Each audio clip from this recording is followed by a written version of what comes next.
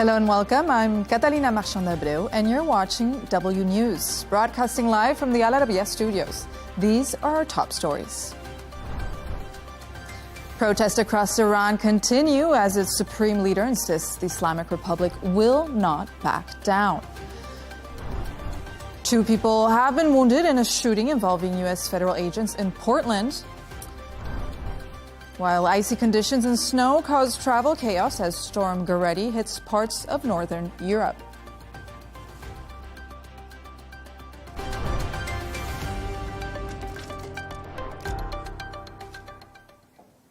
Now let's take a look at some of the other stories making headlines today. One of the co-owners of the Swiss ski resort bar where 40 people died in a fire on New Year's Eve has been taken into custody. Sources have reportedly told Swiss media that French national Jacques Moretti was a potential flight risk. This week it emerged that the bar had not undergone any safety checks for the past 5 years. Syria's government has announced a ceasefire in Aleppo today, following days of deadly clashes between the army and Kurdish fighters. At least 21 people have been killed and thousands of civilians were forced to flee. Both sides blame one another for starting the fighting as they struggle to finalize a deal integrating the Kurds into the country's government. The U.S. Senate has rebuked President Trump's military actions in Venezuela following the capture of Nicolás Maduro. The Democratic-led legislation, which disagrees with hostile action without congressional permission, got through the initial procedural vote. Another vote is expected next week. Saudi Arabia's defense minister says the southern cause in Yemen now has a genuine path forward, following a decision by southern leaders to dissolve the Southern Transitional Council. Speaking on X, Prince Khalid bin Salman said the upcoming Riyadh conference will bring southern figures together and form a preparatory committee. He added that representatives from all southern governorates will participate without exclusion or discrimination. One person is dead and dozens others are missing after a giant mountain of rubbish collapsed in the Philippines. Many of the victims believed to be workers at the Binelio landfill in Cebu City. Rescuers have pulled 12 injured workers from the debris. The mayor believes it may be difficult to reach other survivors due to the risk of further collapse.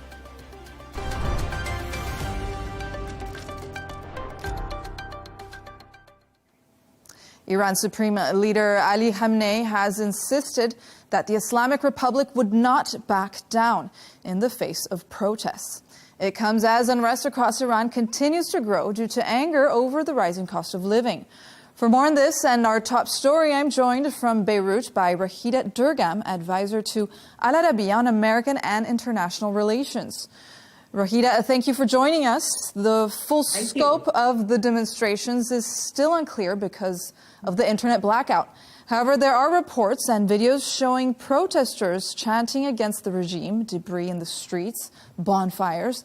There's also reports of casualties. Do we have any more information at this stage? Well, we know that Iran is at a very critical junction at this point because it is pushed against the wall. The regime is pushed against the wall.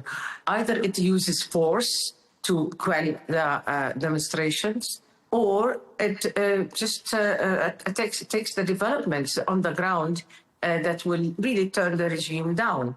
In fact, the problem is that if they use force, and if it's a bloody oppression, then they know what they're waiting for them. The President of the United States, Donald Trump, made it clear. You make that a bloody oppression, and I'm going to come in. And the information we have is that the American intelligence and other agencies have prepared the plans. They are ready to come in when necessary. The onus right now is on the military in Iran. What will the military decide? Will it join the regime in cracking down on the demonstrators, or will it just step back and then face the potential of divisions within the military establishment? These are very difficult times for Iran. They are critical times, and I think there may be a countdown to the regime to either change its doctrine or to be changed. And Rahida, Iran's Crown Prince Reza Pahlavi has called for protests Thursday night, a reason for the big turnout. Similarly, he's called for more demonstrations tonight. What can we expect? What's frightening is a creep of in the regime in Tehran is the fact that people are speaking of the Shah's return. Yes, of course, they are complaining and their louder voice is about the economic situation, but it's also about being fed up with the regime of 45 years.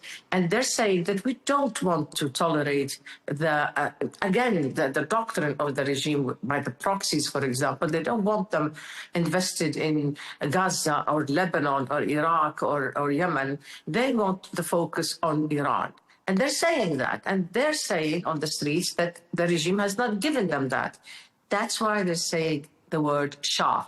And that is frightening for the mullahs, for the Revolutionary Guards, and even for the military, or at least half of it, because that is a clear call for a regime change. And that is now a new equation. In the past, they were talking about the hijab. They were talking about the economic situation. It's a different ballgame now. Yes, Rahida, and Iranian state media, we were talking about the U.S., they finally broke its silence over the protests, alleging terrorist agents from the U.S. and Israel are behind the violence that occurred last night. What do we know actually about these claims? Well, you know, it's no secret that both Americans and Israelis in the intelligence and in the military ranks are preparing for coming into the Iranian arena directly. I mean, this time, if the United States wants to come in, decides to come in, it will have to be in a direct way. And that is going to be very different from what the Trump administration did in Venezuela. They had a military operation in Venezuela. In Iran, they'll have to come in full-fledged association, not like Iraq, it's not an occupation. But if there will be a regime change, then the United States will have to think of how to do a regime substitute, if you will. That's a big task. In Venezuela, they were able to manage that through a very smooth transition with the existing infrastructure of the Venezuelan government. I don't think that's doable in Iran. Israel, of course, it wants to take opportunity of the moment, the weakness of the regime, the mullahs in trouble, the squandering of the economic situation, it's doing its job with proxies. But also amongst the ranks of the Trump administration, many are saying it would be stupid not to take advantage of this moment in Iran for the benefit of the United States, for changing also the situation, an internal situation in Iran. They prefer an implosion, a controlled implosion, but if necessary, they're going to come in militarily. And Rahida, as we've been talking, U.S. President Donald Trump, as you said, also has threatened U.S. intervention, saying that if Iran violently kills peaceful protesters, America will come to the rescue. So what do you think this type of foreign intervention will look like, since it does seem it's a real possibility? Do you think it would be partnered up with Israel? Yes, there will be some sort of partnership with Israel, but I think this will be a different kind of military, of a role for the United States, a military role for the United States, different from other places in the world, including Venezuela. I think what happened in the Venezuela example is a statement by the administration, by President Trump, to say, I will try persuasion, I will try some sort of intimidation. I will just try to convince the adversary if this is in their interest to do this and that. But no, the new policy of the United States is that force will do it when necessary. And the American administration and the establishment is ready to use force. So that's a completely different world after Venezuela. Everybody is aware of that. China is aware of that. Russia is aware of that. They're scared out of their wits, because they can't do anything about it. And they understand also that what Trump wants in Iran is also to cut the influence of China and Russia at the knees. They've already been ousted from Venezuela. This is about global influence.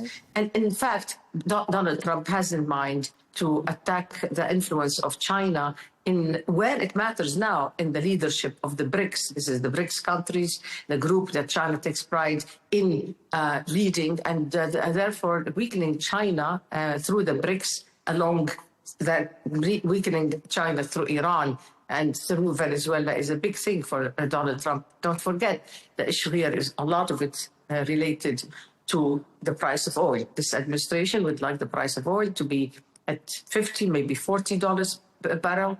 And I think there is an intention to make that happen one way or another by persuasion, and if that's not possible, by force. And Rahida, we've seen these demonstrations, major demonstrations in Iran before. What makes these demonstrations different from the major protests that we also saw in Iran in 2019 and 2023? And do you think that this time around this could lead to a change in regime? Yes, I do. Because this time, as I said, the proxies are much weaker. Israel has been absolutely keen on and determined to weaken the proxies to the extent that Iran cannot save them. The call for the return of the Shah on the streets of Iran, that is no small thing. The economic situation is absolutely strangulating for Iran and not only for the regime, but also for the people. And I think what the Trump administration has in mind is also to encircle Iran further by maybe a blockade of its oil, just like the tankers, Russian tankers are intercepted, so will be Iranian tankers and the shadow tankers that has been used in the past. It will have no way to go at this point. So I think there are new elements. It is not only about a social outburst or economic outburst. It is about being fed up with what this regime has done to this people for 45 years. Rahida Durgam from Beirut, thank you for joining us and thank you for your perspective. Thank you very much for hosting me.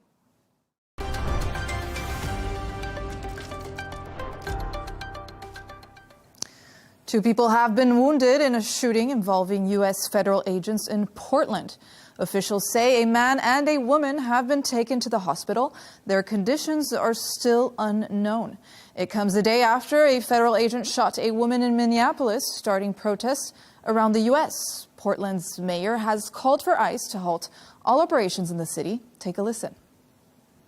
Portland is not a training ground for militarized agents. When the administration talks about using full force, we are seeing what it means on our streets. The consequences are not abstract. They are felt in hospital rooms and living rooms, in the quiet moments when families try to make sense of what happened, what is happening. We know what the federal government says happened here. There was a time when we could take them at their word. That time is long past. That is why we are calling on ICE to halt all operations in Portland until a full and independent investigation can take place. For more on this, I'm joined by our Washington correspondent, Nick Harper. Nick, what have ICE and federal officials said about the latest shooting in Portland?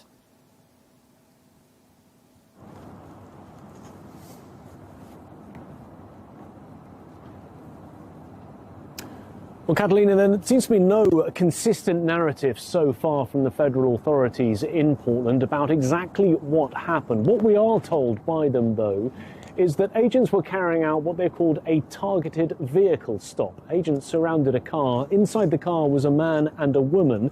They say that the man was an illegal immigrant, but also connected to a known Venezuelan gang. They also say that the car then tried to drive off and run over the agents, at which point one of the agents fired into the car.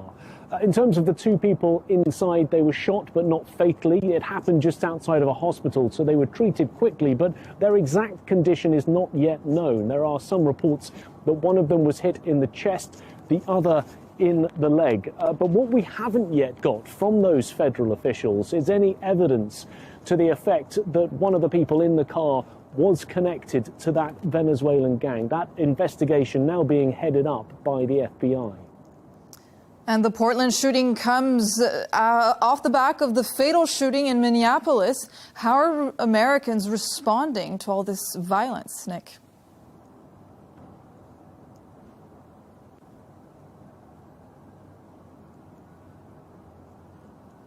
Well, what we certainly have seen is protests in various cities across the US. In Minneapolis, of course, but also now in Portland and here in Washington, D.C. There was a march with about 100 protesters heading towards the White House last night. Had signs and banners. They were calling for essentially transparency and more information from federal officials, because what is happening here is there is disputes about exactly what took place in that Minneapolis shooting on Wednesday. Remember that federal officials say that the woman tried to run over agents in that city, that she weaponized her car, an act they say of domestic terrorism. But people who were on the scene there, protesters who were nearby, say that that was simply not the case. It was not a case of the agent acting in self-defense. They say that the agent carried out murder. And now we are hearing from Minneapolis officials who say that they are being blocked by the federal officials from carrying out their own investigation. The FBI is leading it, a federal organization, but state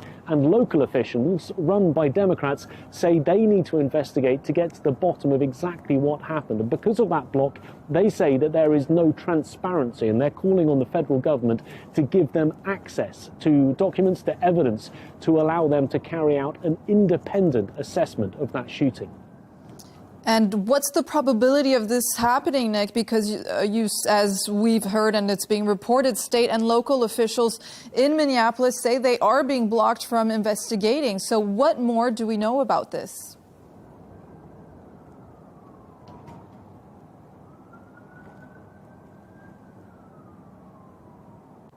Yeah, it seems as if it will be very difficult for them to gain access to that material unless, of course, the FBI, the federal officials, want that to take place. We heard just a moment ago from the mayor in Portland as well, because one of the other things that we're seeing is the city and local officials calling for ICE operations or federal operations being carried out by Border Patrol agents to be paused until investigations are completed in Minneapolis and in Portland as well. What we're also seeing here in Washington, D.C. on Capitol Hill is a call from Democrats to potentially withhold funding from these agents, not giving the funding to the Homeland Security Department as they would do in the coming months, as a way to try and force not just transparency, but getting rid of that blockage so that local officials can get access to evidence to carry out their investigation. And the U.S. Vice President J.D. Vance has said that ICE agents are protected by absolute immunity. Is there a legal basis for this?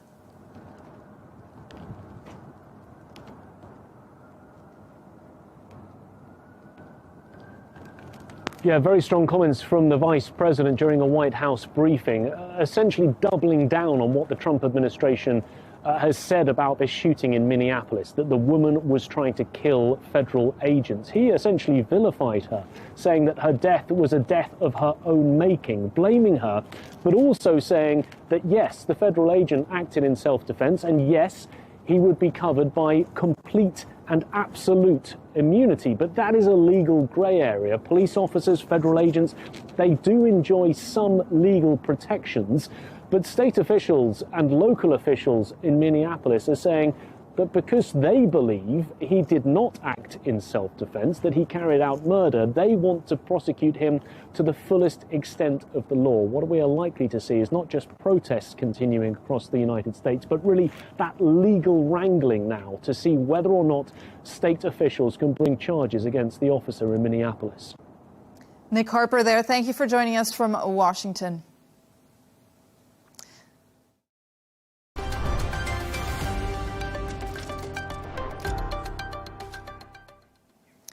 Now to South Korea, where courts are hearing the final arguments in the trial of former President Yoon Suk-yeol. Yoon stands accused of insurrection following his introduction of martial law in December 2024. His arrest and subsequent trial have triggered protest from his supporter base. Jan David has sent this report.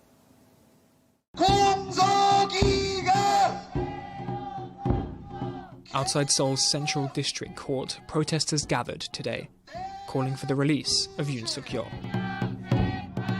I think this is a time when we must show our support for President Yoon Suk-yeol and raise our voice to say that the insurrection should be found not guilty, and we are here to urge the justice not to waver. I believe everything has been rushed since the impeachment trial. Even the current proceedings are a slapdash trial.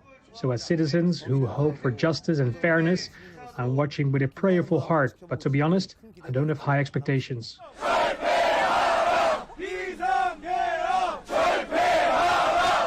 It lasted only 6 hours, but Yoon's imposition of martial law plunged Korea into chaos.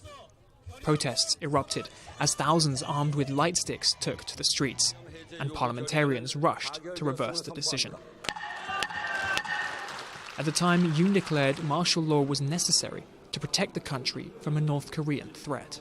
저는 북한 공산 세력의 위협으로부터 I declare martial law to protect the Free Republic of Korea from the threat of North Korean communist forces, to eradicate the despicable pro-North Korean anti-state forces that are plundering the freedom and happiness of our people, and to protect the free constitutional order. 비상계엄을 선포합니다.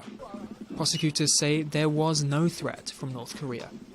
In December, they instead accused Yoon of trying to provoke Pyongyang into military aggression. To create justification for declaring martial law, they tried to lure North Korea into mounting an armed aggression, but failed as North Korea did not respond militarily. Prosecutors say Yoon's actions amounted to insurrection. If found guilty, he faces life imprisonment or the death penalty. Jan David, Arabiya English.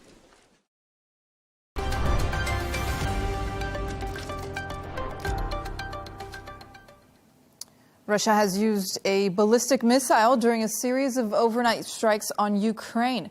4 people were killed and 25 others have been injured in Kyiv. Russia's defense ministry said it was a response to a Ukrainian drone attack targeting Vladimir Putin's residence in December. For more on this, I'm joined by Ukrainian MP Dr. Alexander Mereshko. Russia has fired a hypersonic Oreshnik missile at Ukraine using one of its most advanced weapons. Some strikes occurred close to NATO borders, raising wider European security concerns. What message would you send to NATO and EU countries after these missiles targeted areas near Allied territory? Well, first of all, it was done deliberately, and it was a very risky move on the part of Putin, on the part of Russia, to use hypersonic missiles so close to the border of NATO country. I mean Poland, of course. We in Ukraine, we already even got used to almost daily bombardments of our cities. And each day when we wake up, we read how many civilians have been killed by Russian bombardments, by Russian troops. And we continue to fight no matter what. And I would also say that this is a very clear signal from Putin that he is absolutely not interested in any peace deals, any negotiations. And I do hope that President Trump will finally understand how dangerous it is, that Putin doesn't want to accept any compromise proposed by President Trump. And I hope that President Trump will follow through on his previous promises, that he will impose severe sanctions against Russia and against those countries, Russian allies, who provide lifeline to Russian war machine. And Dr. Mereshko, as you said, you're used to these daily missile strikes, but this is only the second reported use of the Oreshnik missile by Russia. How significant is this in terms of military escalation? Well, we have had already this escalation for years. The war has been continuing for more than 11 years, full-scale invasion for almost 4 years. Russia is using almost each night hundreds of drones, dozens of different kinds of missiles, and it has also started to use hypersonic missiles against Ukraine. What they're doing, they're just sort of accumulating, amassing these missiles, and then they deliver strikes. And their goal, especially taking into consideration difficult weather conditions, that temperature is below zero right now, they're waging genocidal war against Ukraine. Their goal is to make life in Ukrainian cities uninhabitable, intolerable. And Russia claims that these strikes were retaliation for an alleged Ukrainian attack on President Putin's residence, a claim that has been denied by Ukrainian and U.S. officials. How do you respond to that narrative? Well, it was predictable because we knew that there will be some kind of response in the form of rejection by Putin. I mean, peace proposal, peace plan developed by both American and Ukrainian delegation. The matter of the question was only in which form. And Putin, he came up with this absolutely false, made-up pretext. And I have no doubt about this, and the whole world taking into consideration the whole Putin's record as a pathological liar. It was not a surprise for lots of people all over the world. And Putin, Russia didn't provide a single reliable evidence of such attack by Ukraine. The thing is, the truth is that Ukraine was not interested in that, because technically we understand it's difficult to get Russian dictator because he lives in bunkers. He is moving across the country and he's paranoid about his security. So from practical point of view, it was almost impossible. And secondly, we understand that right now is a very delicate, very fragile moment, because we are talking about a peace plan proposed by President Trump. And of course, Ukraine was not interested under these circumstances to disrupt this peace process. But Russia was definitely, Putin was definitely interested in rejection and disruption of the peace process. And the U.S. has endorsed the idea of providing security guarantees for Ukraine for the first time. Does that make you hopeful for an imminent peace deal? Well, of course, it's a great progress, and we appreciate that American president has started to talk about security guarantees for Ukraine. But the thing is that it depends on Putin. What can deter him? What can prevent him from attacking Ukraine again? And we should proceed from the worst case scenario, that it's not a question of if, it's a question of when Putin will attack Ukraine again, in case if we manage to get some kind of deal. And the best security guarantee remains the same: NATO membership for Ukraine. Dr. Alexander Mereshko, thank you so much for joining us. Thank you. We can now go to Moscow, where we're joined by correspondent Dasha Chernyshova. Dasha, what does Moscow say about the use of the Reshnik ballistic missile?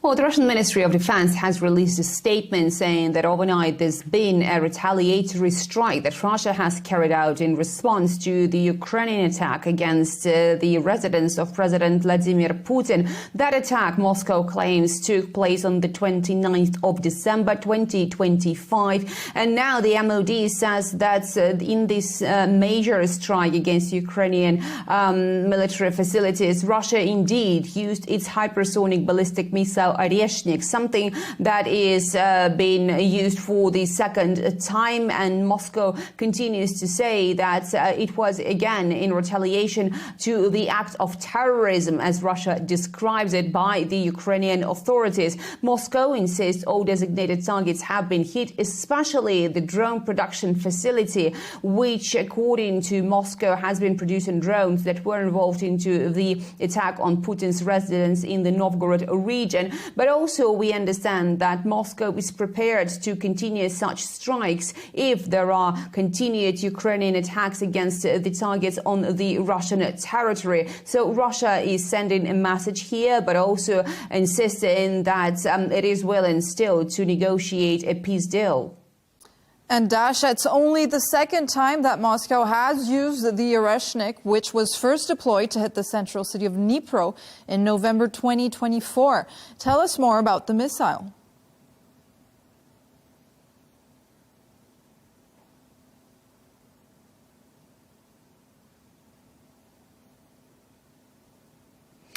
Well, it is a completely unique weapon, according to the Russian authorities. It can travel at the time of at the speed of 12,000 kilometers in 1 hour, which makes it completely unique and difficult to be intercepted by the contemporary air defense systems. Moscow says that with that speed, this missile can actually be reaching targets in Europe, for instance, the Ramstein base in Germany, in just a matter of 15 minutes if launched from the Russian territory. Another example is the NATO headquarters in Brussels, the target that could be reached in a matter of 17 minutes, according to the Russian military analysts. That makes it particularly difficult to be evaded. And obviously, the Russian president has been boasting this weapon that has now come under on the combat duty in Russia as something that should be quite sobering up for the Western politicians as well as the Ukrainian politicians. So Russia is definitely sending a message here that it is following the developments around the negotiations with this peace deal and around any possible involvement of the Western troops on the ground in Ukraine. And that is the weapon that, according to the Russian president, has been speaking at the CSTO in November, can actually be used for the targets which are underground. So that just gives us a sense of what targets could be used. But at the same time, what Moscow has been saying is that Oreshnik is not the weapon of mass destruction. It is a completely unique weapon, but it is high precision, and that makes it very important for the modern defense of Russia. And tell us, Dasha, finally, what's been Moscow's reaction to the security guarantees for Ukraine agreed upon earlier this week in Paris?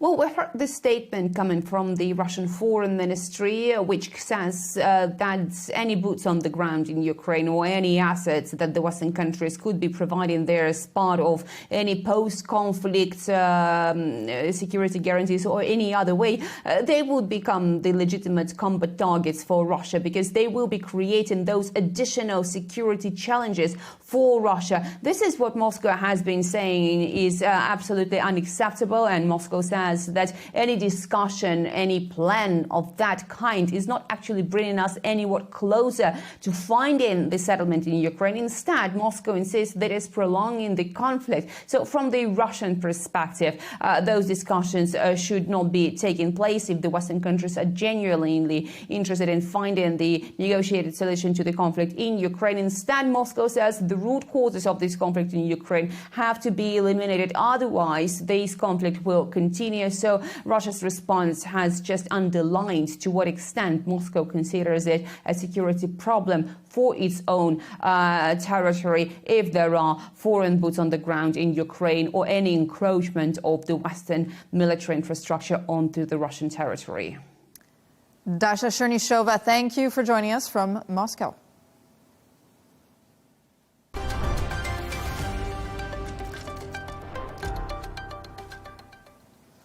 The United Kingdom is experiencing the worst snowfall in more than a decade as Storm Gerrett hits parts of northern Europe. The icy conditions have led to travel chaos, school closures, and power cuts with winds of up to 160 kilometers per hour. The Met Office have described the storm as a multi-hazard event, with airlines cancelling some European flights. Let's get the latest from Lisa Minot, travel editor of the Sun newspaper in the UK. Lisa, you're currently living through this storm. Can you tell us what you're experiencing right now? Well, there's been really significant snowfall throughout the centre of the UK and Wales. So the Midlands, Wales and Yorkshire, all really badly impacted by this. We've seen significant amount of snow, and that led to the closure of both Birmingham and East Midlands airports overnight.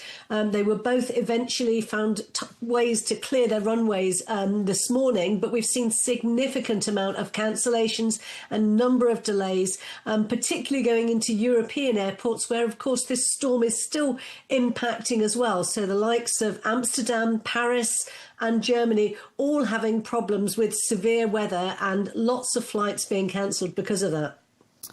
And can you describe the overall scale of the damage? Which areas have been hit the hardest in the UK?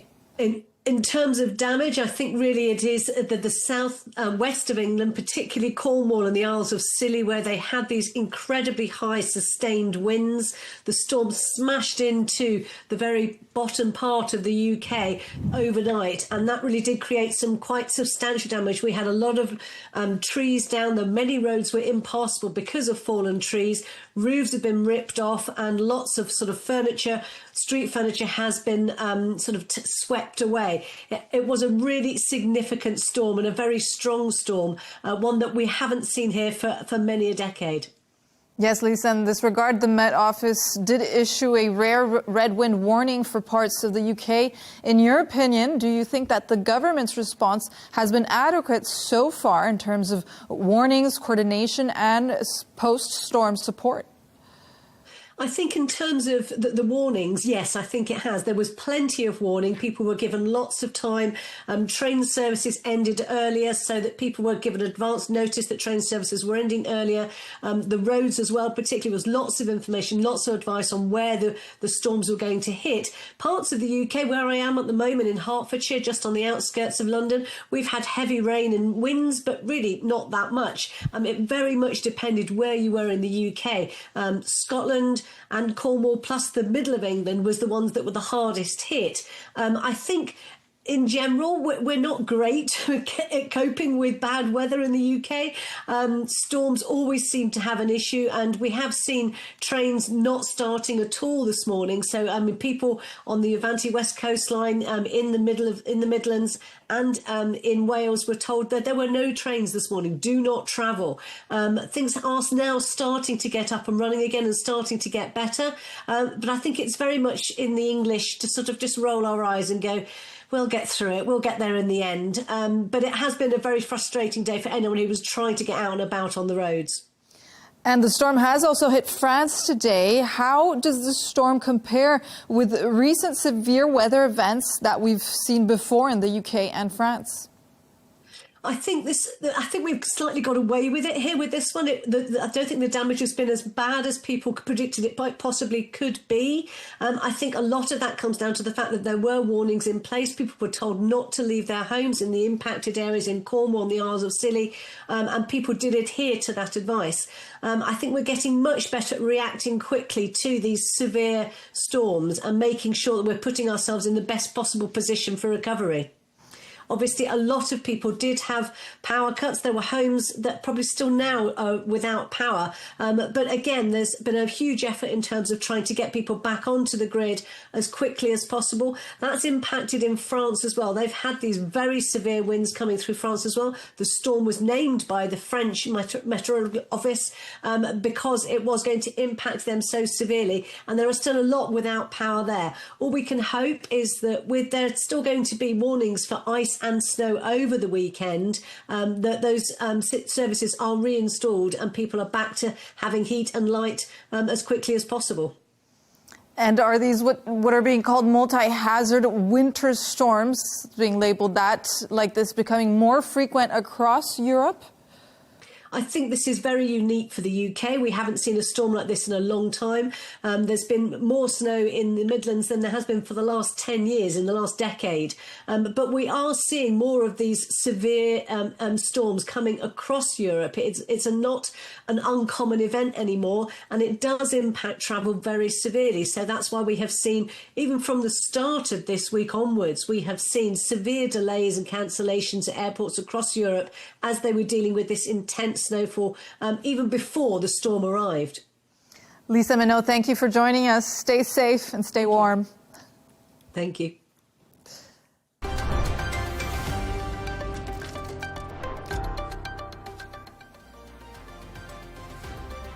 Here's a reminder of our top stories. Protests across Iran continue as its supreme leader insists the Islamic Republic will not back down.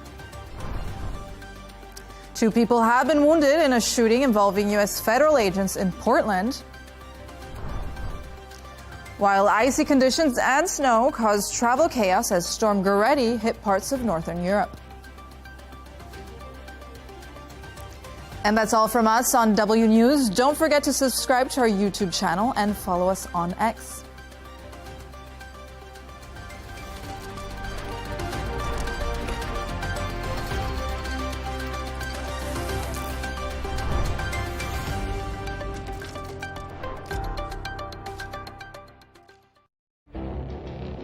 It feels like decades are passing by in a matter of weeks.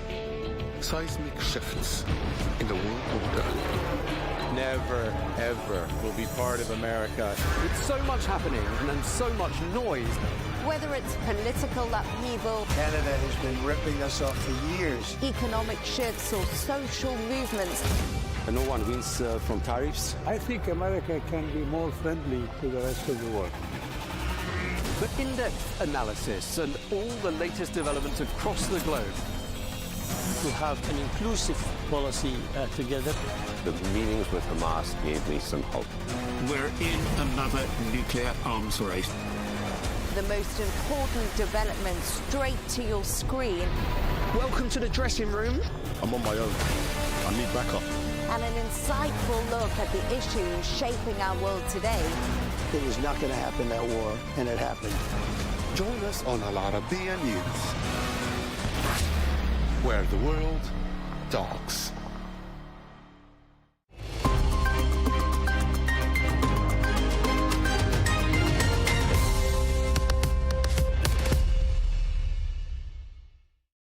Hello and welcome to the Dailies. Today's headlines in America were dominated by one man and the power he wields, President Donald Trump.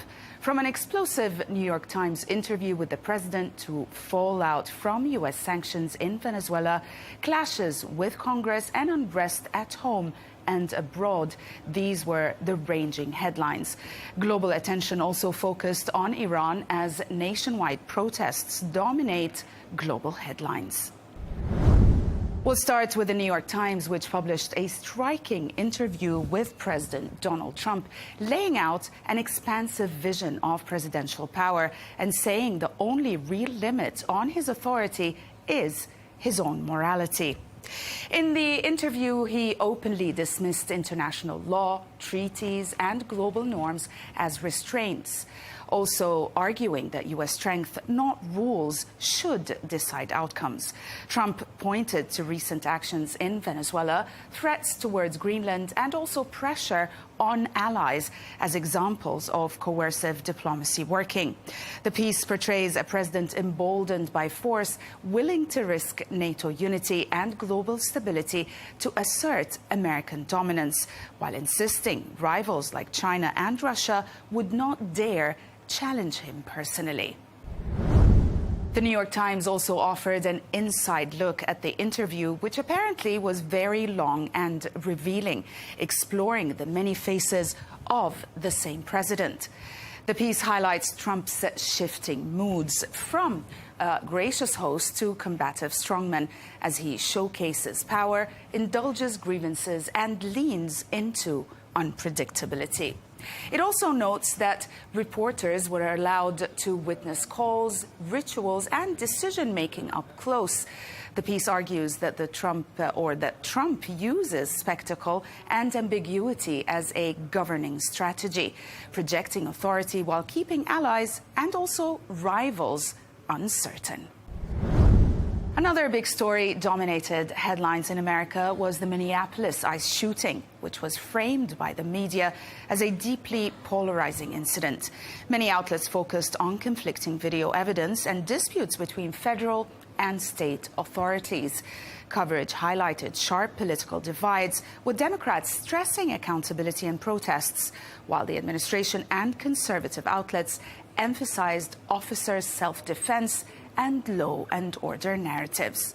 The Washington Times reported on Vice President J.D. Vance's forceful defense of the fatal shooting in Minneapolis. The report recounts how Vance calls the woman's death a tragedy of her own making, blaming left-wing activism and also rejecting calls to scale back enforcement. The piece contrasts this with democratic outrage, protests, and also demands for accountability, while noting a second ICE-related shooting in Oregon that further inflamed tensions nationwide. The Wall Street Journal examined developments of the story as the FBI blocked Minnesota authorities from joining the probe into the ICE agent's fatal shooting of Renee Nicole Good.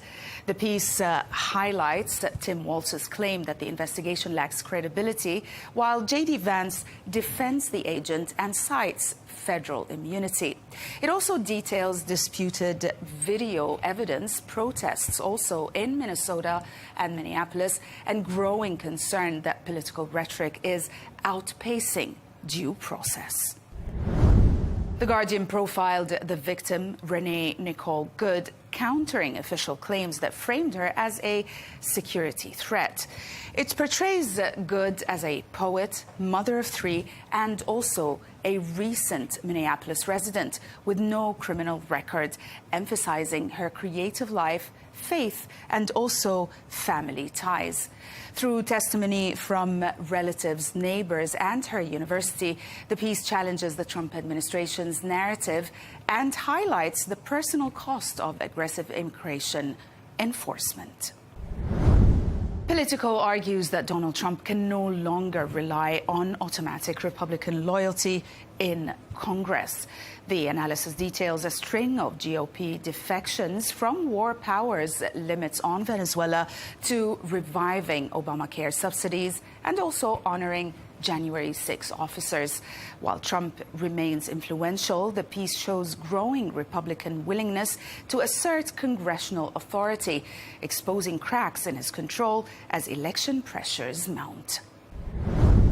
The New York Times also focused on the 5 Republican senators who broke with Donald Trump by backing a war powers debate on Venezuela.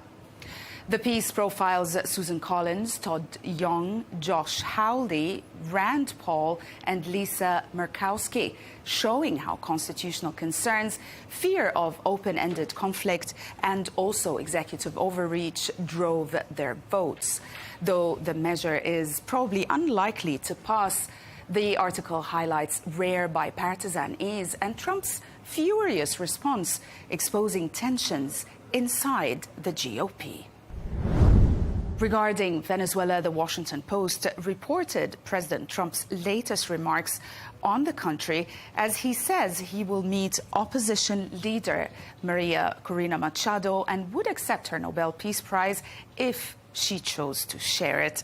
Now, the piece highlights Trump's long pursuit of the Nobel, his praise of the U.S. raid that removed Nicolas Maduro, and also his contradictory stance towards Machado's leadership prospects. Overall, it frames the moment as a blend of personal ambition, diplomacy, and also questions about Venezuela's political transition. The protests in Iran grabbed headlines globally. American media gave significant attention to the protests, treating them as a major international story. Coverage broadly focused on human rights abuses and public anger at the regime, but differed in emphasis. Some outlets framed the protests as a potential turning point for the Islamic Republic, while others were more cautious, stressing the government's ability to suppress dissent and the lack of clear political outcomes. Israeli media also devoted strong and sustained coverage to the protests in Iran, often with a sharper strategic lens than American outlets, while U.S. media, as we've already said, largely framed the unrest around human rights and civil resistance. Israeli coverage focused more on regime stability, security implications, and also what the protests could mean for Iran's regional power and its confrontation with Israel. But overall, Israeli outlets treated the protests as a potential weakening of a key adversary, whereas American media were more divided between moral framing and cautious political analysis. But let's have a look at some of the Israeli-Iran-related headlines today. In Israel, Hayom, as you can see, Iran's leadership reportedly seeking French visas as regime trembling. And also in the details, in an interview with Le Figaro, that's what Israel Hayom is saying, reporter Emmanuel Razafi claims the Ayatollahs have grown concerned over the true revolution. And some senior officials have already begun laying the groundwork by exploring an exit route to France. He also claims that some of President Masoud Pezeshkian's inner circle have made contact with foreign governments. If we also look at Yadiot Ahronot as well, one of its headlines reads, the Mubarizun shock, the sectarian war, Tehran can no longer hide. It is actually an analysis, and it talks about, or says, as Iran backs Hamas in Gaza, a Sunni uprising led by the Mubarizun Popular Front erupts at home, exposing deep sectarian fractures and also forcing the regime to shift elite forces from the Levant to Sistan and Baluchistan to contain the growing rebellion. On the other hand, Iran's state media portray protests as unrest caused by external enemies or instability, often downplaying political motives. Official outlets typically emphasized economic grievances and also blamed terrorist agents or foreign interference rather than broad domestic discontent.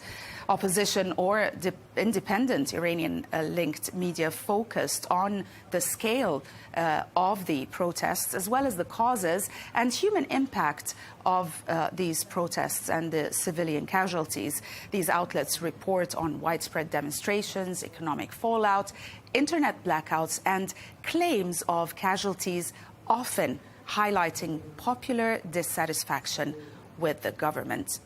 Mehdi Papanchi argues in Iran International that this was not routine unrest, but it is proof of organized mobilization and a collapse of regime legitimacy years in the making. Now, he contends that Iranian society has moved beyond reform towards replacement, and that Pahlavi's ability to mobilize from abroad marks the emergence of a credible opposition leader, fundamentally reshaping Iran's political landscape. Even in Europe, the Iranian protests were in the spotlight. Tom Tagendat wrote in The Telegraph, arguing that Iran's ruling system is entering its final phase, overwhelmed by nationwide protests, economic collapse, and growing repression.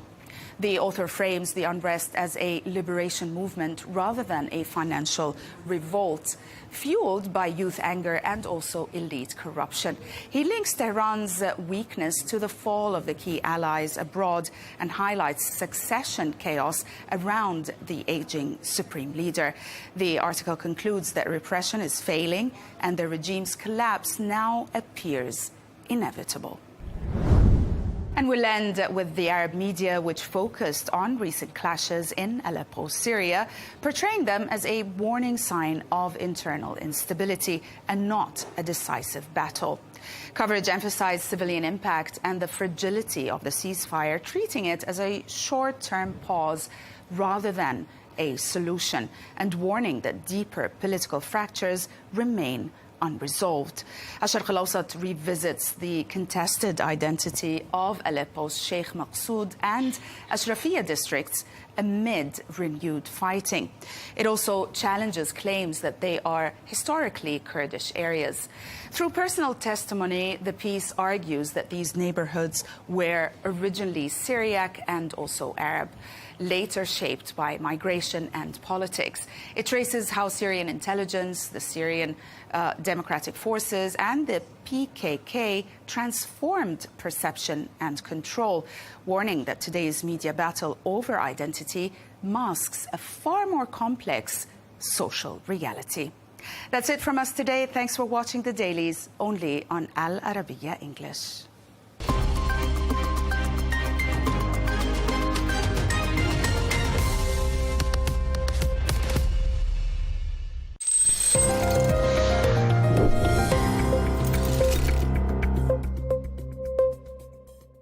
How does a sitting foreign president end up in a U.S. courtroom thousands of miles from home facing American judges and prosecutors? Not through extradition, not through diplomacy, but through a U.S. criminal indictment and a historic military operation. So how is this even possible? Let's take a closer look here on Pixel with me, Joanne Surya.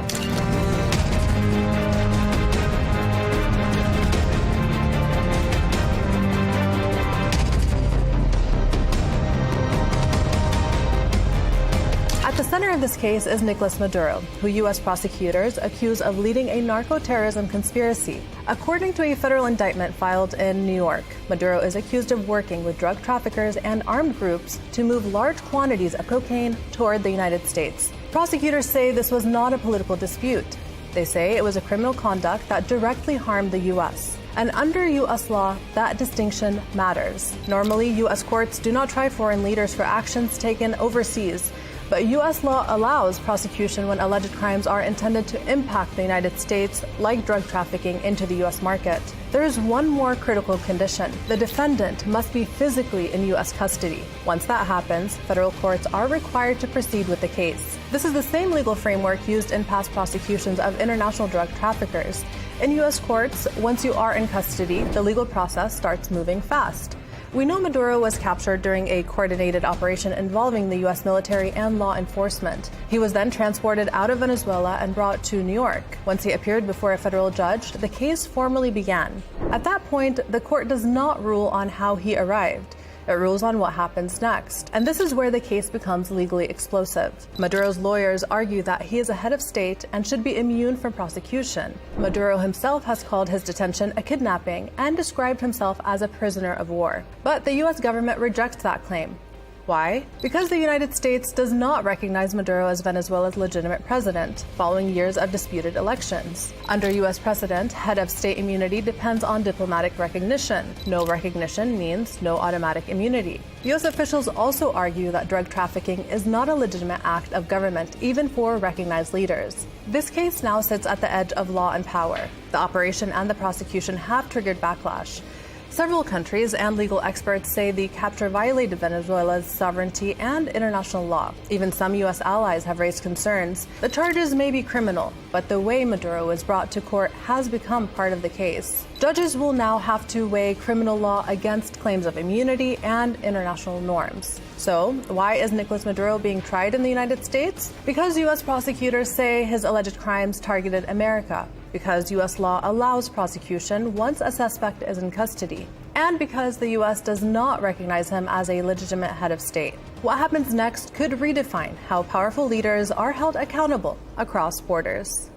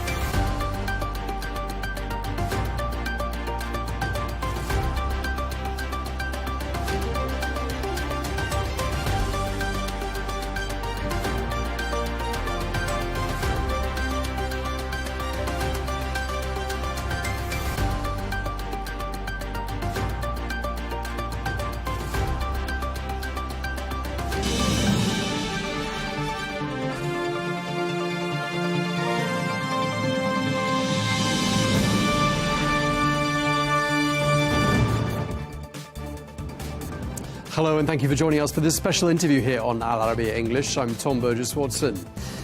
Now, tensions are high in Syria after Kurdish fighters rejected a call to leave parts of the city of Aleppo in line with a government-announced truce. Well, the ceasefire followed 3 days of clashes that killed at least 20 people and forced thousands to flee. Well, the truce would see Kurdish forces withdraw from 3 areas of the city and relocate to Kurdish-held regions.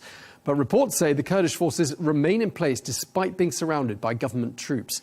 Well, both sides are blaming each other for the violence as talks continue over merging the Kurdish administration and military into the country's new government. We're joined now by Dr. Hamza Al-Mustafa, who is Syria's Minister of Information. Dr. Al-Mustafa, thank you very much for joining us here on Al Arabiya English. Let's start by talking about this week's deadly clashes between government forces and Kurdish fighters in Aleppo. A ceasefire is now in place. What's your understanding? Is it holding?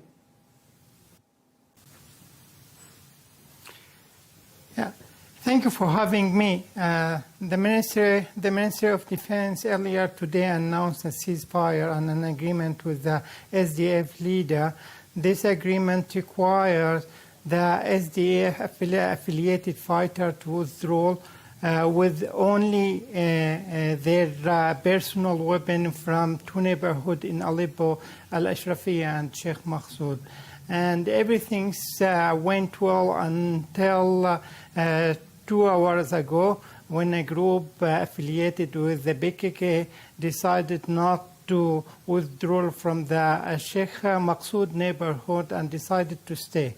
Now the Syrian army decided just to target the remnants of PKK fighters inside the Sheikh Maqsoud, and also in parallel there is a negotiation with the SDF as well in order to ensure the full implementation of the ceasefire that have been reached today.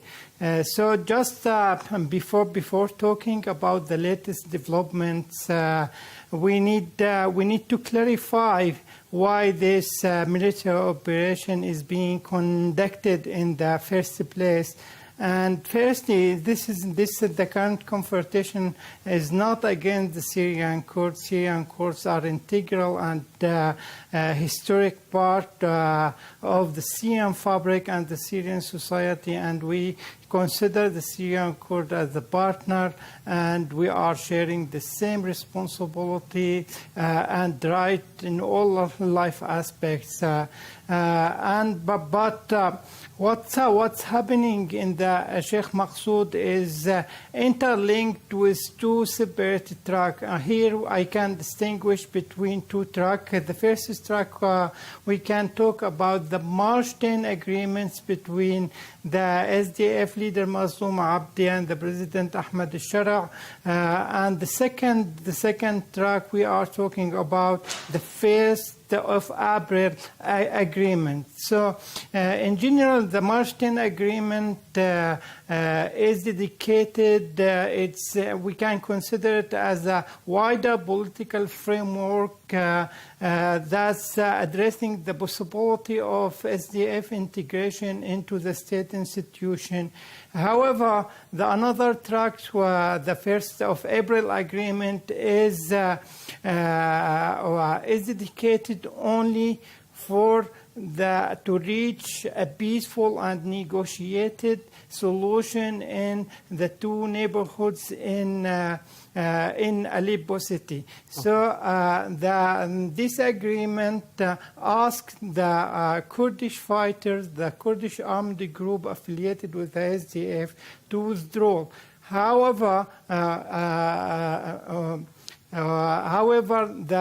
SDF until now didn't implement this agreement, and even we are now more than 10 months, the SDF violated the agreement more than 300 times. So, and resulted the killing of more than 30 people, and especially in the last 48 hours. Last 48 hours, more than 9 people have been killed, 52 have been injured, and the SDF targeted not only the Syrian army, but targeted all the civilian facilities or the infrastructure inside Aleppo, including school, including hospital, everything. So, and can you imagine that this daily threat is happening every day in the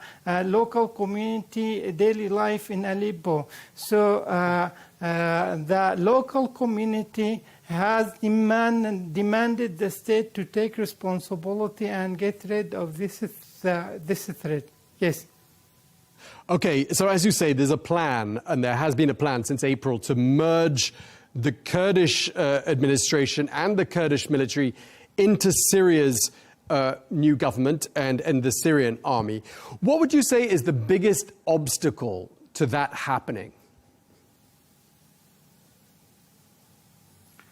So here we are talking about the March 10 agreement. The March 10 agreement is the political roadmap to integrate the Assad infrastructure or Assad structure, civilian and military structure into the Syrian army and the other civilian state in the Syria, civilian institution in the Syria state.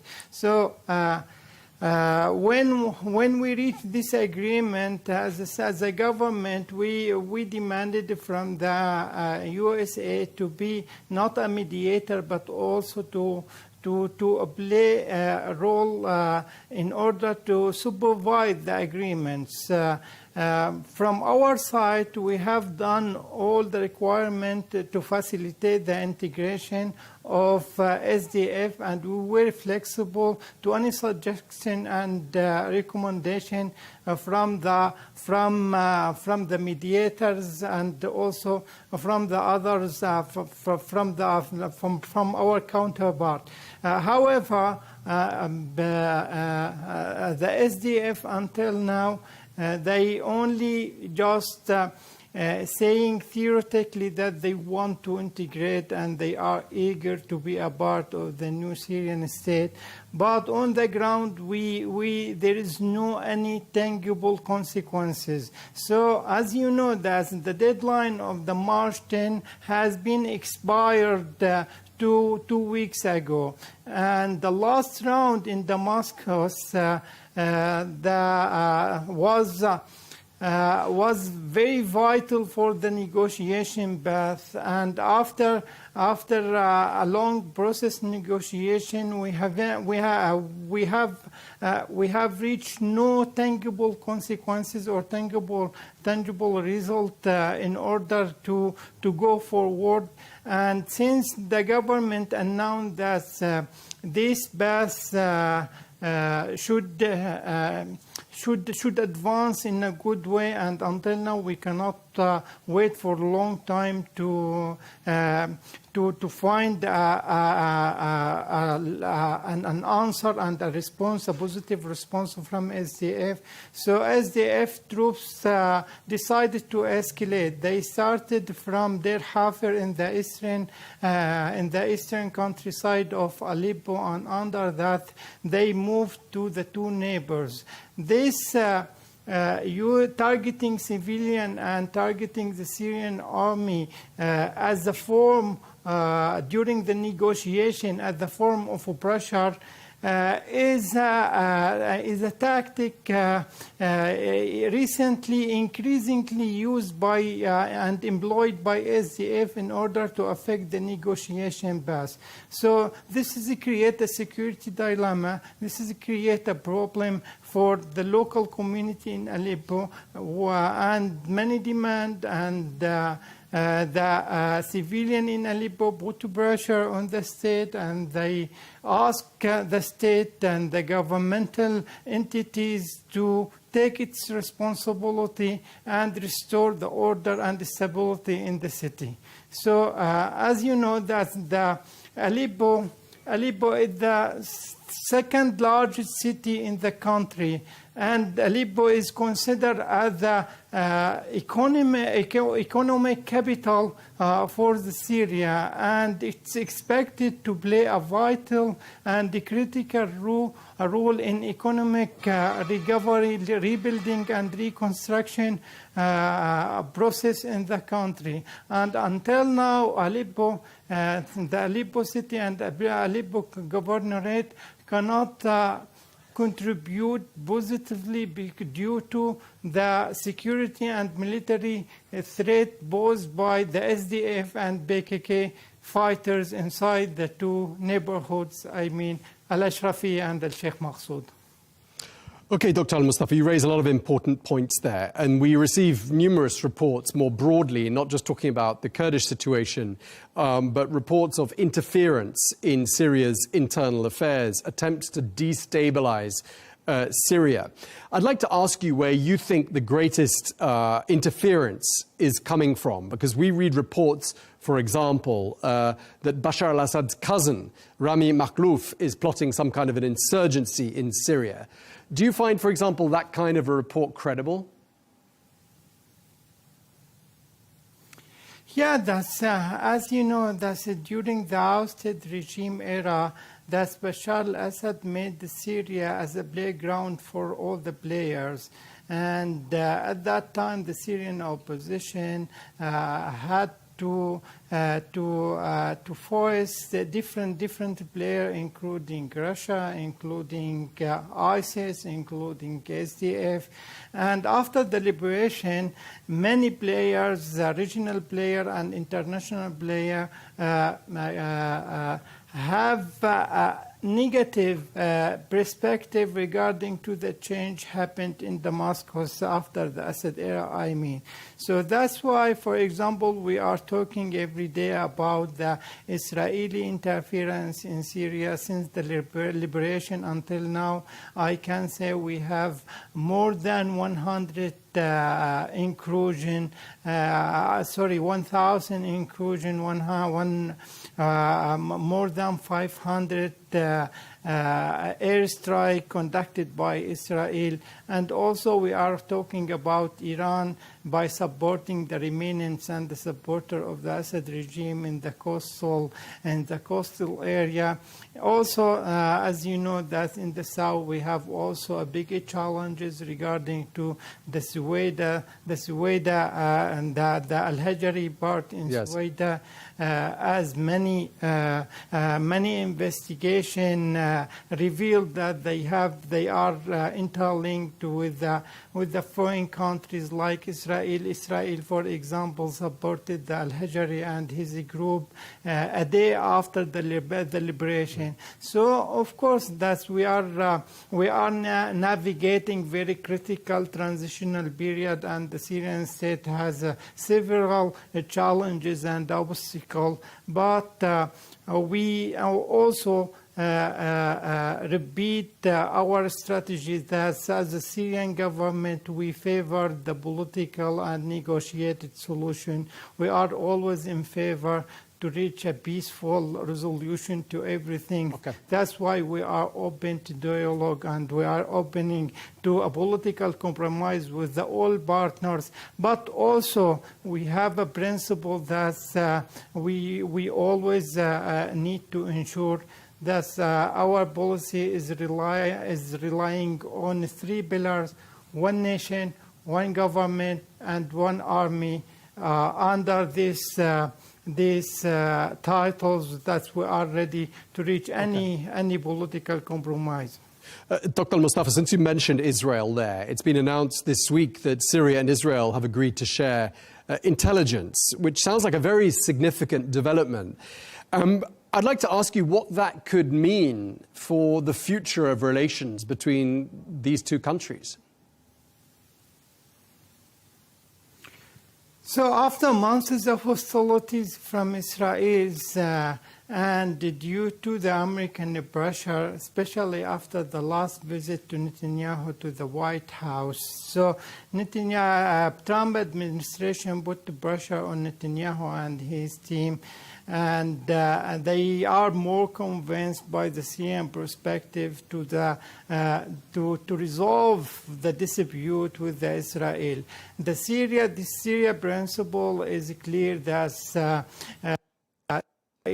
withdrawal from all the position and from all area has been occupied after December 8th, and Israel should be committed to the 1974 disengagement agreement, and of course, yeah, we have an interest to reach to go back to this agreement, or to reach a similar agreement that can preserve the sovereignty of Syria, the Syrian unity, and prevent any kind of foreign interference in our internal affairs. So that's why it's earlier to talk about the agreement as the statement that the United States issued after the last negotiation round in Paris. The United States established kind of mechanisms, kind of communication cell in order to exchange intelligence information, and in order to pave the way to reach a kind of agreement that can ban the military intervention of Israel, especially in the south. Okay, talking about intelligence sharing, there was a warning that came from the Israeli intelligence that Iran could be planning to assassinate President Ahmad al-Shara. And I wonder how seriously Syria takes that warning.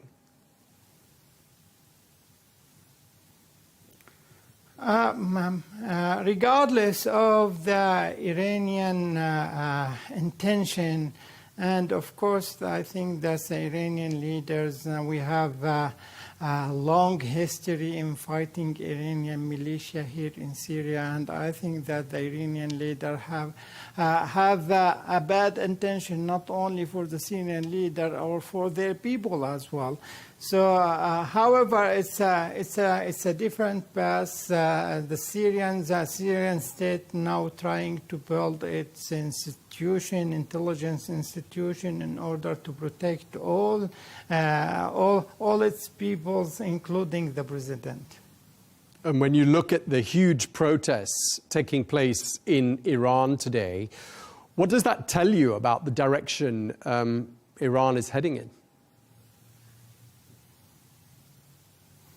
I think it's expected that after decades of authoritarianism and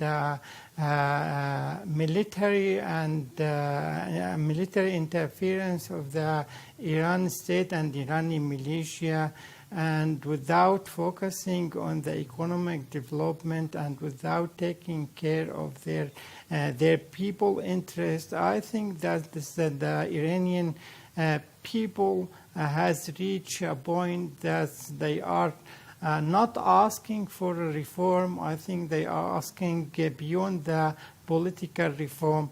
However, Syria state is eager not to interfere in any country, but there is the track, and also we are standing with the all people asking for their freedom.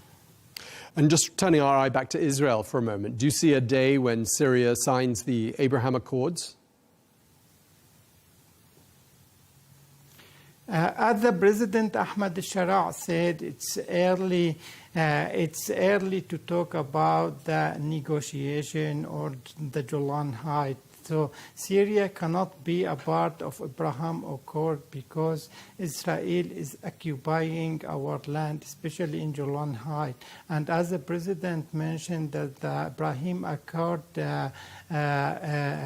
is accord between a state that Israel doesn't occupying its land. So the situation in Syria is different, and we are not expecting to be part of Abraham Accord, at least in the short and mid-term. Now, on the 1st of January, a new Syrian currency went into circulation, and now Bashar al-Assad's face is no longer on banknotes. There are also 2 fewer zeros on the banknotes than there were before. Do you view this as being a sign that life in Syria and the Syrian economy things are beginning to stabilize? We hope that. Of course, it's a new era, and as you know, the oldest Syrian banknote is not useful for everyday activity in the marketing. So that's why it was a need. It was a need to facilitate the movement of the banknote in the market. That's why the Syrian Central Bank was eager to issue a new banknotes. But it's early or to link between the economic development and the enhancing of the Syrian economy with the banknote. Maybe it can be an introduction or the first step in the long path toward recovery, reconstruction, and economic development. Are you starting to see large numbers of Syrians returning home from years of living abroad? Again, I'm sorry. Are you seeing large numbers of Syrians who've been living abroad these last 12, 13, 14 years starting to come back in large numbers? Yeah, they started already according to statistics and to the UN statistics. There's more than 1,100,000 have been returned to Syria after the liberation. Of course, according to the post-conflict study, that's the returning of the refugees usually take between 5 and 7 years. However, as a Syrian government, we are trying to prepare the proper condition in order to facilitate Syrians go back to their country and contributing to the state building, especially most of them now, or a large segment of the Syrian people, they are living in a different context. They have access to education and they can contribute positively in the state building after the Assad era. Okay, and just lastly, I want to ask you, across the border from Syria in Lebanon, the Iranian Foreign Minister Abbas Araghchi has been visiting today. Lebanon is under a lot of pressure to get rid of Hezbollah, pressure from the United States, and of course Hezbollah is backed by Iran. What message would you like to see Beirut giving to that visiting foreign minister? Yeah, as you know, that's our relation with the Lebanon, with our neighbors, Lebanon, was very critical in the past. However, we decided to open a new chapter in our bilateral relationship. So the President Ahmed al-Shara was clear that we have a lot in common with the Lebanese, and we want to open a new page in our relation. So I think we are eager that no Lebanese parties want to interfere in our internal affairs. The second issue, we are against and we are calling the Lebanese authorities to deal with the remnants of the regime who is taking Lebanon as a safe haven and planning or launching area in their attack against our forces. So, and of course, the development and improving our relation need time of healing and recovery. However, we decided to go forward in this path. Okay, we really appreciate you taking the time to speak to us. You've been very generous with your time. Dr. Hamza Al-Mustafa, Syria's Minister of Information, thank you very much indeed. Thank you so much. I appreciate it.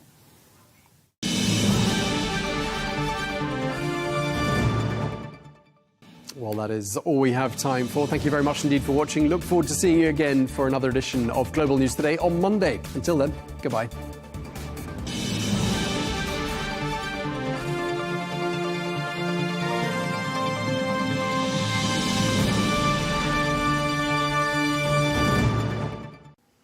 President Trump says he wants it to start as soon as possible. Israel insists it's not opposed to it either. And the Palestinians are crying out for progress. So why hasn't the Gaza ceasefire moved to phase 2? All the living hostages have been returned, but Hamas is still refusing to disarm. Is this make or break for the peace process? That debate coming up on Counterpoints with me, Melinda Nusafora.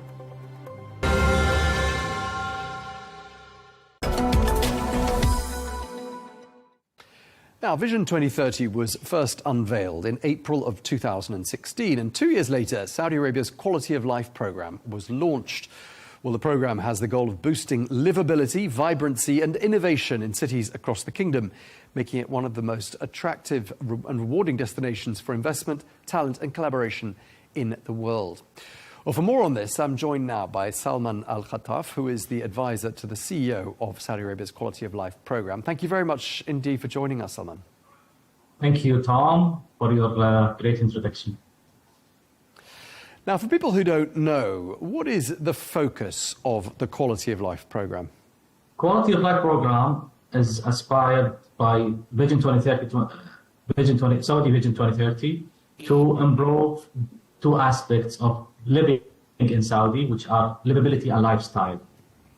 In livability, we're talking about modernizing the urban infrastructure and basic services delivered in the city. From the other hand, we're talking about the lifestyle, which is expanding the access to sport, entertainment, culture, and tourism, and the economy of this experience, and engaging people toward these as well. Okay, Salman, let's talk about how you're getting on. And there are a number of quality of life targets. Just tell us what's on track and what's not. Actually, we have many KPIs and targets to be achieved. I can confirm that most of them, the majority of them, were either achieved or exceeded the targets. However, we're talking about KPIs on operational level, on a strategic level, on economical level. And I believe, as we are here discussing on the Real Deal show, I think I would focus more on the economical aspect. So let's talk about the quality of life sector-linked economy, which contributed to the GDP of Saudi Arabia. In 2017, as baseline of this program, these sectors, the sport, entertainment, culture, and urban development sectors, contributed to the GDP by $12.5 billion. Today, we're talking about 19.9, almost 20 billions. So you can see the growth here. Also, the non-government investment would translate that into business language. In the baseline, we were $500 million. Today, the non-government investment reached 5.8 billion. So you can see how this is magnificent, how this is affecting the economy. On the other aspect, we have multiple KPIs toward the social aspect, because we want to balance. We want this program is people-centric at the end. So we need to measure that as well. And allow me to invite you and the rest of the interested people and community to read the latest publication of Quality of Life, which was aligned with the Global World or the World City Day last month, called Cities of Possibilities Report. We measured the satisfaction on the social aspect around 4 core pillars: prosperity and opportunity, personal and social growth, lifestyle and recreation, sustainable and safe foundation. These aspects were measures among 5 cities in Saudi Arabia, and the report is rich with facts and figures and people's perception about their quality of life. Okay, Salman, I mean, just looking back to 2018 when the Quality of Life programme was launched, I mean, in the past 7 years since it was launched, give us a sense of how you've seen the overall quality of life for people in Saudi Arabia evolving. What's been the evolution that you've noticed? Actually, as you might know, Saudi Arabia has already built a robust infrastructure. And the capital of Saudi Arabia, Riyadh, has been the center of business, center of decision-making. So we've built on what we have. That's why you can see the development is going fast because we have the foundation. We needed to modernize some infrastructure here and there, but the basic infrastructure is already available and strong enough to carry our ambition. What we worked on mostly is the lifestyle economy, because some of these sectors were underdeveloped and needed the attention and focus from the government toward making the right policies toward them, making the business, the ease of doing business in these sectors, improving the people's skills in these sectors. So we have been working on that since 2018 until now. Now I can claim that we have completed the building the ecosystems for each sector. For example, you can see in each sector there is a development fund that helps businesses to get the right funding for their projects if the banking system doesn't support that. Also, the right healthy and high-skilled talent are already available. We send people abroad. We give them a lot of training and education in these sectors. Also, the regulatory framework is completed now and ready for investment. Also, we have tested the market. Many initiatives being introduced by Quality of Life were toward setting the bar for the offering in Saudi Arabia. That's why we invest a lot in Riyadh season, for example, to see how people are reacting toward the good offering in Riyadh. And we have seen good numbers. We have seen encouragement of investors to put their money and gain the returns out of these businesses. So I think we have completed that, and there is an ecosystem for each sector. Collectively, we call that lifestyle economy or quality of life economy, if you wish, which is the comprehensive outlook of these sectors together. Okay, so essentially these cultural, entertainment, sports activities mean that life in Saudi Arabia is more enjoyable for everyone who lives there. And of course, beautifying the cities is going to mean more tourists will come and visit, because obviously it's a more attractive place to visit. Can you share any economic results or figures from the QL program that illustrate this point? If we're talking about the job creation, for example, as one of our main measures to measure the transformation that's happening in quality of life, the job market or number of jobs were available for these sectors collectively in 2018 as a baseline of this program was 290,000 jobs. Today, we have reached 370,000 jobs. So you can see the big improvement in these numbers, and we aim to get more jobs supported by the tourism sector. We believe tourism sector is one of the biggest and largest job creators in the world. It creates like 10% of the job markets globally, and we aim to do the same here. So we are on that pathway as well. Yeah, Salman, I actually just wanted to ask you, I mean, the majority of the population of Saudi Arabia is under the age of 35, and I'm wondering if that's relevant at all to your numbers there on the Quality of Life program. Actually, that's a good question and a very good angle to look at. We believe that the offerings that we are promoting here in Quality of Life for engaging people in healthier lifestyle, practicing more sport, consuming more entertainment offerings, and get the taste of the deeply rooted in our culture when we're presenting that. It's very important to succeed and have unique offerings among the globe. So having a youth or young population will help a lot in adapting these things, especially that the new generation looks for new trendy things, looks for new experience rather than buying stuff or getting new properties. They look for experience. They want to make memories, and these are the core business of what we do here, letting the economy thrive among these sectors. Now, with regards to housing, how much of a quality of life issue is affordability of housing? Because in Saudi Arabia, rental prices have gone up. There's a rental freeze in Riyadh. And I'm just wondering whether this issue of affordability is directly linked to quality of life, would you say? As a measure, yes, we definitely measure that. And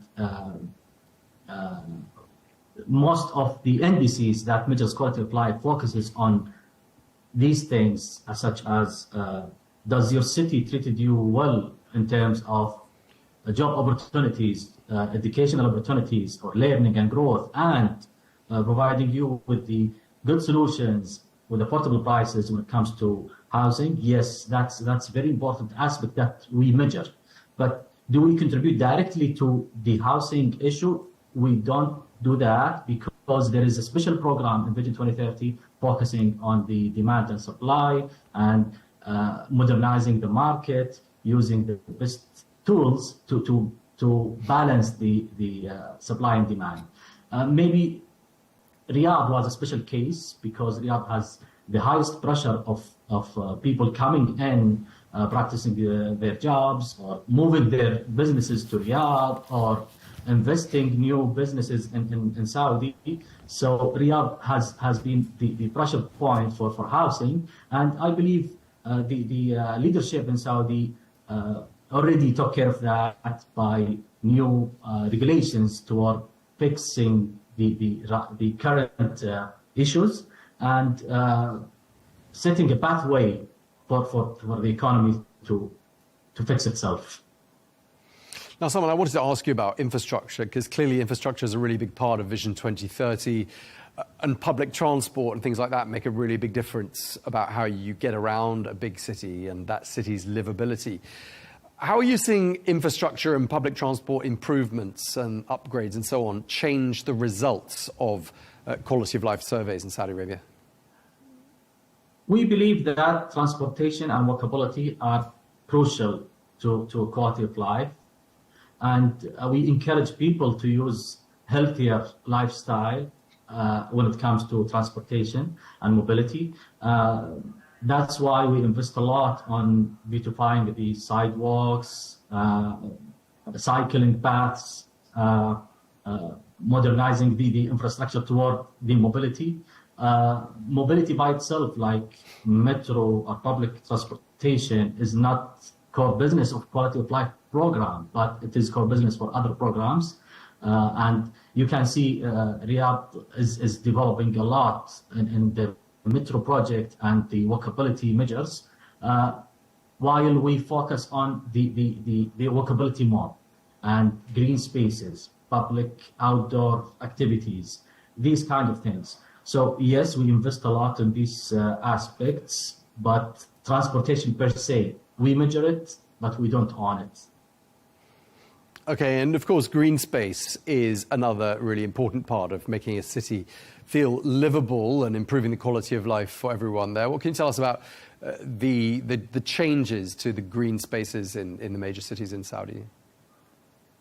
Yeah, through our partnership with the government entities, we managed to plant more than 100 million trees among the program duration. 118,000 hectares being rehabilitated. Projects such as Green Riyadh, King Salman Park will really change the scene toward outdoor spaces. So yes, we invest on that along with other partners, and we believe this is crucial to quality of life as well. I want to ask you quickly about JOIN, which is one of the quality of life initiatives. My understanding is that JOIN is a gateway for global investors into the kingdom. Just tell us how it's going and what its significance is. Yes, as we mentioned before, lifestyle economy is crucial, and we really believe that the sustainable development will never happen by government investment only. We believe in the third sector, the business sector, and government working together towards sustainable development.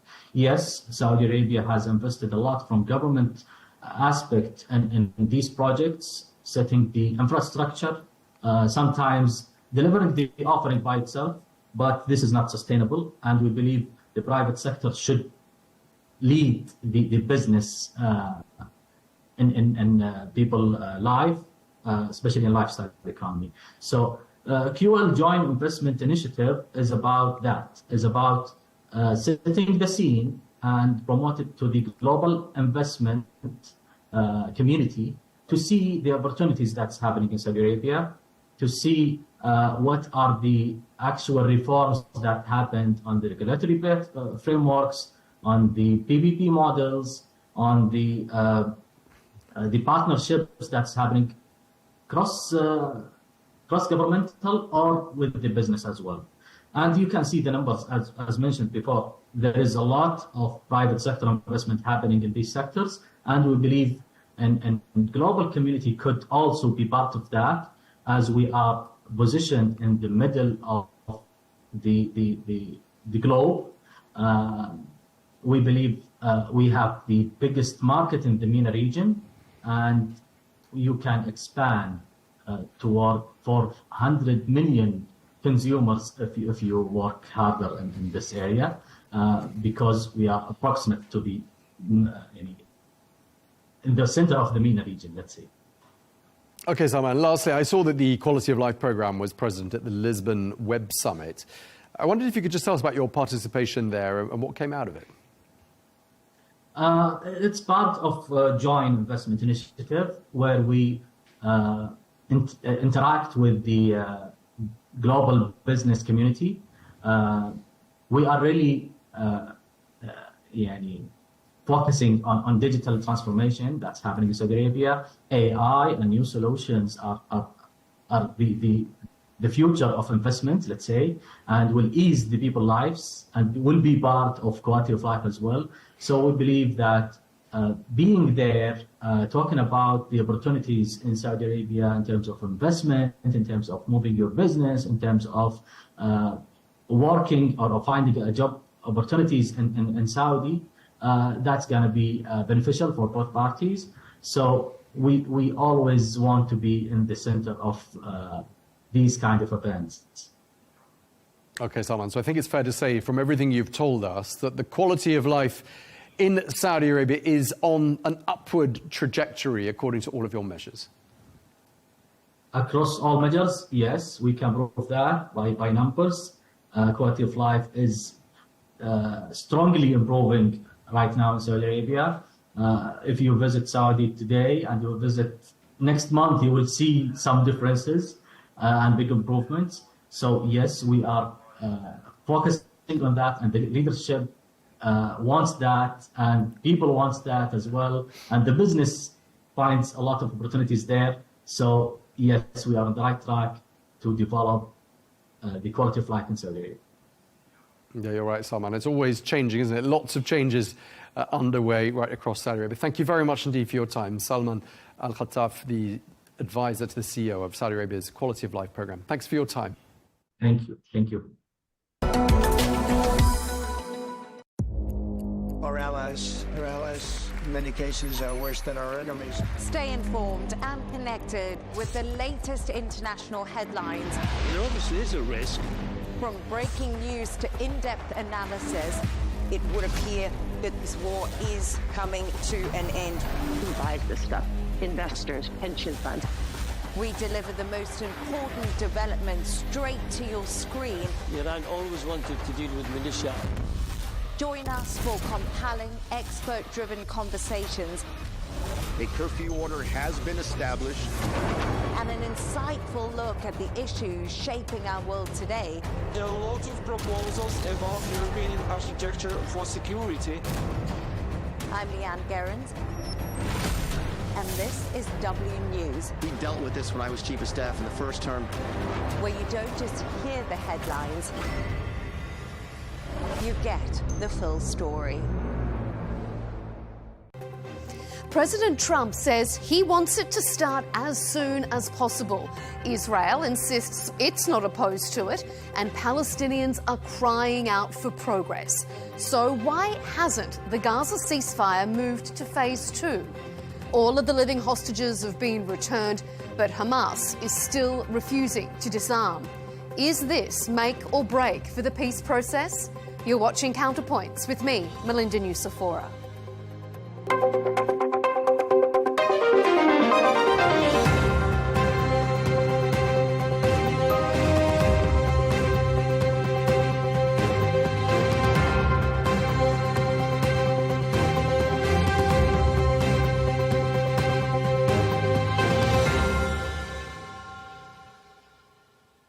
3 months on from a ceasefire hailed as historic peace in the Middle East, and the truce hasn't progressed beyond the first stage. President Trump declared the deal, implemented in October last year, as the start of a new chapter, but not many pages have turned since then.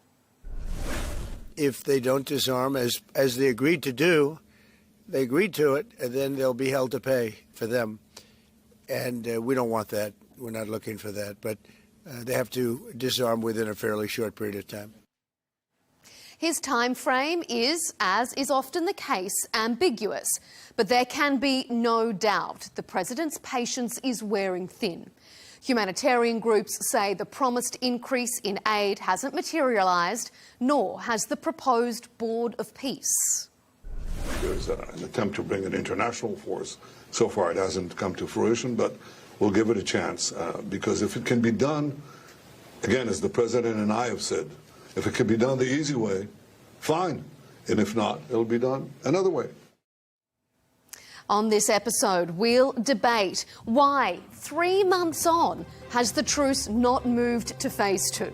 If Hamas's refusal to disarm is the biggest hurdle, and if the whole deal was too ambiguous to ever succeed.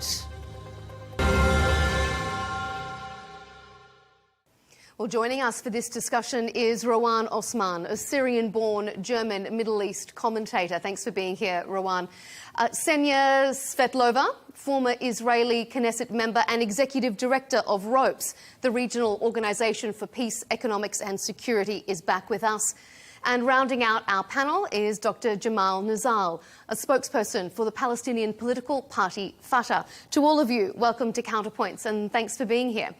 Well, just before New Year's Eve, the US and the Israeli leaders met, both expressing their desire to move to phase 2 of the Gaza ceasefire plan. But that meeting came and went without any announcement. So here we are, 3 months after the truce came into effect, and there's still no time frame for any progress. So Dr. Nizal, let's start with you first. Why, 3 months on, has this deal not progressed to phase 2? Well, much like a 5-year-old child wouldn't like to go to the dentist, neither Netanyahu nor Hamas would like to get closer to phase 2. For Israel, phase 2 means a complete withdrawal from Gaza. The requirement on the side of Hamas is to get into the issue of disarmament. Neither Hamas nor Israel are interested in doing that. They have a homework to do. Neither one of them is keen on fulfilling their obligation and according to this agreement. Israel has to withdraw from Gaza. I don't think it's in Netanyahu's interest to withdraw from Gaza now. And Hamas has to disarm. I don't think Hamas wants to disarm. What I'm afraid of is the current situation as it is now can be frozen and beneficial for the two parties involved here, Hamas and Israel. If they freeze the so-called front, Israel gets to keep half of Gaza, and Hamas can stay in power. So it's a win-win situation for the two sides. At the receiving end, we have the Palestinian population in Gaza who are suffering severely from this situation, and the two parties, Hamas and Israel, think they are winning. Both of them are winning on the account of the Palestinian people. We want, as Fatah movement, we want to see phase 2 started as soon as possible. We want the Israeli army to withdraw from Gaza. We want the Palestinian Authority to be involved as a government in Gaza, and we want the issue of the armament to be resolved within the Palestinian context. We would want for the guns and the factories of the missiles of Hamas to be handed into the Palestinian Authority. We have to find a solution for that. So I'm afraid that neither Hamas nor Israel are interested in getting into phase 2. Ksenia, do you accept that Israel is effectively being dragged kicking and screaming towards phase 2? Well, yes, actually, it's a case in which Palestinians and Israelis can agree. Because I do think that, given that it's an election year and you have the most right-wing government in Israel ever, the history of the country, there is simply no appetite for this specific government to do anything and to withdraw from Gaza or to accept right now some kind of a new political body that will be created there. Anybody that will be created, I think that it's absolutely clear. It will have connections with Palestinian Authority, as it should be, because Israeli government has actually not bad relations with the Palestinian Authority in the West Bank. However, they absolutely decline, any possibility of return of the PA to Gaza. There is security cooperation that is ongoing in the West Bank. Yet at the same time, the same kind of security cooperation in Gaza is absolutely rejected. This is for the Israeli government. Now, if we are looking at the Hamas, I think that we could say at the first day when Trump announced his plan that unless there will be a clear schedule, there will be clear targets, and there will be clear commitment also of the international parties involved, the Arab governments and so on, that they will enforce it. They will simply enforce it. And unless it will happen, then yes, I've never seen basically, an Islamist entity laying down its arms voluntarily. Hamas didn't do it. And there were negotiations with PA for 17 years, 16 years, 17 years, 18 years. And they declined to do that for the sake of the Palestinian unity or anything like this. Now, when they understand that if they can just stall it, they might have it all. They will keep their guns, whatever is left there, and they will keep it into power. I think that it's clear that the interest of both people, and, I'm speaking from, I know, for a fact that many Israelis may be not supportive of the idea of the Palestinian state right now. However, I think that all of them understand that keeping Hamas in power in Gaza is really a bad idea. We've been there already. We've been there before. So, and it's, of course, interest of Palestinian people to have their reconstruction begin, to start having... But it might be beneficial for Netanyahu to keep Hamas in power, if I may say so. It might be beneficial, politically beneficial for Netanyahu to keep some sort of Hamas government. Hamas is the best partner that Netanyahu can wish for. And it has been such, a case since 2009. He will not admit it, but it's very clear that everything that was done during 2 years of war was done in order to basically keep Hamas in power in Gaza. And this is what's happening. Rowan, I can see you shaking your head there. What's your take on this? It's a bit ironic that myself, who's half Syrian, half Lebanese / German, about to make Aliyah to Israel, I'm a newbie, but I know both sides of the fence. And I care deeply for the peoples in the Middle East. I identify with all of you. It is ironic that I am in a position where I feel compelled to object to equating between the Israeli government and Hamas.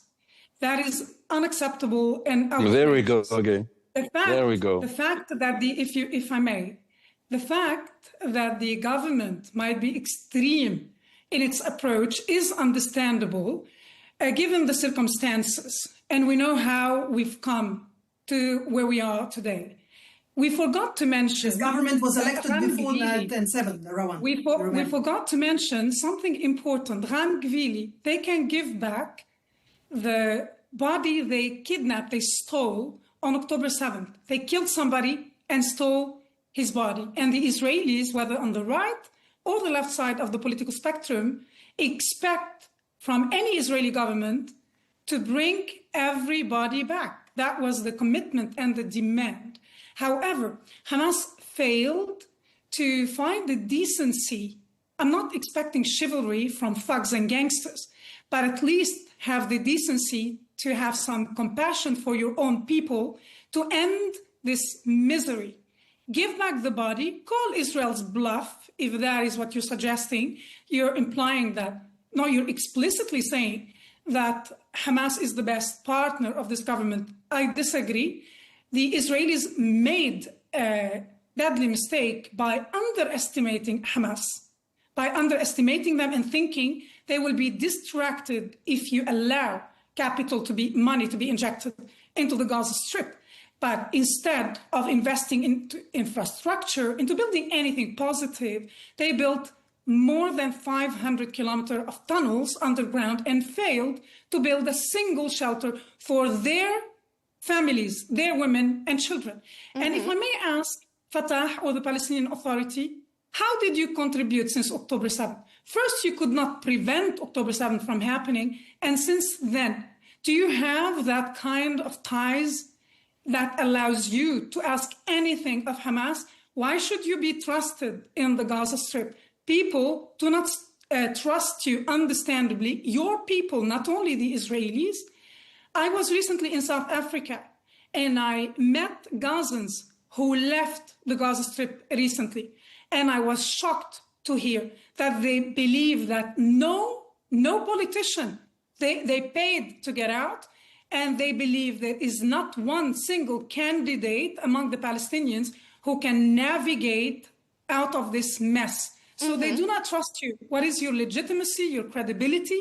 It is concerning, of course. With all due respect, I don't see you being an effective partner in Gaza. All right, Dr. Nazal, pick up on that and respond. But we are going to come back to this, the Board of Peace in greater depth in our coming segment. But obviously, respond to those comments from Rawan. Jamal? Yes. Well, I'm not seeking Rawan's vote. And if she declines from voting to the Fatah movement, I will thank her for that. Don't vote for us, please.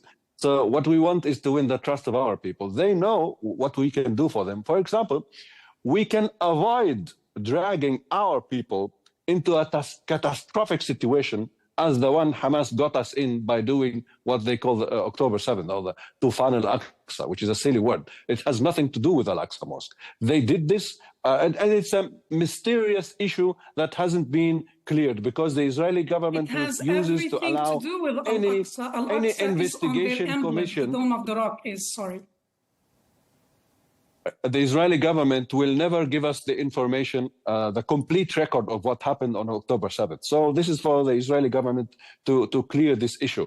But when it comes to Fatah or the PLO, as you have seen, the border crossing to Rafah cannot be reopened without reinstalling the Palestinian Authority in this border crossing. It's an international agreement, the agreement of 2005. That's a partnership between the Europeans, the Egyptians, the Israelis, and the Palestinian Authority. Our strength is our political status. The entire world recognizes the Palestinian Authority and the PLO as the representative of the Palestinian people. The international community wouldn't be engaged into the reconstruction process without the Palestinian Authority playing a major role in that. The international community wouldn't send forces, deploy forces in Gaza without a specific role of the Palestinian police headed by the Palestinian Authority. So our program as a Fatah movement, as a PLO, is a bridge to the international community. What Hamas represents is a wedge between the Palestinian people and the world, because the world says, as long as Hamas is in Gaza, we will not be engaged in the reconstruction process. So the PLO Fatah is a chance, is an opportunity for the Palestinian people, and Hamas is an eternal headache that is imposed on our people by Israel. Israel financed Hamas. You know that. They installed them in Gaza, helped them stay in power, and now they can't do anything about it. And I am sure my counterpart in Israel agrees with me on this. It takes two to tango between Hamas and Israel. They played this card for almost 18 years. I just want to add to that, Rawan, it takes, to be local in order to understand these little nuances that perhaps, escape you when you are abroad and overlooking the situation. I am a local. I'm talking to you from Jenin, Rawan, by the way. Yeah. But I want for you to know that I remember vividly I don't appreciate the of condescending 2009 remark. Maybe when I know more than you think. When Netanyahu decided to run on the ticket of I will bring down Hamas. I will bring down Hamas. That's what he promised in 2009. But then he decided not to bring down the Hamas, but actually just the other way around. And in 2015, when I was a member of Knesset, I was sitting in the same parliament with Bezalel Smotrich, who is currently not only in the Ministry of Finance, but he's also one of the ministers in the Ministry of Defense and very powerful man in the West Bank. Then I remember him saying, Hamas is an asset because Hamas is extreme. As long as they're in power, they're not obliged to do anything, with the peace process. But the Palestinian Authority that is more moderate, they're an obstacle to us, to the extreme right wing, in Israel. They are an obstacle. And this Netanyahu embraced exactly this theme, and he integrated well when he could. Basically, use the circumstances in 2019 when PA stopped sending any money to Gaza. He could just take that and to finish off Hamas militarily, financially, in every single way. Instead, he went to beg for money for Qatar, who is an enemy of Israel and the enemy, I think, actually of all good people. Not only Israel, but in this sense, this is, and I stand behind my words. Hamas is a partner. He chose his partner. He declined to be a partner with Mahmoud Abbas, with the Palestinian Authority, and he very consciously decided to partner, to gear up with Hamas. Okay, we're going to come back to, as I said, the role of who should play what role on this board of peace if we're ever to get to phase 2 in our next segment. So I'm just going to put a pin in that discussion. We'll circle back to it. Rawan, I want to ask you, because you come to this debate perhaps with a broader regional perspective, Egypt and Turkey have suggested that phase 2 should start first. The International Stabilization Force should be allowed in to create a buffer zone, and then Hamas can disarm. The disarmament can begin when there is an international force in place. That seems like a sensible compromise, doesn't it? Not really, again, because the left in Israel expects everybody back, including a dead hostage who was stolen. And there's a lot of heat, a lot of debate, a lot of conflict within Israeli society because they expect everybody back. Egypt and Turkey are like the mother and father of the Muslim Brotherhood. They would gladly help Hamas stall. No, you cannot allow them more time. Look at what's happening in Lebanon, where I have family. I watched the decline, what Hezbollah's done, and I'm watching the Lebanese fighting to get rid of Hezbollah, and Hezbollah still stalling. Do we allow Hamas to do the same? No. I believe that in the past, yes, many... So if I may jump in, why is it legitimate? Why is it illegitimate to criticize Hezbollah and not legitimate to criticize Hamas?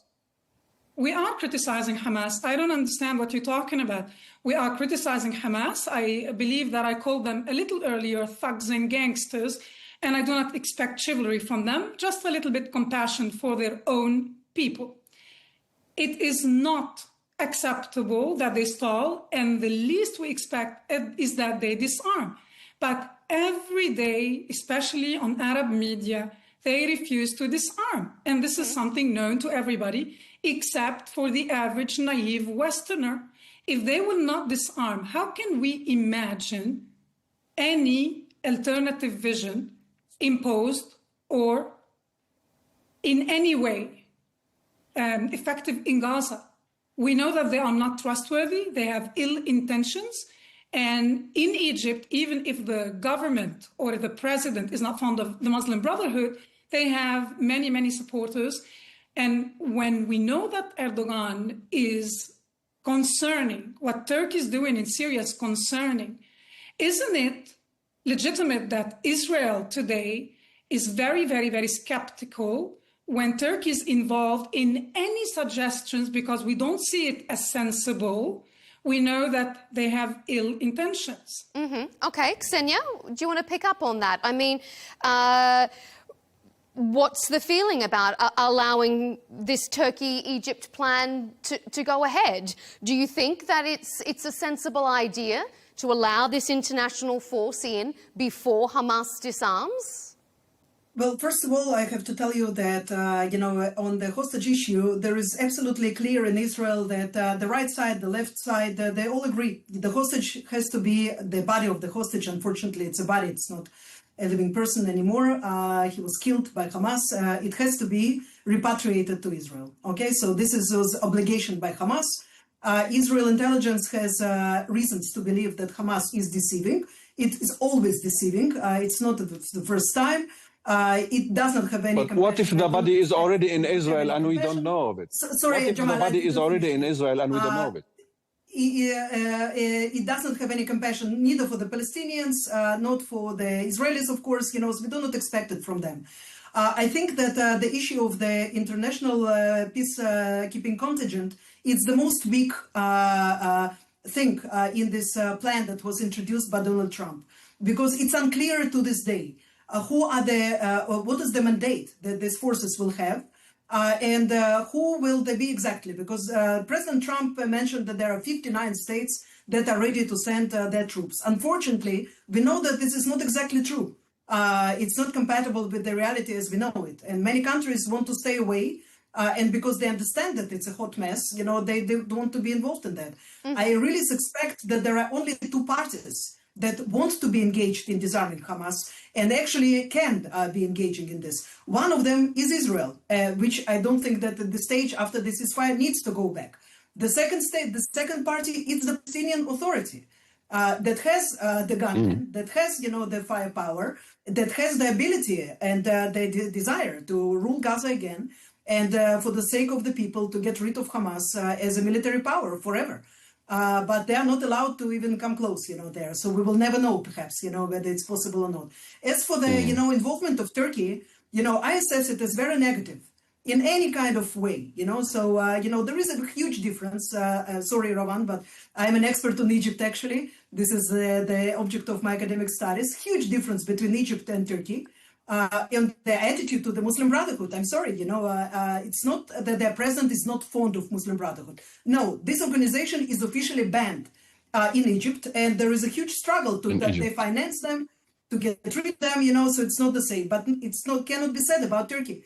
So I do not believe that any presence of Turkish soldiers, of Turkish money, of Turkish investments, of Turkish advisors or anything like this can be beneficial, not for Israel and not for the Palestinians. There are moderate Arab countries. We are, looking forward for them to take a more significant place in this process. And those were sidelined, unfortunately, during the last 3 months. United Arab Emirates. Okay. These are the countries that should be leading this effort, along with Egypt, Morocco, and the other Sunni moderate countries. Before we move on to our next phase, I just want to ask you very quickly, Dr. Nazal, we've been hearing about the return of this final body of the hostage, who is unfortunately deceased. And of course, every hostage, be they alive or unfortunately not, are of equal value. Is there a sense, though, in your mind, that just as it can be argued that Hamas is playing for time by not disarming, is Israel playing for time by saying, well, there's one person that still hasn't been returned, so phase 2 cannot start until then? Is this an unsavory tactic? We cannot trust the Israeli government because it is wicked. We cannot trust Hamas because it is ignorant. When it comes to the issue of the last remaining body of the last Israeli hostage, it might well be that his body is already back in Israel without the Israeli government telling us the truth. But they use this issue as a pretext to continue with not entering into phase 2.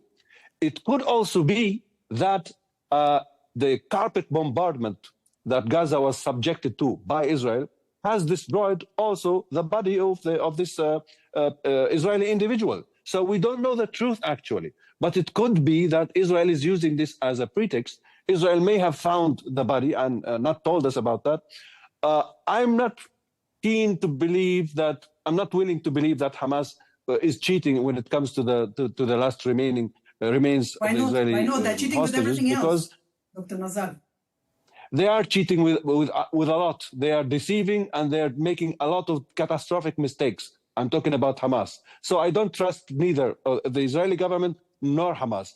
However, when it comes to the issue of the disarmament, there is the easy way that can save the face of everybody, which is allowing the Palestinian government, which has disarmed Hamas and Jihad Islami in the West Bank, in every place that it was allowed to enter.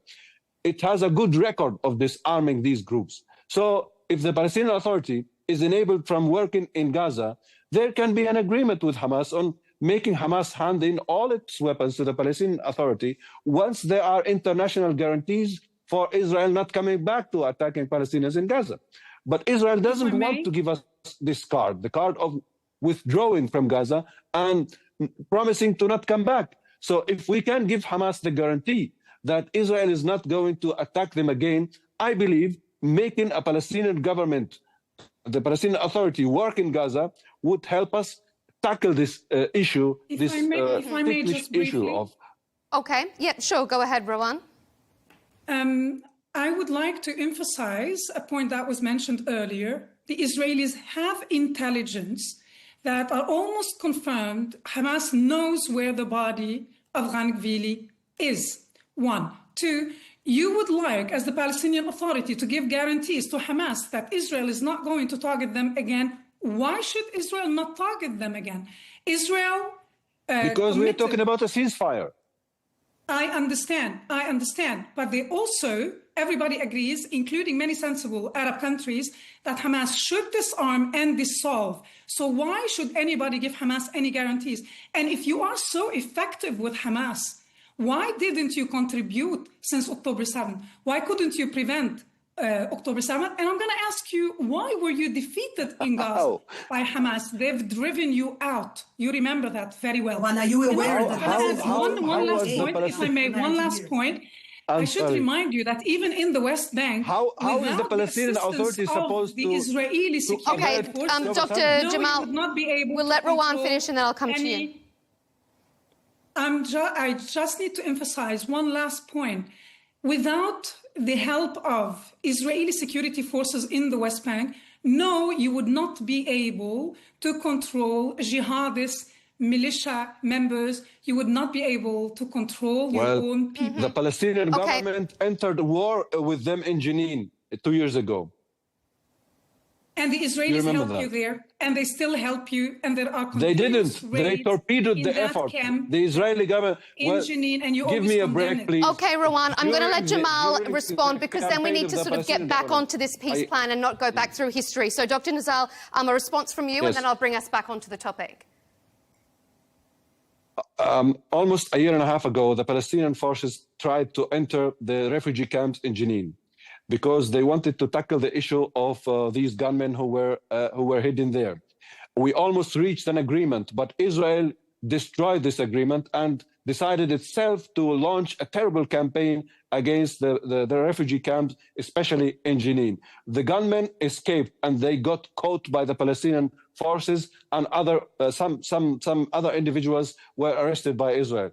But the Israeli role in this was destructive. If they gave us time and they refused to let the Palestinian Authority receive arms from Jordan to continue with this campaign. So they played a destructive role, and without them, we would have been successful in reaching an agreement of making these gunmen handing themselves to the Palestinian Authority. I was today in Jenin, and I saw that most of them are being held in the Palestinian prisons because some of them killed members of the Palestinian Authority itself. But when it comes to Gaza, we have to give the Palestinian Authority the chance to be in Gaza, to help bring peace and security to our people. People trust us. If you ask people in Gaza, they know why they can trust us. And if you ask the question why the Palestinian Authority couldn't prevent Hamas from doing October 7th, that means you still haven't had discussions with the people you are visiting in Palestine. We are not in Gaza. We weren't in Gaza. How are we supposed to prevent this from happening?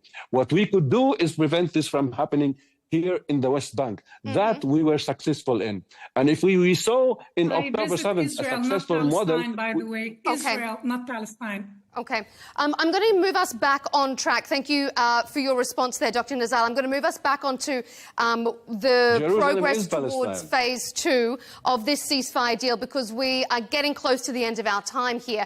And something that you have all raised, actually, brings us to this point, because we have been here before. The first Gaza ceasefire back in November 2023, I believe, stalled in phase 1 as well. And there are some quite legitimate fears that without any concerted progress soon, this deal could go the same way. Now, everyone's been discussing what governance in Gaza should look like and whether the Palestinian Authority should have a role in that. Ksenia, let's ask you, the proposed Board of Peace still hasn't eventuated. We know the former UK PM, Tony Blair, was supposed to be part of that organisation, but his name was quietly removed because of insistence from some regional countries. Is this a pipe dream? Was it ever going to succeed, and will it ever be accepted? Well, I actually happen to know, some people, some of them are Palestinians, that have negotiations with American representatives about forming, this Board of Peace. I do believe that the American government, the American administration is capable to move it forward if it will prioritize this issue. Because when Trump decided to prioritize the release of the hostages, something that was not, it was not achieved before for a reason. There was not enough energy that we saw in attempts of Jared Kushner and Steve Witkoff, the emissaries of Donald Trump. It's not impossible. There's nothing impossible in this idea. But it's hard for me to believe that right now, due to the fog of war, in Russia and Ukraine, Venezuela right now, and so on, that Gaza is actually a priority currently for the American administration. If it's not, if it's being sidelined, and especially if also West Bank, with all of the settler violence there and so on, has been sidelined, then yes, situation will not improve and there will not be a Board of Peace because, it will not be created by itself. I think that, again, it matters also in what order things happen, because I think that if there will be this representative body of people that have, trustworthy reputation, and, I think it will be easy also to get together this peacekeeping force. However, the task itself of governing Gaza, which was also always very, very hard, and it's twofold, more difficult now, or even tenfold more difficult now due to the horrendous situation on the ground. This is something that, again, the Palestinians would need the help from the whole world. And the eyes needs to be, very firmly, on this issue. If it will not happen, then unfortunately, we will just slide into perpetuating of the situation in which, yes, Israel controls, some territory. There are some pipe dreams about establishing some homes, for the Palestinians in Rafah, some communities. I don't think that this is realistic. If there will be no alternative government, if there will be no vision for Gaza, and for that question, it's not only the American government, it's also Israel. Israel has been unable to answer this question since 1967. What does it actually want to see in Gaza Strip? How does it see the relationship with Gaza Strip and with Palestinians in general? I think that the moment that we will honestly answer that there is no other alternative but the two-state solution. Yes, it's like the wheel, you cannot reinvent it. It's been invented once. So since then, it's the only viable solution on the ground. When we will get again, with our leadership to this realization, then, it will be easier to answer all other questions. Ruan, from a regional perspective, this idea of a board of peace, do you think it is a viable option? And then when you hear US President Trump saying things like, well, you know, now that they've removed Maduro, that they're going to run Venezuela, President Trump says he's going to be the head of the board of peace. Is this a colonial project? Not really. Let's go back to the region. Of course, the US has a lot of influence here, but fantasies will have to adapt to reality.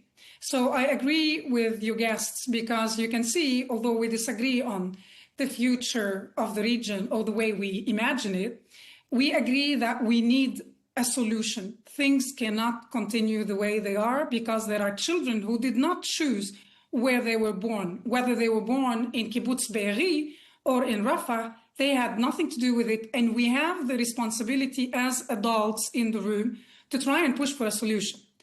I do not know if the Americans are willing to adapt this vision, but reality always forces them to be pragmatic. And this has happened even with President Trump. Now, here on the ground, I hear an Israeli, and I know that she means well, recycling an old solution that failed. If the two-state solution was implemented, if it was possible, if it was realistic, if it was optimal, it would have happened. It's never going to happen. But talking about the two-state solution, and as your guest earlier said, that Jerusalem is Palestine. Now you talk like a spokesman of the Israeli government. I don't think you should do that.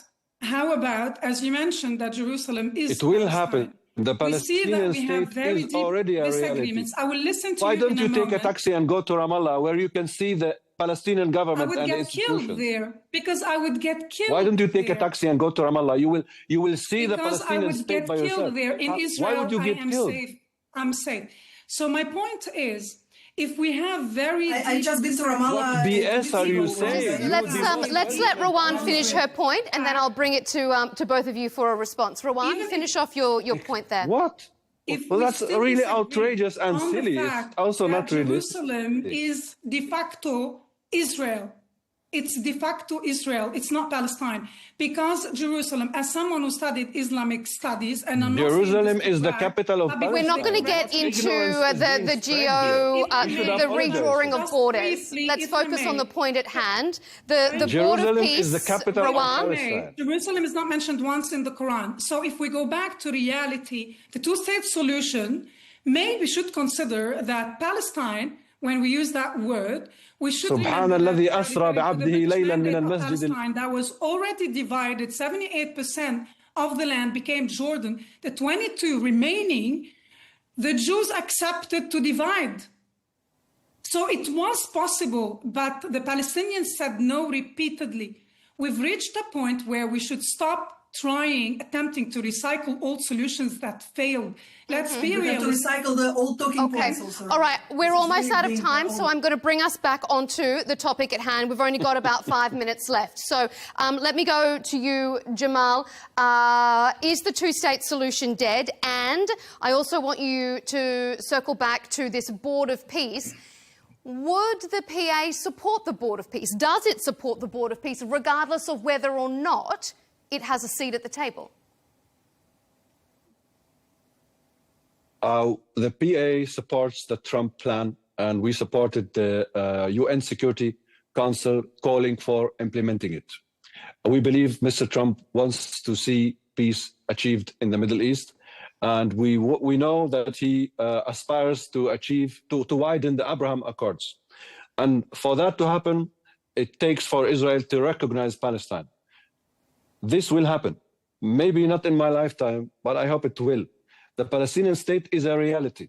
The institution building in the Palestinian Authority is a reality that is visible for the eyes of everyone who can visit this place. We know Israel is doing its best to weaken the Palestinian Authority and sometimes to destroy it. And while Israel gave money to Hamas, Israel is still withholding the tax revenues that belong to the Palestinian government, which constitute 65% of the monthly budget of the Palestinian Authority. Okay, we're almost out of time, Ruan, so I'm going to let Jamal finish, and then I'm going to hand it to Ksenia, or else we're going to run out of time. You started your show, you started your contribution, Rawan, by criticizing us for equating Hamas with Israel. And now you're acting like an Israeli spokesman, a spokesman of the Israeli government who believes that Jerusalem is the capital of Israel and not of Palestine. Jerusalem is the capital of Palestine. The state of Palestine will be born. I know this because I know how persistent the Palestinian population is.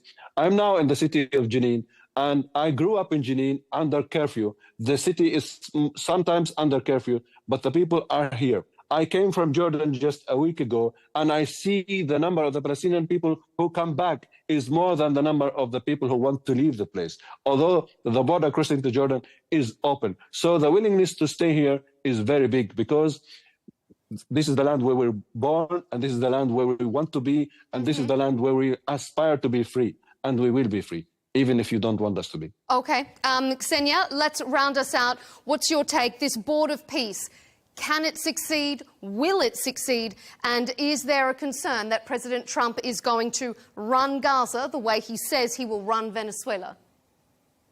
Well, it doesn't seem that he will run either Gaza or Venezuela, and I think that the big danger is that I'm not an expert on Venezuela, but I do happen to have expertise on the Israeli-Palestinian peace process, and also as Israeli, as a concerned Israeli. I think that this is should be our priority. That this plan will succeed. This is currently our best chance, our only chance to get out of this mess, of this horrific mess. And to start transitioning to something better. So there are no guarantees. And again, it's something that it's in the hand of the people themselves. I'm not an advisor to the Palestinian Authority, but if I would be, I would say to them, listen, start to combine, by yourself right now in some kind of board, and show, to the world that, there are capable people that know what to do. They know how to run place. And again, I have to just remind everybody, not Indonesian soldiers, not Turkish governors, not anybody. They have none experience in Gaza. It needs to have been Palestinian to have experience in Gaza and to understand who is against whom and what is happening there. I do believe that without, a very significant Palestinian presence, a good team of people, that will be willing to take this very hard task on them, there will be no process. There will be no progress made for Gaza or for all of us. We need for this ceasefire to succeed. There is no other way. The other way is bloodshed, and we certainly do not want that. Unfortunately, we're out of time, so I'm going to have to end it there. But this has been a very interesting discussion. These coming weeks, hopefully not months, may give us some sense of direction. But I appreciate the contribution and the analysis from all of you. It's been a wonderful discussion. Rawan Osman, Middle East commentator, thanks for being with us. Ksenia Svetlova, former Israeli Knesset member and executive director of ROPES, and also Dr. Jamal Nazal, spokesperson for the Palestinian political party Fatah. Thanks for being with us on Counterpoints.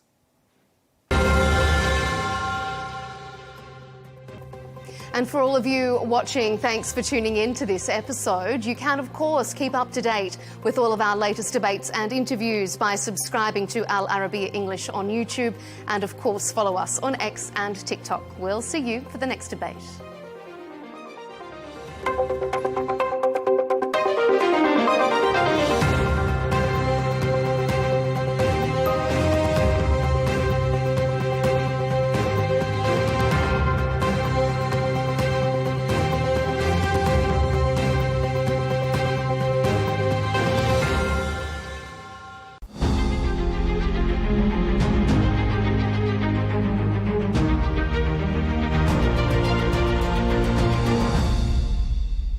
Hello and welcome to this special interview with Lord Roderick Balfour, the great nephew of the former British Foreign Minister Arthur Balfour.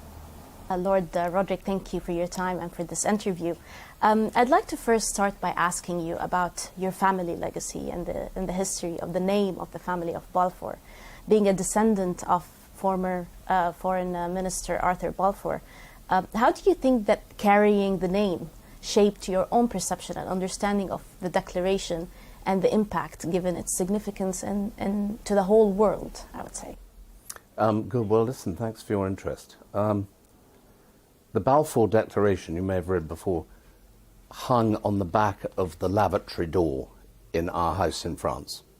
Nobody ever talked about it. it was just not a feature through the 50s and the 60s and the 70s when I was growing up. Although I say the 70s, by then it was a bit, because the first time I came across it seriously was during the Six-Day War in June 1967, when I worked for the New York Herald Tribune in Paris. And unlike today, you'd be amazed, all of the Champs-Élysées and all the area around was completely pro-Israeli, bizarrely. That wouldn't be the same today at all. And then I really, when it first sort of mattered and people wanted to talk about it, I would say was really around the centenary. So really quite recently. And I wanted to ask, looking back 100 years ago, do you think that the UK government and your great uncle have foreseen the long-term consequences of this declaration? Do you think that President Trump and everybody else can see the long-term consequences of what they're proposing today in 100 years' time? I mean, nobody can. And I think it's very important to stress, I mean, a lot of people who talk about this talk as though it was a problem 100 years ago. It wasn't. I mean, there were only 700,000 people in the whole of Greater Palestine and Cisjordania and I think the south of Syria. 700,000. There are now, 12, 13 million people inhabiting a smaller area. We hadn't had the Holocaust, which made a huge difference. And no, I mean, Arthur Balfour and the rest of the cabinet. And I mean, I think it's important to stress that this document was not typed out by his secretary dictating to him over breakfast. I mean, this was, he was the foreign secretary, and somebody else might have been the foreign secretary. In fact, somebody else did say somebody else should be writing it, I think. But anyway, it ended up with his name on it as the foreign secretary. And before moving to, I will ask you a bit more about the declaration itself, but before moving to that part of the conversation, I have a question about how you talk about the Balfour Declaration in your own family. Is it usually a source of pride, or is it usually a source of controversy? I think in its original form, and for the reasons it was written, I think that there is pride. But I mean, I think we very much see Arthur as having done it as the foreign secretary. Admittedly, he was, particularly through my great aunt, a great friend of Chaim Weizmann and Theodor Herzl and people. And he was, he was a great philosopher and he was a great humanitarian. And so obviously he was very influential within the cabinet and as the foreign secretary, because you had, what goes around comes around. You had the Tsar expelling all the Jews from Russia who ended up here and in America, not being able to speak English, with their strange habits and everything else. And that preyed on people to say, and they wanted to, go to the land of their forefathers, to the land of Moses. And that meant Palestine. So it was very much a humanitarian gesture, but I mean, it's not as definite in here as a lot of people would like to think it is.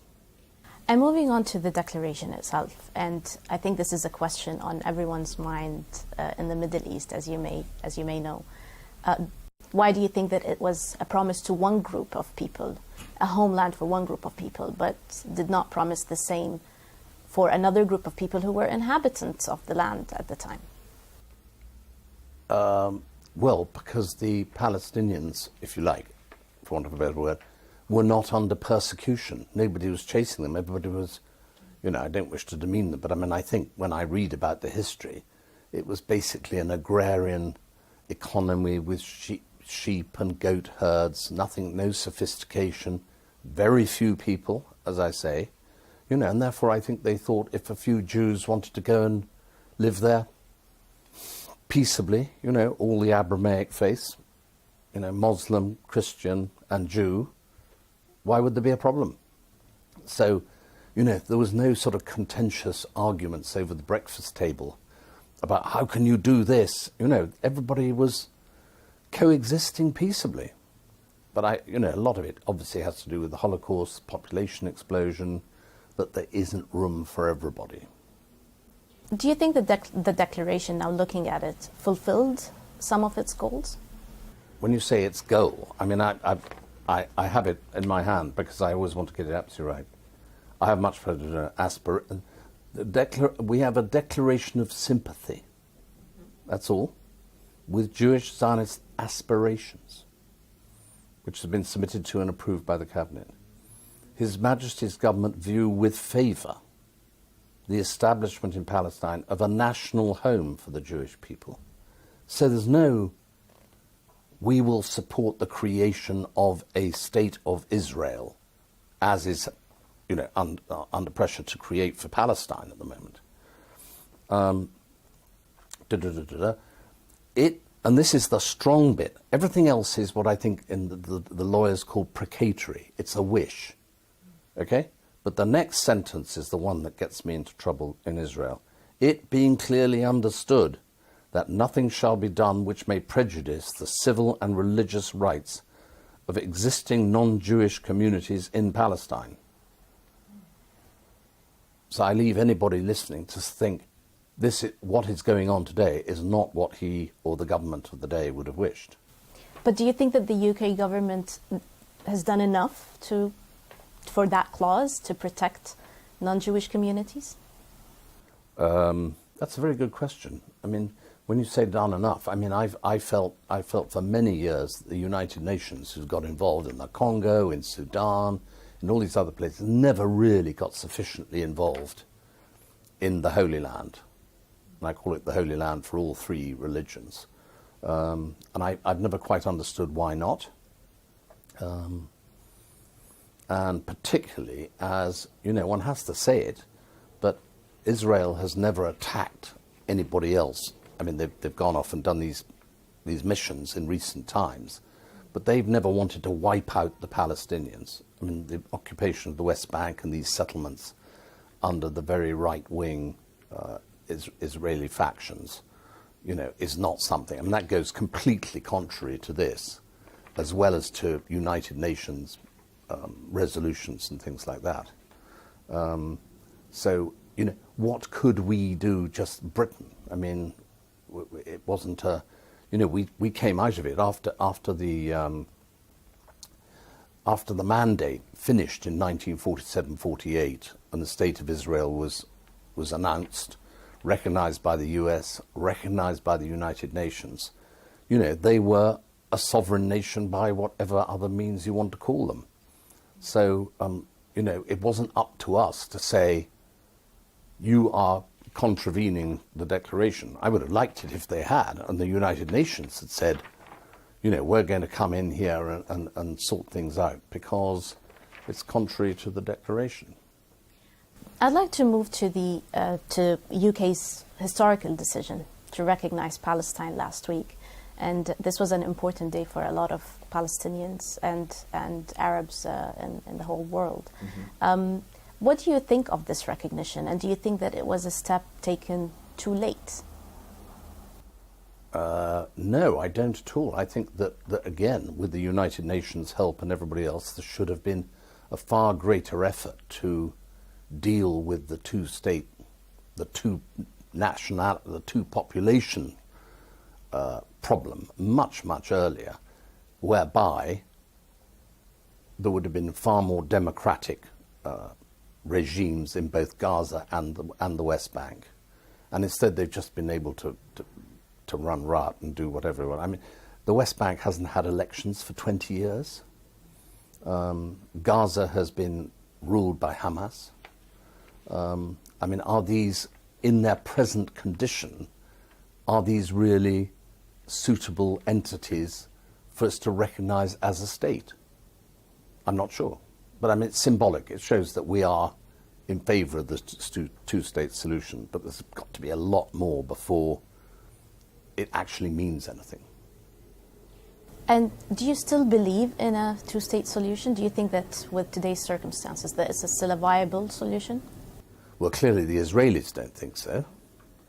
And I don't think Hamas thinks so, because Hamas want to get rid of Israel, and Israel doesn't trust any of the Arab countries while they're run as, the Palestinian enclaves, until they have a reassurance that they're not going to be populated by people who swear death to Israel from the river to the sea. So you've got these two blocks who are implacably opposed to each other. And I suppose that's what, love him or hate him, but, President Trump is actually somebody who at last is not just muttering warm words, but actually getting on and doing something. And I think has realised, and obviously done a lot of talking around the Middle East and with other Islamic countries, who, you will know yourself because you're from there. I understand none of the countries want to have an unstable world there, which is rife with terrorism and murder and everything else. I mean, I think, excuse me, especially Saudi, I believe, very, very keen to have peace. And of course, we were talking earlier about Abu Dhabi, and I mean, these are now commerce has taken over from the theocracy element, which I think ruled a lot of the sort of views of Islamic countries before. And now they're major economic powers. They don't want to see war and terrorism on their doorstep. So I think that's why they're, as I understand it, giving their full support to this effort, the Trump effort. But moving to today's reality, do you have any reservations about Israel's act of violence? Do you think, what is your view on what Israel is committing against the Palestinians today? I think you've got to take that in two halves. I think the West Bank is something that really has got to be stamped on. That is so contrary to the declaration and against the United Resolutions, things which we were talking about.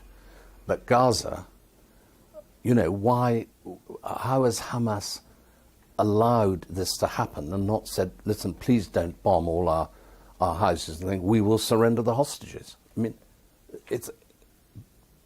one feels, and this is evidently what everybody else feels through the Trump proposal, that Hamas, I mean, he said it, Hamas has got to be neutralized because they're the destabilizing force.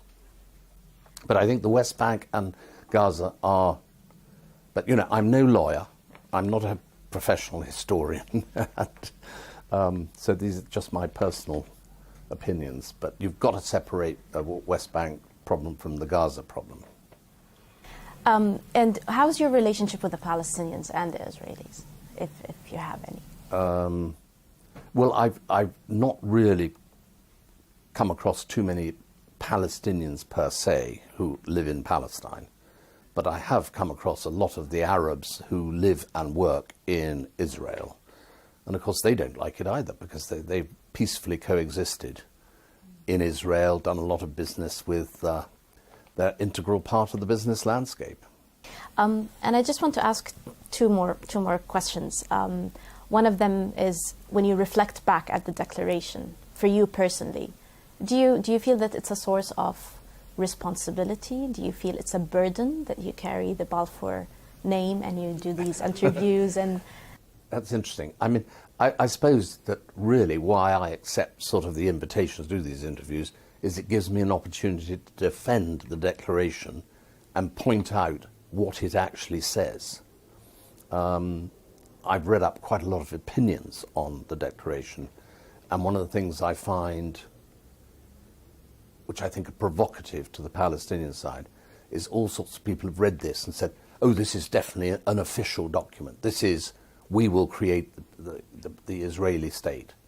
And it doesn't say that, but it's been seized on by sort of the more, I suppose you'd call them extreme or right-wing in this day and age, elements who want to say that this has a force of law. As I say, I'm no lawyer, but when I read it as it says, and I'm not trying to interpret it like a scholar. I have one last question, just because a lot of people did take this as an official document. Well, it's official in the sense that it came out of the British government and was expressed a wish with a particular reservation. Yep, official. But then what do you say to the millions of Palestinians? Some of them are still refugees in some countries. What do you tell them now that this declaration and the name of Balfour was so central to the path that they had in life, or they took in life after what happened in 1917 and 1948 and everything afterwards? I think I've never understood why the Palestinians and the Jews did not all just get on and build the fabulous economy together. It's been so one-sided, and I never understood why the Palestinian side was not keeping up with the Jewish side. Maybe because a lot of them were expelled out of their homes. Arab Israelis who very happily coexist. I mean, why after the Intifada in 2014, was it, did Hamas decide to destroy all the greenhouses, you know, that had been left by the Israelis to help grow food for the Palestinians? As I understand it, Hamas didn't want their population to be happy. They wanted them to be constantly fed an anti-Israel mantra. Not good for peace. Thank you, Lord Roderick, for granting us this interview and for your time. Thank you for watching. This was an interview with Lord Roderick Balfour, the great-nephew of former British Foreign Minister Arthur Balfour. Thank you for watching.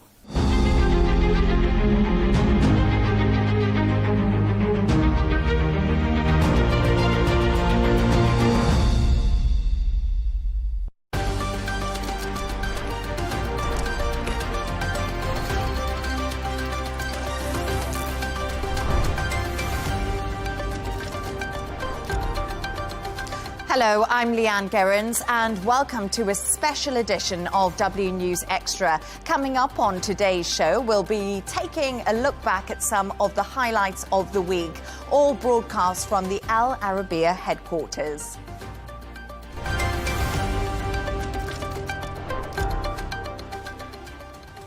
Now, protests have taken place in Minneapolis following the fatal shooting of a woman by an ICE agent. Multiple videos show agents approaching 37-year-old Renee Nicole Good's car as she appeared to drive off with 2 gunshots heard. The Minneapolis City Council says she was simply caring for her neighbors. The city's mayor has urged ICE agents to leave. Take a listen.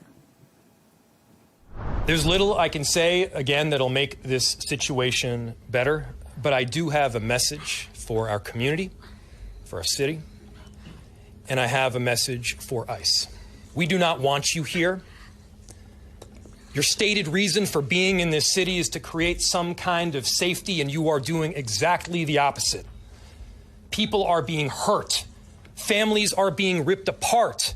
Long-term Minneapolis residents that have contributed so greatly to our city, to our culture, to our economy are being terrorized, and now somebody is dead. That's on you. And it's also on you to leave. To discuss this and all of today's stories, I'm joined by Chairperson of the Department of Security and Strategic Studies at the American University in the Emirates, Dr. Eli Al-Hindi, who's right here in the studio with me, and Editor-in-Chief of the News Movement, Rebecca Hudson, and she's speaking to us from London. Rebecca and Dr. Eli, lovely to have you on the show. Dr. Eli, let's start with you. So we just heard there some pretty damning words from the mayor in Minneapolis. It's a very different perspective for what we're getting from Donald Trump's team, especially Kristi Noem, the US Homeland Security figure. So I just wondered, you know, could we see ICE officers responsible facing any prosecution at this stage? It is possible, and I think this might be the way out of this escalation. But again, the U.S. is going through a period of unprecedented division, unprecedented aggressivity from two sides of an ideological perspective, and such clashes have become inevitable. ISIS being in spearheading one of the ideologies, if I may say, and then it is in direct confrontation with many people in many places. Similar to the situation we saw today, I don't think that use of violence was necessary in such a situation, as far as we can see over the video.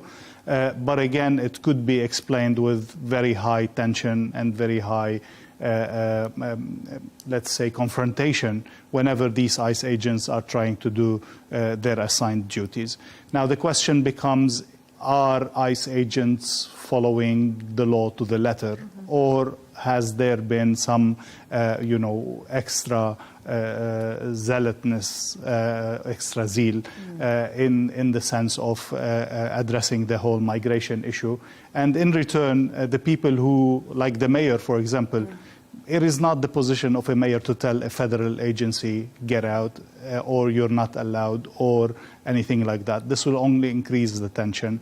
I think I don't think the situation is going to calm down easily.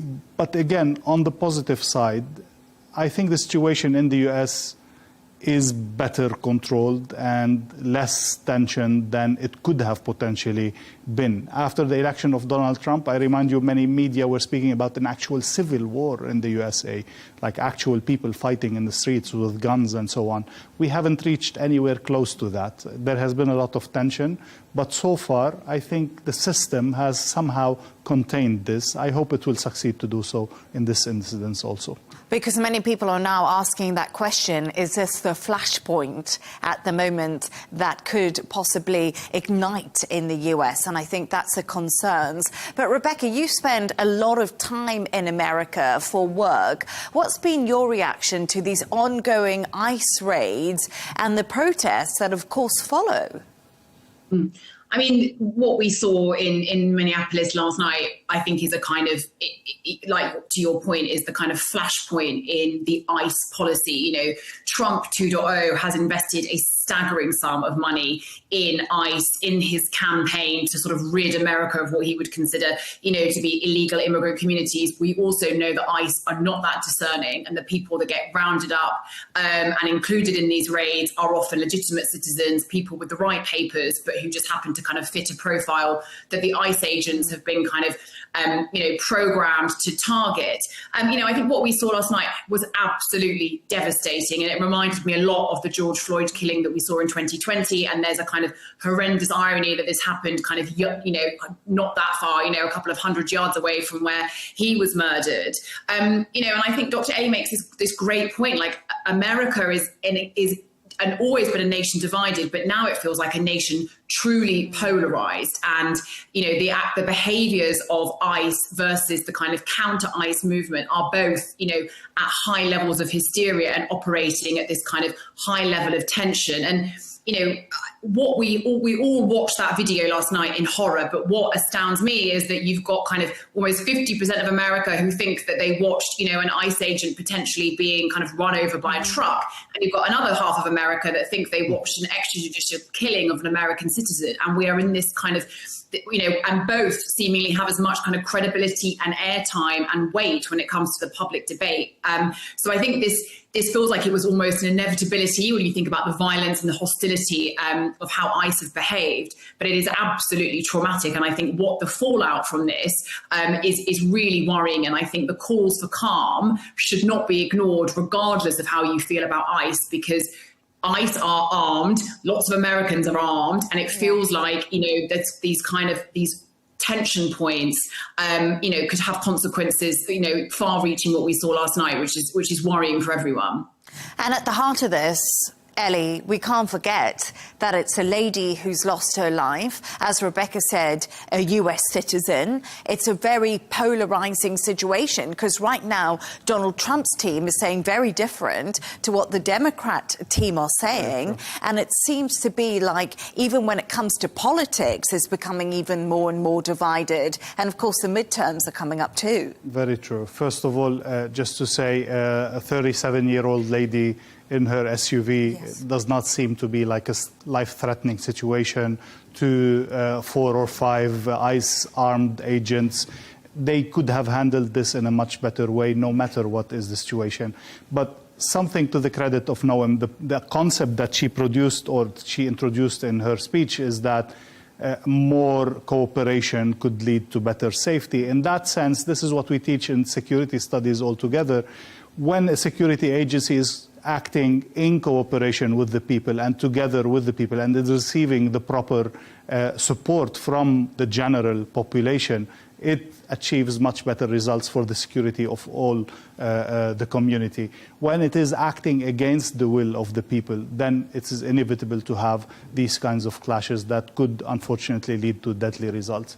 Both parties are definitely going to use it for their election campaigns, and tensions are going to increase, as you said, very rightly so, from now till the midterm elections. And I think, again, the Republicans need to be very careful how to handle all different things, small and big, from now till the next midterm elections. Otherwise, they will definitely face some kind of a defeat that could see them lose the House and maybe also the Senate. And that's what we're waiting to see, how this all plays out. Rebecca, you mentioned that earlier, but also it's important to say that Tim Walz is asking, the Minnesota government is calling for calm, and he's also saying not to escalate the situation right now. We've got live pictures on our screens of what's happening there at the moment. Do you think that people will listen to him and maybe retreat and try to do this peacefully? I mean, we would love to think they would, but I think, to everything that we've been saying, this is a community that is hurting and is grieving. A 37-year-old woman, a mother, lost her life yesterday in the most tragic of circumstances, and an investigation will play out and tell us exactly what happened. But we've all watched that video. And, this is the culmination of an ongoing campaign by ICE in Minneapolis.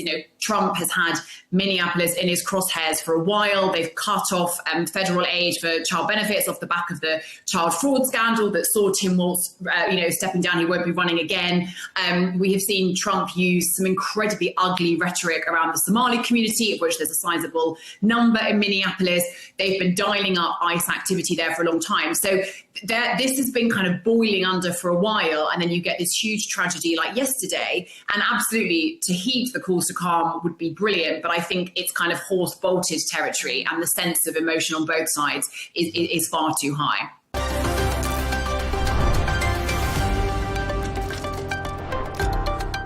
And the British Deputy Prime Minister, David Lammy, has met his US counterpart, J.D. Vance, in Washington. It comes as Downing Street confirmed the British Prime Minister spoke to Trump over the phone after the US seized an oil tanker in the North Atlantic with the support from British armed troops. So, Rebecca, there's a lot on the agenda for Vance and Lammy to chat about. There's Venezuela, there's Greenland, there's Ukraine. There's lots, let's put it that way. It's been a busy start to the year. But Lammy's not actually there for all of that, is he? No, he's there to wish America a happy birthday. So America's 250 years old. So he's over there to bury a time capsule and attend a ceremony. But, we know from conversations over here that David Lammy really misses his days as Foreign Secretary. He's obviously now Justice Secretary and Deputy Prime Minister. And so I think he's probably rather relishing this opportunity to be back on the world stage. And like you say, a very packed agenda. I mean, Ukraine is obviously at the very forefront of this government's mind. The cost of living crisis is a huge domestic issue, and I think this government has made the calculation that if it can secure peace in Ukraine, we can begin to alleviate the domestic impact of that war here, which would hopefully contribute to a slightly more successful election for the Labour government in 2029. Starmer has expended a huge amount of political capital on Ukraine. He's got the nickname over here, Never Hear Kiev, because he's always out in Kyiv. And so you would imagine that David Lammy is, out in America today with J.D. Vance, with whom he has a really positive relationship, quite unusual, you would think, for these two men who have got very opposing worldviews, but to really try and get that US support for the peace deal. We know that Vance has traditionally been very anti-US involvement in Ukraine, considers it, a kind of pointless forever war, that's draining America of money with no kind of consequence. But they've got this bond, and David Lammy is incredibly charming. I don't know if you remember when he used to tweet in French during Brexit to remind the Europeans that we don't really hate them. So he'll be deploying all that charm with JD Vance over the next few days, and I think we're due to hear from them a little bit later, but really trying to get that peace deal signed, as well as talking about all the other many domestic, foreign policy issues that you mentioned. David Lammy, charming. I'm not going to comment on that one. I'll keep that. I'll keep those thoughts to myself. But he does have a bromance with JD Vance. They did go fishing, but David Lammy then got fined for not having the right license. So David Lammy sort of, he's a little bit of a carry-on, but, good on him for going there. So, Dr. Ellie, we learned the UK was part of this mission, RAF actually, was part of this mission to capture this Venezuelan-linked Russian-flagged oil tanker yesterday in the North Atlantic. Do you think that the UK's done this because it needs to carry favour with the US right now? Because NATO has been something that keeps on coming up, and if the US is going to withdraw from NATO, obviously we discussed Greenland. So do you think this is a way of the UK to say, we're here for you? First, yes, definitely.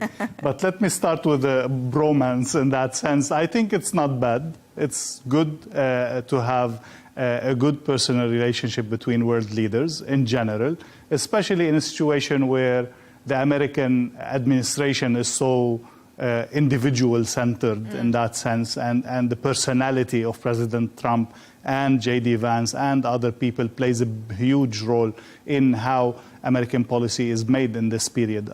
So it's good to appeal to that personal connection. It's good to have that personal connection. It could break a lot of barriers or of hurdles in potential negotiations.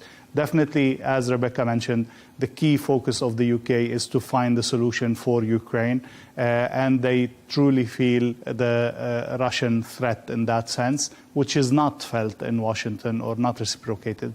So definitely they will be focusing on that. Definitely, I think more importantly, with regards to the whole NATO situation, I think if anybody is able to bridge that gap between the US position and the European position, it's going to be the UK. If they are up to the challenge, if they are willing to play that role, I think they are well placed to play that role. And small cooperations like the issue on the tanker or other things could lead way to more discussions, more convincing of other ways on how to reassure the US on Greenland, how to give the US what it needs in Greenland without actually having an aggressive action against it. An action that is being really questioned by even the strongest supporters of President Trump in the Republican camp.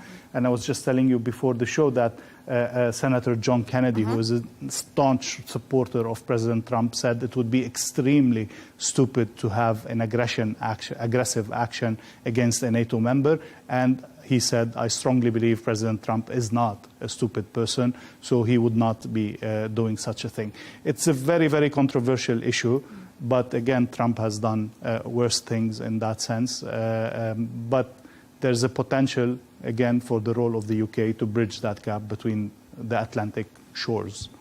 And it's really interesting because if we go back to the domestic situation, we've been talking about what's happened across the world when it comes to Venezuela, but Keir Starmer in the UK has had heavy criticism, hasn't he, Rebecca, from his own Labour backbenchers for not speaking up enough, for not condemning what was done in Venezuela, because they believe that this could have broken international law, and Keir Starmer's the right person to have called the US out for that. But he seems to have stayed absolutely silent. Yeah, I mean, I think you could kind of describe the UK's response over the last few days as a sort of muddy puddle, because like you say, we have this incredibly muted response to what happened in Venezuela. Emily Thornberry, formerly of the cabinet, not anymore, Richard Bergen, just two MPs were kind of straight out the traps, calling for Starmer to condemn what we saw as a unilateral act of war, effectively, and certainly a breach of international law. This is a guy who's got a background in international human rights. So it was very surprising, his muted, and his sort of reluctance to condemn what happened. We then have the UK singing about our involvement with the mission, with the operation with the tank. The UK very keen to remind everyone of that tanker's connection to Russia and the breaking of sanctions. The US very keen to highlight that tanker's links to Venezuela. It works both ways. And now we've got Lamy chumming it up with his pal over in the States today. So it's been really confusing to understand kind of where the UK stands on this. But again, I think as we're all saying, our eye is on closing this, getting this ceasefire deal over the line. And if that meant sitting on our hands, that was a calculation that Starmer took. I think it's really surprising. And like you say, disappointed, not only its backbench, but I think lots of commentators and people here who were truly shocked about what we saw happen on Saturday, and very surprised about how okay with it the UK seemed to be.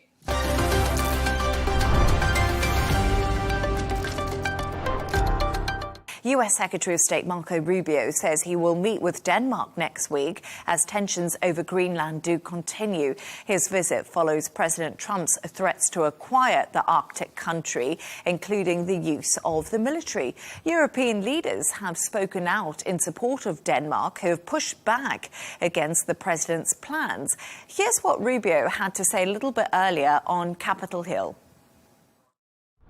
Well, that's always been the president's intent from the very beginning. He said it very early on. I mean, this is not new. He talked about it in his first term, and he's not the first U.S. president that has examined or looked at how could we acquire Greenland. There's an interest there. But so I just reminded them of the fact that not only did Truman want to do it, but President Trump's been talking about this since his first term.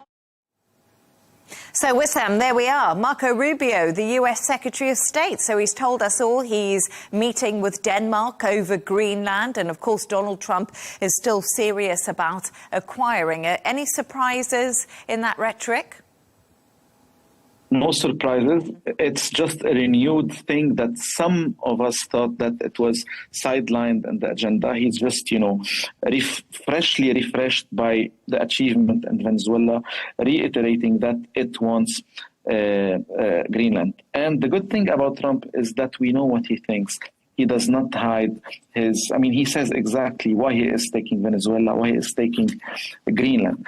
And I have a little bit of an unpopular opinion here. I think acquiring or, having Greenland won't be extremely difficult task for America, because let's not forget Greenland is a semi-autonomous, a huge land, of course, but with 50,000 nationals or people living there only, and it only takes the Americans to convince half of them plus one to be part of America.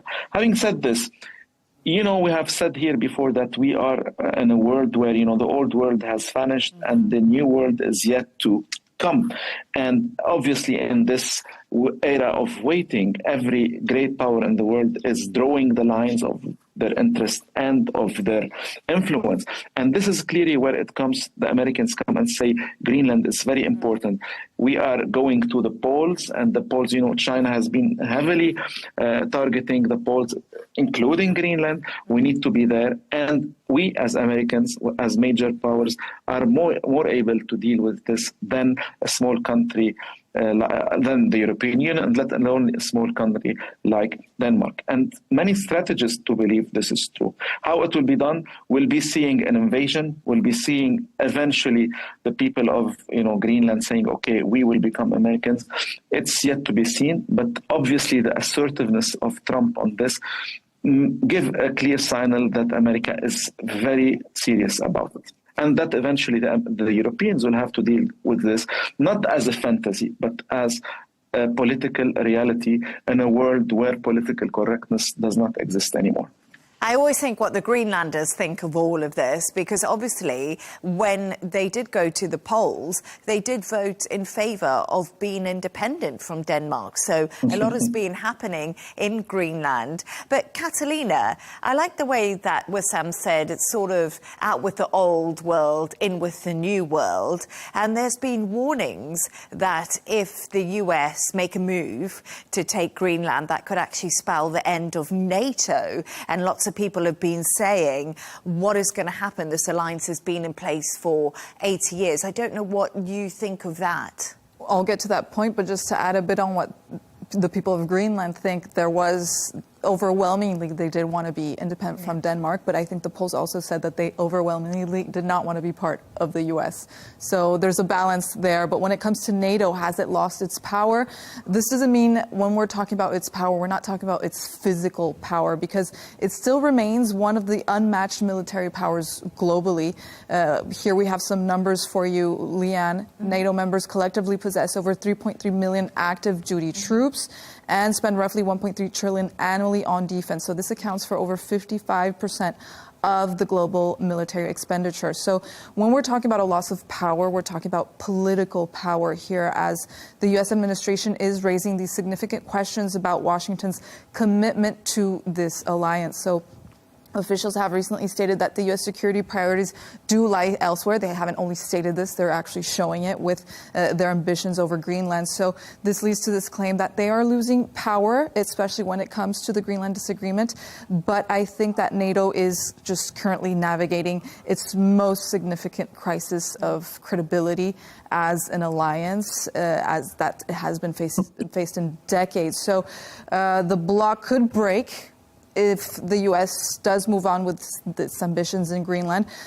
Donald Trump did give a glimmer of hope today, though, through Truth Social. He said that they will always be there for NATO, even though they're not there for the U.S. And Wissam, I found that really interesting, what Donald Trump said. He almost made a thinly veiled attack. Well, not that thinly. He was quite aggressive towards his allies, saying we'll be there for NATO, even if they won't be there for us. And he also said that Russia and China have zero fear of NATO, and that's because he's part of the alliance and the US, which I found really interesting. But we've spoken about this before. Donald Trump's not a big fan of these big, clunky alliances that take so long to make a decision.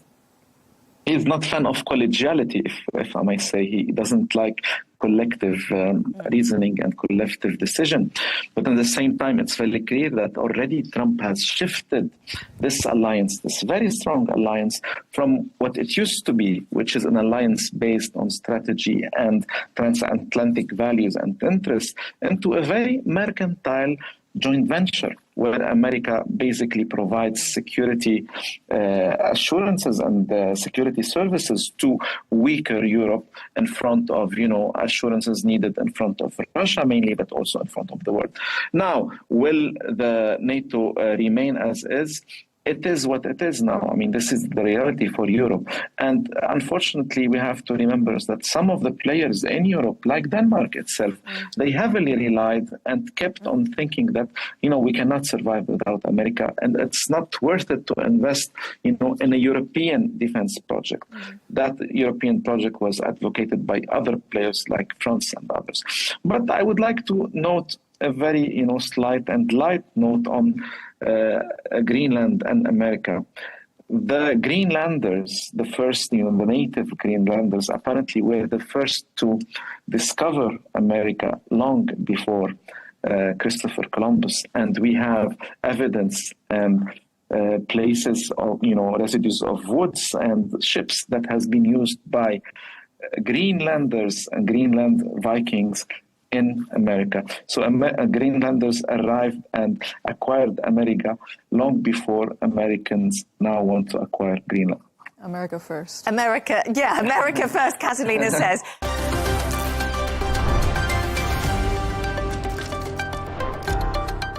And Iran's president has ordered security forces not to crack down on economic protests, drawing a distinction between peaceful demonstrators and armed rioters. In a video released by an Iranian news agency, the vice president said Pezeshkian had ordered that no security measures be taken against the demonstrators. Iran's military chief also warned that Iran will not stand by and allow itself to be threatened by outside powers after the US and Israel backed anti-government protests in the country. Catalina, 11 days these protests have been going on in Iran. It's been a really long time, and we have seen the US take action against Iran previously, obviously not that long ago. Are we likely to see this happen again, possibly alongside Israel? Well, previously and recently, so why wouldn't they do it again? I think it's highly likely that U.S. and Israel will take a coordinated action against Iran this year, as both nations have actually already conducted direct military strikes against Iran nuclear facilities this past year. So even more with the current conditions and the intensifying demonstrations, domestic protests that are going on in Iran, as we also see a hardened U.S. military stance, not only with Iran, we've seen with Venezuela, and now they're threatening Mexico, Colombia, Cuba, as Trump threatens other foreign nations with foreign interventions. So, yes, there is an increased possibility of this renewed intervention. Yeah. And, you know, that's something what the world is waiting to see happens. But, Wissam, like I mentioned earlier, we have seen demonstrations like this in the past in Iran back in 2022 and 2023. I wonder why it's different this time and what could possibly end the unrest, because it appears to me, just reading between the lines, that the regime in Tehran is hesitant about using such strong military force. Let's start by stating the obvious. Iran is now weaker than ever. It has lost most of the proxies they have in the region.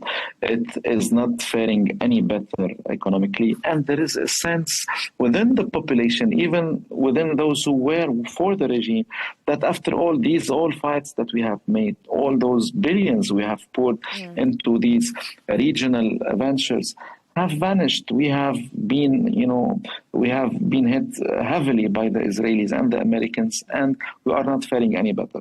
Having said this, the demonstrations are there, but we are yet to see the same intensity that we have seen in 2022, 2023, let alone 2009.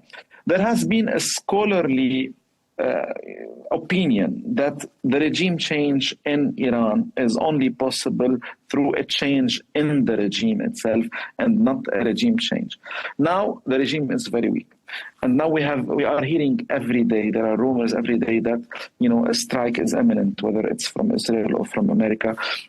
They are living under the threat every day. And we have seen reports, very serious reports, that some at the top of the hierarchy in Iran are even considering the fact that if America is to do any spectacular move like the one we saw in Venezuela, we could see, the big players, big decision makers in Iran, even the Murshid himself, Khamenei, may be moving abroad.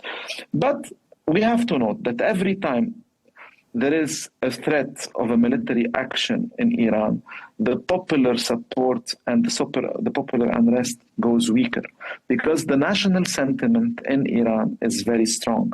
This is why we have seen 11 days of Israeli strikes on Iran, and we haven't seen at the same time any kind of real popular unrest and rallies. So let's not forget, Iranians are very nationalist.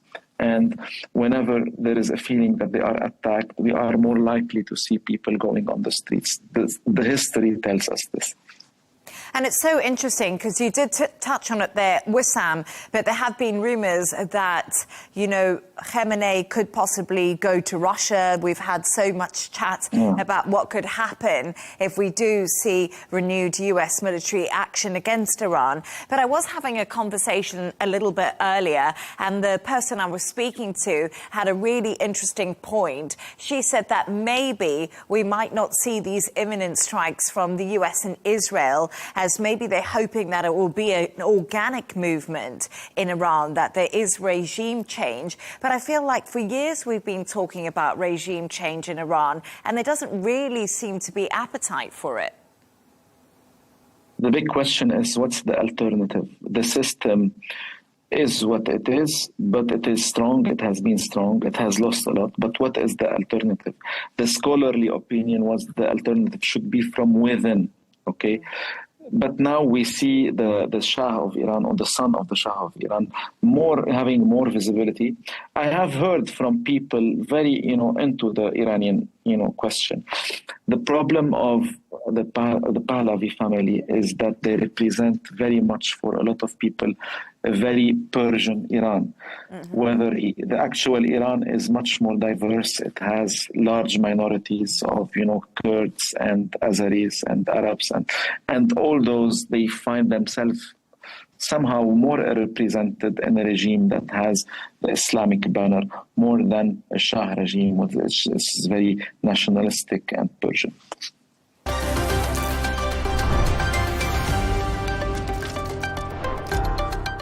And officials in Switzerland have revealed the ski resort bar where a fire broke out on New Year's Eve hadn't undergone any safety checks for 5 years.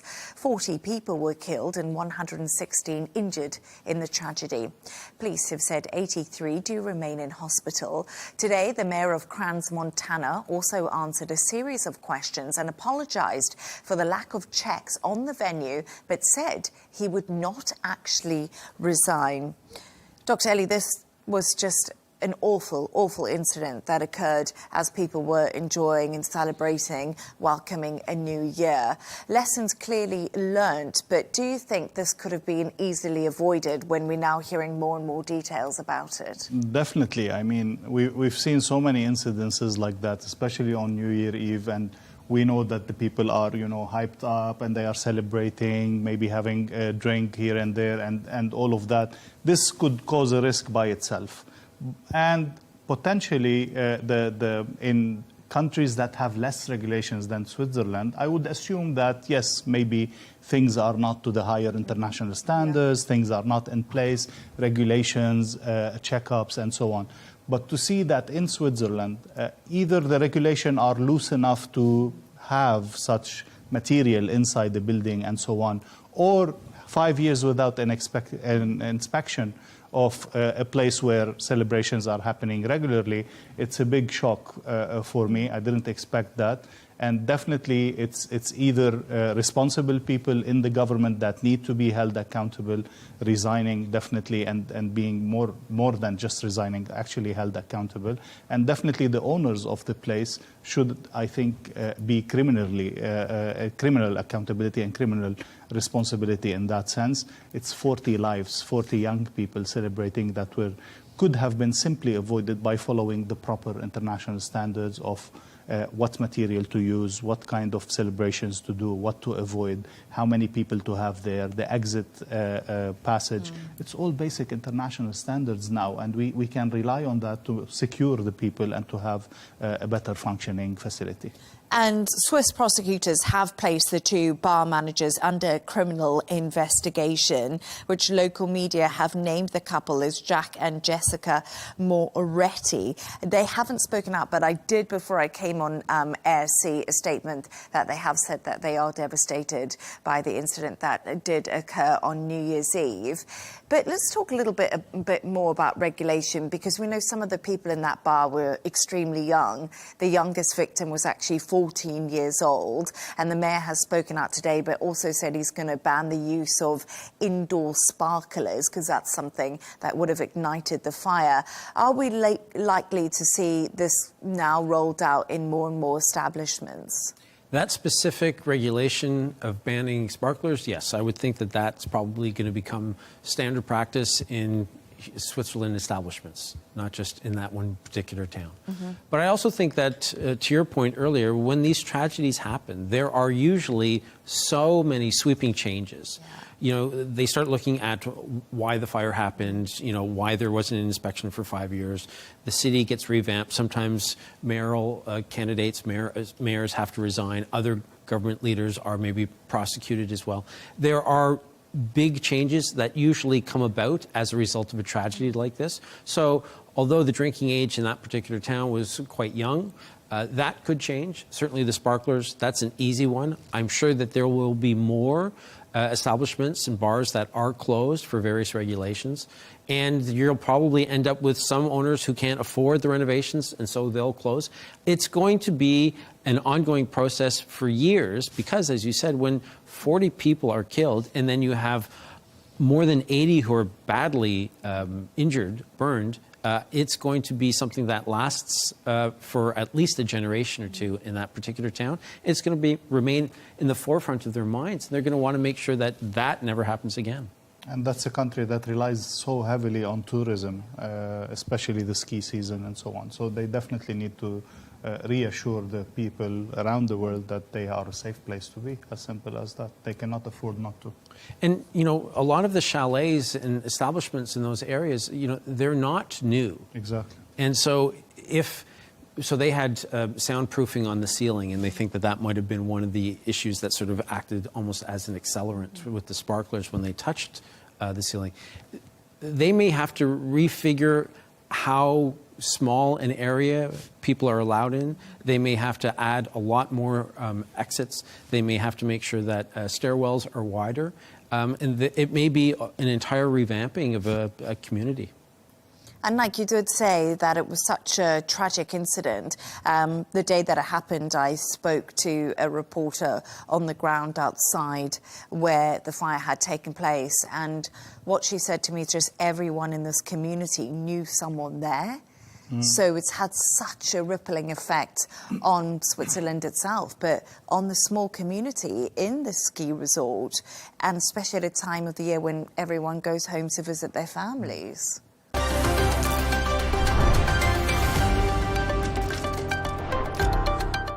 And French President Emmanuel Macron is hosting Ukraine's leader, Volodymyr Zelensky, and other key allies in Paris today in a bid to agree security guarantees for Kyiv in the event of a ceasefire with Russia. Heads of state and top officials from more than 30 countries are meeting alongside U.S. mediators Steve Witkoff and Jared Kushner. Zelensky met Trump recently and said his plan to end the war with Russia was about 90% agreed. We've been here before, haven't we, Michael? Are we any further forward? But before you answer that, before we sat down, we got a news line that came out saying the UK and France have signed a declaration to send forces to Ukraine in the event of a peace deal. So something has emerged from the coalition of the willing conversation. So I think it's a baby step approach. Now, if we recall correctly, this was actually supposed to be done by Thanksgiving. And even if we go by the American Thanksgiving and not the Canadian one, that is about 6 weeks ago. So we are moving ahead at a much slower pace than I think anybody wanted. I can't believe that we're almost about to enter the 5th year of this war. But there are still real fears because what this deal does, it's a deal between Ukraine and its allies. It still has to be presented to Russia. And I don't know that Russia, after what they saw the United States do, is necessarily going to feel inspired to sign something that they don't 100% want. So if there is something that President Zelensky is comfortable with, I can't imagine that President Putin is going to be comfortable with it. And that means that we could end up having wasted these almost 2 months of negotiating amongst friends when we haven't even presented it to the aggressor in this case. And that is a very good point, but some people would argue as long as diplomatic channels were open and people were talking, a resolution is somewhat closer than it was if no one was having a chat with each other. There's an Arab joke, probably Lebanese joke, that says, me and my family have agreed on the marriage. We're just waiting on the bride and her parents. So even if France and the UK agreed to send, okay, who cares? We need to see what will Putin say about it. Will this be included in a deal? And the Putin who refused Ukraine joining NATO, why would he accept French and UK troops there? The intentions are good, the declaration are good, the support for Ukraine, I understand that, the security guarantees we've been talking about, but then this is just talk. I don't think it's going to make it to the agreement itself, or it's going to be, as Michael was saying, based on Putin's terms, not based on European terms, unfortunately. And what I find fascinating is Zelensky said, right, we're about 90% to a deal, but the 10% is the things that no one can agree on. It is these who's going to have boots on the ground. So, like you say, OK, the UK and France will have boots on the ground. Russia doesn't agree to it. So the 10% is the main sticking point. So we might be 90% there, but we still seem way off the 100%, don't we? I just find everything so fascinating at the moment because we mentioned Venezuela, and I don't know what you make of this to Dr. Ellie, but it seems like Donald Trump, his interests have changed because he was really pushing to try and get a deal when it came to Ukraine and Russia. But has his interest changed now? The interest, I don't think so. He had a reality check in his dealing with Putin. I think he, as we all know, he promised peace from the day one of his administration. That appeared very clearly to be very elusive. And then his dealing with Putin one time after the other, we saw Trump coming closer to Putin's position more and more, and then get shocked by that. Even by giving Putin almost everything that he asked for, Putin was still not willing to sign a peace agreement. So Trump, I think, adjusted and understood that a deal needs to be balanced and the deal needs to be forced, kind of, or pressured, because Putin will not come to a negotiation table, will not sign unless he feels the pressure, which so far he does not feel because of that American position that was too easy for him. We have to remember and remind ourselves, and we've mentioned regularly on this show, that the issue of returning lands is almost out of the question now. The issue of Ukraine joining NATO is out of the question. The issue of Zelensky continuing in power is out of question. So many things. The resources, we already have the American-Ukrainian deal of exploiting the resources and sharing them. The issue of freezing and using the Russian money in Europe. All of these have been done, all of these have been discussed, all of these have been agreed on in favor of Putin. So why would he compromise on the remaining 10%? This is, I think, is a big issue that will not make me very optimistic that the 10%, as you said, are easy to solve, unless Putin really feels an international pressure, American pressure specifically, to force him into that deal.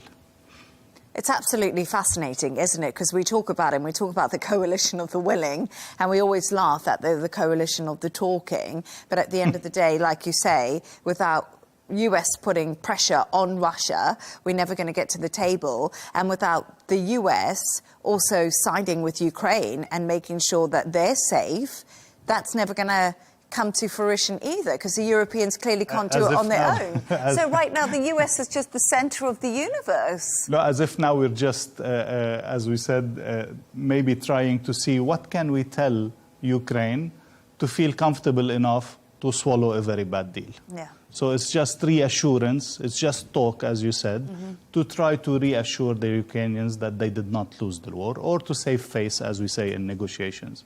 But nothing more than that at this stage. I think one of the questions is, a lot of people will be asking this, and, you know, the social media has been blowing up since the capture of Maduro, and I think people are like, why didn't Putin just steal Zelensky?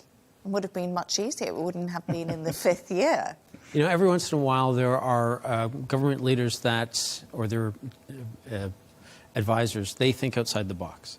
And this was, I think, you know, Marco Rubio has said that this is just a legal issue, right? Essentially, it was a raid. We were capturing a man and bringing him into the United States. With his wife. With his wife, where there are legal court proceedings to be held as a result of him then being in American custody. So the fact that it was a massive military operation is actually not true in their mind. And I think that I heard one Russian analyst talking about how Putin must be thinking, if only I had just gone in over a weekend and captured or tried to capture President Zelensky or shot down his plane. I could have probably intimidated another leader or two to run who were friendly towards Russia. Yeah. And he could have very easily saved how many millions of lives, as well, or hundreds of thousands of lives at least, as well as how much money. And he wouldn't have been the pariah that he is on the international stage. I mean, Russia has shot down planes before, passenger planes no less. So there could be an oops factor that's involved. And I also think that it'll be interesting to see what happens moving forward. How many governments around the world are now inspired by what Donald Trump has done? But the question, why didn't Putin do it? I don't know that he necessarily thought about it. Or did he have the military might to do it? Because, you know, we've got to think about this. We've spoken about it, that the theatrics around all of this have been pretty incredible. And the fact that we said the US forces went in, there were no injuries at all. They got out there and they got what they wanted. I don't know if any other countries would really be able Trump to... said we're the only army in the world that can do such an operation. And I believe him. And in answer to your earlier question, I just realized that I think we were all shocked 3 weeks into the war that Ukraine had still been able to withhold or hold off and Russian remember, advances. He pushed towards Kiev from Belarus in the first weeks, and he was, I think, attempting to do that. But again, I don't think he had the military capability to do it. Shooting a plane, definitely, that's another different question, but it would have been seen in a different way. But yeah, thinking outside the box, that's a very nice way of putting it, a diplomatic way of putting it. Getting creative. I wonder, how many leaders will be inspired by this and doing this to other countries.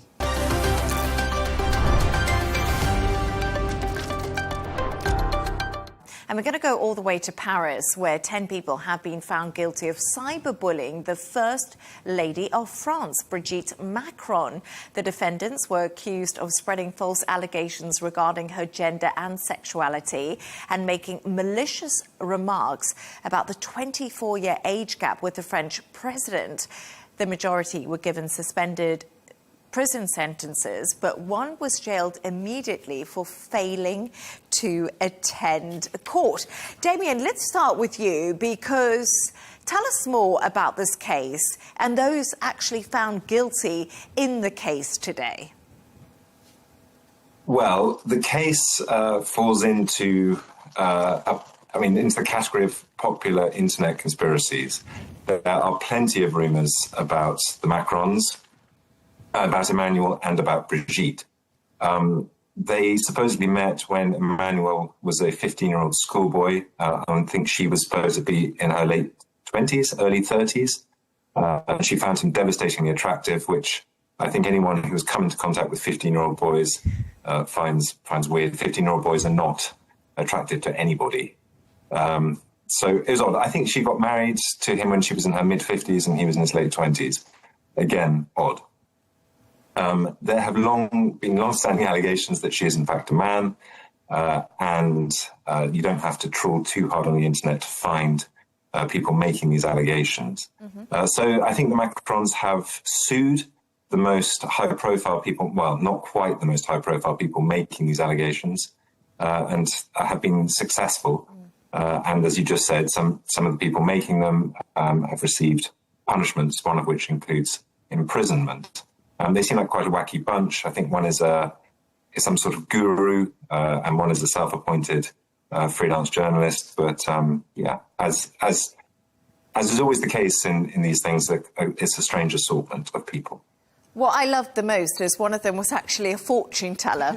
So she believed, Damien and Rawiya, that she could see the future and she knew exactly what was going on, but she's now lost in court over it. So I'm not quite sure anyone would go to her to know the future. But anyway, not anymore. Wacky bunch, as Damien says. And clearly the Macrons have won this battle, but this is not the only battle on their hands, is it, Rawiya? Because as Damien did say, you know, they've got so much conspiracy theory out there. One of the main people to drive that is Candace Owens. And we did see the you know, really what happened to Brigitte Macron coming to the fore when she started her podcast.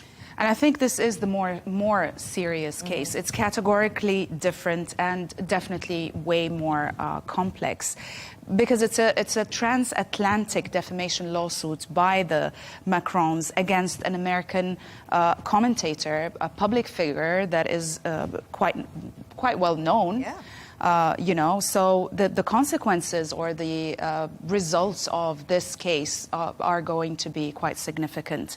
Now, this case, because it is the Macrons have brought this case in America using the American legal system, so it relies on the American First Amendment, which has an incredibly robust protection for speech. And usually the U.S. courts have set very high bar for proving actual malice. So the Macrons have quite a bit of a job, or at least their lawyers have a bit of a job to prove that actually there was malice and that Candace Owens did knowingly spread those rumors to damage Brigitte Macron's reputation. Yet, if the Macrons win it or even settle the case, it would be a really powerful symbol and a victory, potentially basically deterring other international, you know, journalists or whoever it is, you know, from damaging the reputation of public figures like Brigitte Macron. But Damon, you were speaking about this a little bit earlier before we came on air, and we said, wouldn't it just be easy if Brigitte Macron and Emmanuel Macron just gave evidence that his wife was indeed born a woman, she wasn't born a man, and this could all go away? We've seen a real defiance from the Macrons when it comes to this. And the Candace Owens case, I think that's going to be an important place where they can put their evidence forward. Yes, I mean, it seems crazy not to just make it go away by releasing a few childhood photos. So either they are so dignified that they're above this grubbiness and don't want to get sucked into it, or there's another reason not to do it. Certainly if it was me or somebody I cared deeply about and people were making these insane, well, what I thought were insane allegations that I could easily disprove, it would be extremely easy to post on social media, for example, a few photos of me as a youngster playing or something that just showed very clearly that I was and have always been what I claimed to be. Yeah, it's never been easier than this day and age to disprove falsehoods through things like social media. So it is odd, but perhaps they are just incredibly dignified people who don't want to get sucked down into the fray. However, this court case would seem to demonstrate that they are prepared to get into the battle of it. So it'll be fascinating to see what actually happens with Candace Owens when push comes to shove, whether at the last minute things will get settled out of court or what happens. It's a fascinating case, and one where sometimes you think there's no smoke without fire.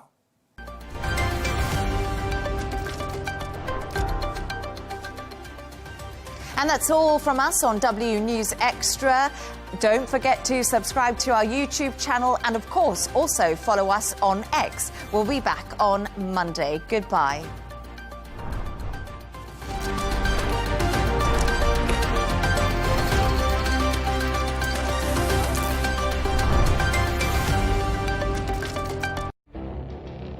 It feels like decades are passing by in a matter of weeks.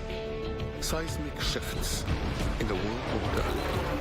Never, ever will be part of America. With so much happening and so much noise. Whether it's political upheaval, Canada has been ripping us off for years, economic shifts or social movements. And no one wins from tariffs. I think America can be more friendly to the rest of the world. For in-depth analysis and all the latest developments across the globe. To have an inclusive policy together. The meetings with Hamas gave me some hope. We're in another nuclear arms race. The most important developments straight to your screen. Welcome to the dressing room. I'm on my own. I need backup. and an insightful look at the issues shaping our world today. It was not going to happen, that war, and it happened. Join us on Arabiya News, where the world...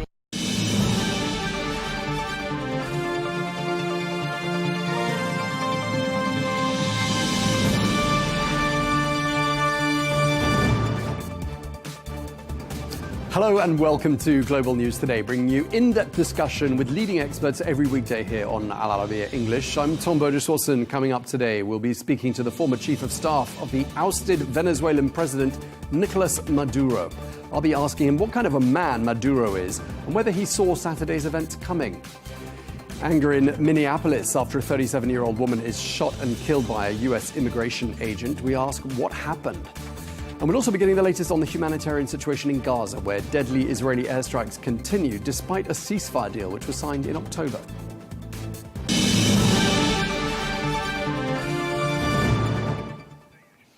Hello and a very warm welcome. We begin with the latest on Venezuela, and the U.S. administration says it's now taking control of Venezuelan oil. Well, after seizing 2 sanctioned tankers, the U.S. says it will oversee oil sales indefinitely and decide where the money goes to. Well, Venezuela's interim leader, Delcy Rodriguez, says the country is still open to doing business with the United States, but she acknowledged that the capture of her predecessor, Nicolas Maduro, had left a stain on relations. However, she insists that energy ties with the US are not unusual. Well, let's get some insights now. We can speak to Temir Porras, who is Nicolas Maduro's former chief of staff, and he's also the managing director of Global Sovereign Advisors. He joins us from Montevideo. Thank you very much indeed for joining us, Mr. Porras. Let me start by asking you, when you first heard that Nicolas Maduro had been captured last Saturday, what was your immediate reaction? What went through your mind? Well, thank you for having me. My first thoughts was to think about my country and the people in the capital that were suffering the military attack and the bombing of the city. May I recall that, of course, it is unusual and exceptional in Latin America to be involved in this type of military operations, being the subject of a military invasion. So my first thoughts were with my country that was being attacked. There was a great deal of anticipation, though. The military buildup around Venezuela from the United States has lasted for months. It is nonetheless a shock to see when it happens. And unfortunately, I have to mention that irrespective of what some might think about the Venezuelan politics or the personality of President Maduro, it is indeed a violation of international law to unilaterally attack the country. It was the case for Russia in Ukraine. It is the case for the United States in my country.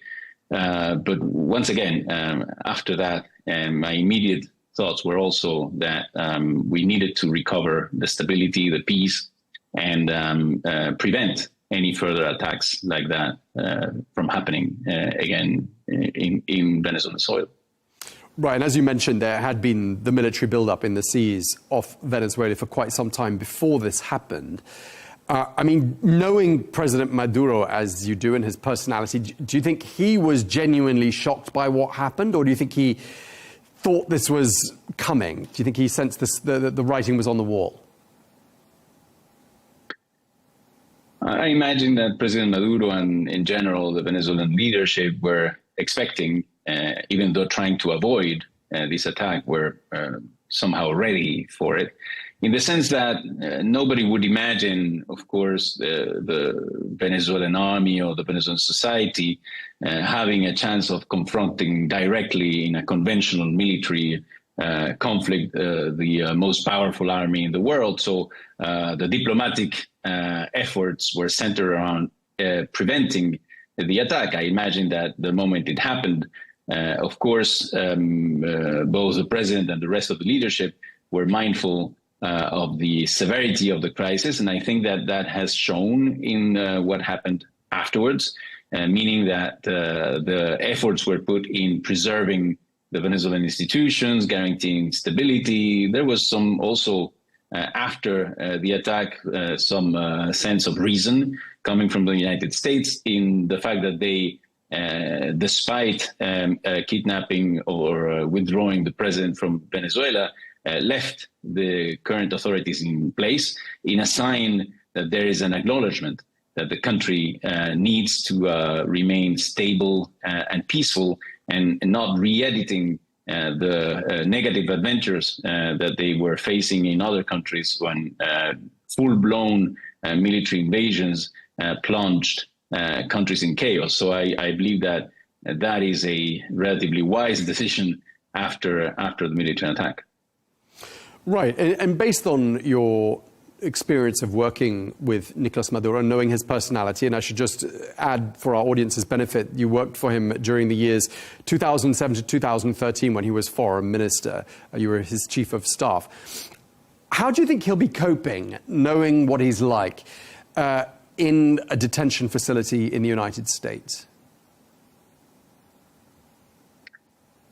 Well, definitely, this is probably the biggest challenge in his life, and of course, he has declared himself as a prisoner of war. The issue here is whether the United States, the international community, is ready to set the precedent that, or whatever accusations that may be formulated within the internal legal system of the United States, this legal system can enforce those decisions through police and military operations all around the world. This is called the long arm jurisdiction, meaning that the United States considers it can go and enforce its law within the territory of other countries. I believe that contradiction is going to be weighing on the what is expected to be Mr. Maduro's and his wife trial. I would just point out that I believe that all the rhetoric that was mobilized before the military action, which was around drugs, which was around the political situation of the country, has somehow rapidly vanished to give place to the interest, the real interest behind this operation, which is the vast mineral resources of Venezuela and the focus on the oil resources and controlling the oil industry of the country. Okay, but I mean, the stuff about the drugs, I mean, I know that's been widely reported in the media. I mean, but yesterday we spoke to the CIA's former station chief in Caracas, and he basically said Venezuela is a narco state and that Nicolas Maduro was the kingpin in that organization. I mean, how would you respond to that? I would just respond with, the assessment of international organizations and people knowledgeable of that type of activity.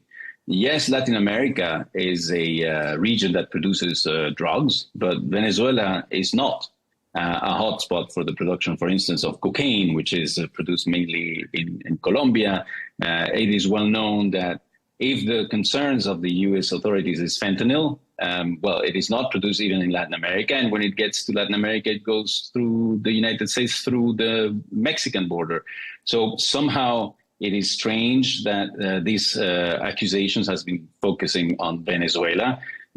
Also, very recently, as recent as yesterday, the Department of Justice of the United States dropped the inclusion of the so-called cartel, called Cartel of the Suns, Cartel de los Soles in Spanish, as a narco-terrorist organization because they couldn't prove its very existence. Again, who could imagine that such a cartel or a narco state exists with a president at his head? And at the same time making the decision, and this is a decision that the Trump administration itself has made, to preserve the members of the Venezuelan government and the members of the Venezuelan state in place because they deem them more capable than any other option to run the country. So I think this argument was, like in politics, accompanying the narrative to build up the pressure around Venezuela. But again, I'm not an expert. I'm not a lawyer, and we'll have to see how the process goes. But I think that in general, that designation for Venezuela is not necessarily accurate.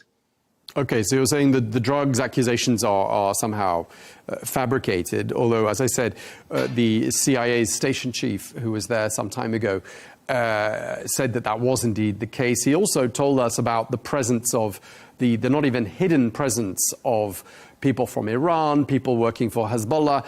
Clearly that was a thorn in the side of the Americans. They didn't want those people in their backyard in Latin America. I mean, can you understand why that would have angered and riled Washington? Yes, of course. I understand the nature of international relations, and I can understand that a country that doesn't align with the foreign policy or desires of a country like the United States can be somehow disturbing. But I would like to recall that doesn't make it legal for that country to attack or conduct military operations in that place. That it remains to be demonstrated that Venezuela, again, as a country, is a actual threat to the United States, or that it took explicit hostile activities against the United States. And I think that that is more than obvious that it's not the case. Even the scale of Venezuela, being a relatively modest country in size and in power, imagining that it could pose a material threat to the United States is also something that can be challenged. And I would also like to state the fact that sometimes the fact that the government of a country, in this case Venezuela, has relations with governments that are not on the same side of the United States, doesn't mean that the society as a whole, which is a complex society, is under the influence of these governments, or these foreign governments or groups. Anyone knowing Venezuela, and I travel there regularly, knows that this is a Latin American society that has by no means any coincidence or similarities with countries that can be respectable, but that are very, very far away from Venezuela. So again, I think that in the world of geopolitics, sometimes these statements are mobilized in order to justify the actions of the government that mobilizes them. Right, but I mean, the US does designate Hezbollah as being a foreign terrorist organization, so it's sort of understandable that they wouldn't want them. I mean, what are they doing? What are they doing in Venezuela? I mean, why harbor people like that? They're not. The thing again. I find the statement in itself even difficult to conceive. I would ask myself the same question that you're asking. What would Hezbollah do in Venezuela? Venezuela is a Catholic country that respects all sorts of religions and communities. It's very remote from the I would say the tensions and the conflicts that one can experience in the Middle East. For me, that even that statement makes little sense. But once again, since the name of this group attracts rejection, I think it is mobilized in order to somehow make Venezuela look like a threat that I believe is not material. Once again, I would ask anyone with knowledge of international relations and knowledge of Venezuela to provide material proof that statement is true, and even to explain how it would make any sense. Okay, we'll obviously have to see what emerges from the legal proceedings in the United States. Let's go back to talking a bit about Nicolas Maduro, the man. I mean, away from the cameras, what was he like to work for? What would you say were some of his personality traits or characteristics? Well, I think having worked with him a long time ago as a foreign minister, I would say, again, he was a politician that grew up the ranks of Chavismo through a mixture, I would say, of political skill. That is one thing that can be said. He was a skilled political articulator that managed to go up the ladder of power, and in 2013 became the president of Venezuela. Other than that, I can tell you, I mean, us Venezuelans and Latinos tend to be a rather joyful and open people. I think he was no exception to that, but I can, like in many other political characters, you need to separate the personality of people and their behavior in private and the political decisions that they make in their responsibility. So again, I don't think there is a necessarily a connection between these personal traits and the decisions that he made afterwards, more than a decade ago, after we worked together at the foreign ministry.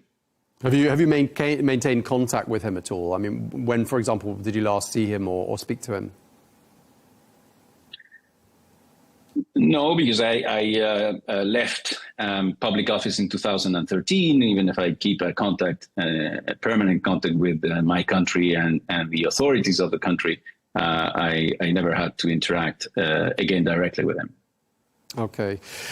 We've heard President Trump in a newspaper interview he gave yesterday, I believe, in the New York Times, saying that the United States is going to dictate Venezuela's decisions and control oil sales indefinitely. I'd like to ask you if that sounds realistic to you. And I'd also like to ask you, as a Venezuelan, how it makes you feel to hear your country discussed in those terms. Well, I think the world, and Venezuela is no exception to that, are used to President Trump's peculiar rhetoric that can sometimes simplify the situation, but at least sends a clear message. I would tend to believe that the very fact, for instance, the example that the Trump administration and President Trump himself decided that there needed to be a Venezuelan power structure and a Venezuelan government in place, ensuring the continuity of institutional life there, is the very translation that, yes, on the one hand, the United States has the upper hand. They have the military force. And they have the ability, of course, to make demands to the Venezuelan society. But on the other hand, the practicalities of it require the Venezuelans to be in charge of the day-to-day life. I think that he is referring, of course, to his interest in U.S. companies that had been present in Venezuela, but not at the scale that he would desire. May I remind that today Chevron, one of the large international oil companies from the United States, is operating in Venezuela, but there are others, of course, who would like to return to the country. I think he speaks about that and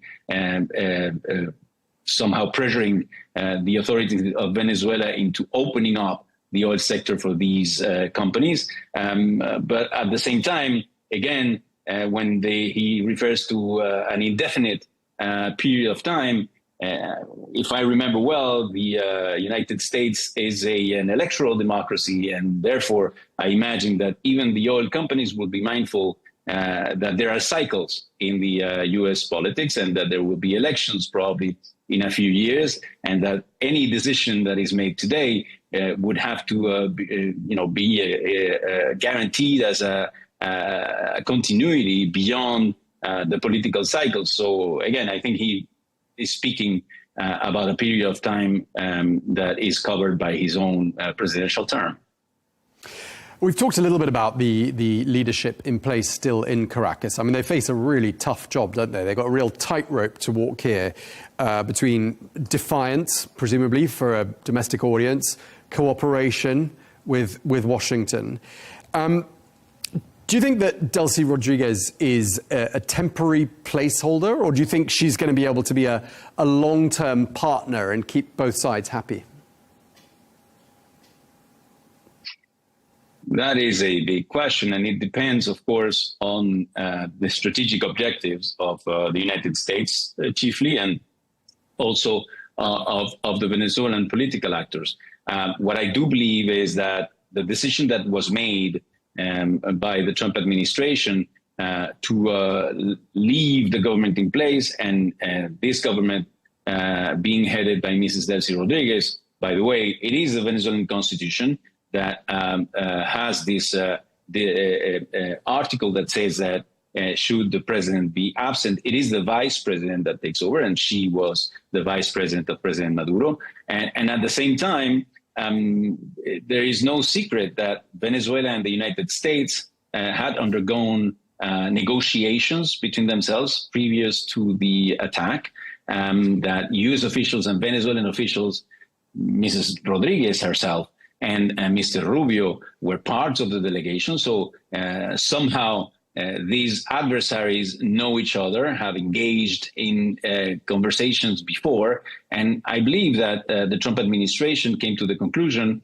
that because Mrs. Rodriguez had been Minister of Finance, Minister of Oil, is a relatively young politician, skilled, that has showed pragmatism in the conduction of the very challenging situation the Venezuelan economy is, and at the same time this legal base. I think the mixture of those factors, made them come to the conclusion that she was fit for office. How long this arrangement will hold, I believe it depends on the strategic objectives. Again, this is about oil, and in my opinion, it will be linked to her ability to find practical ways with the U.S. To relaunch Venezuela's oil industry and to give the Venezuelan economy, which is probably the number one concern of the Venezuelan people today, but for years, the Venezuelan economy to recover and make Venezuela a prosperous country again.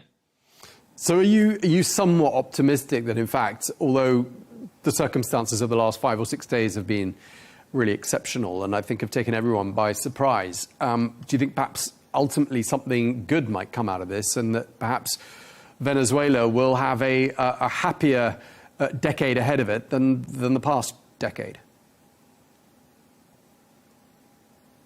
Yes, I would describe my assessment as cautious.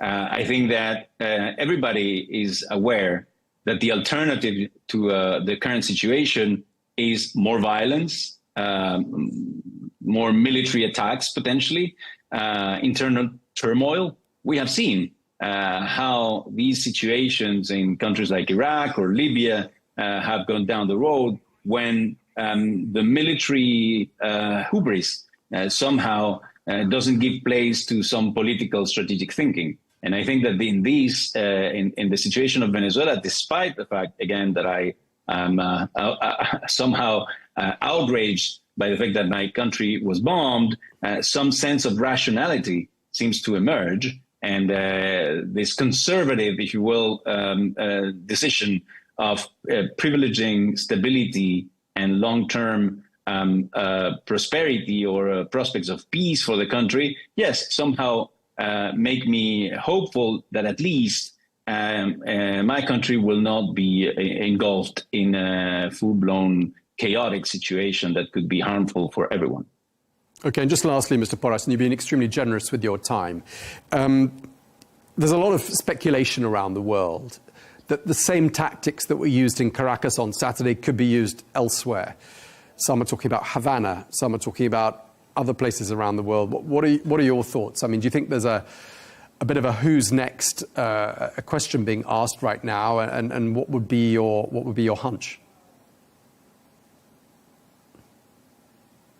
Well, I can only take note that a military threat that was considered by some as just an argument in order to make the Venezuelan government make decisions has been put to execution. So, yes, the current government in the United States is not only capable of mobilizing threats, but it's capable of executing it. And I think that, when we look at the bigger picture, first in the region of Latin America, the military intervention in Venezuela has that effect of warning other countries of the fact that the United States is decided to use force if necessary in order to fulfill its agenda. So, yes, there is an element of that. That is, I believe, a risk an enormous risk for Latin America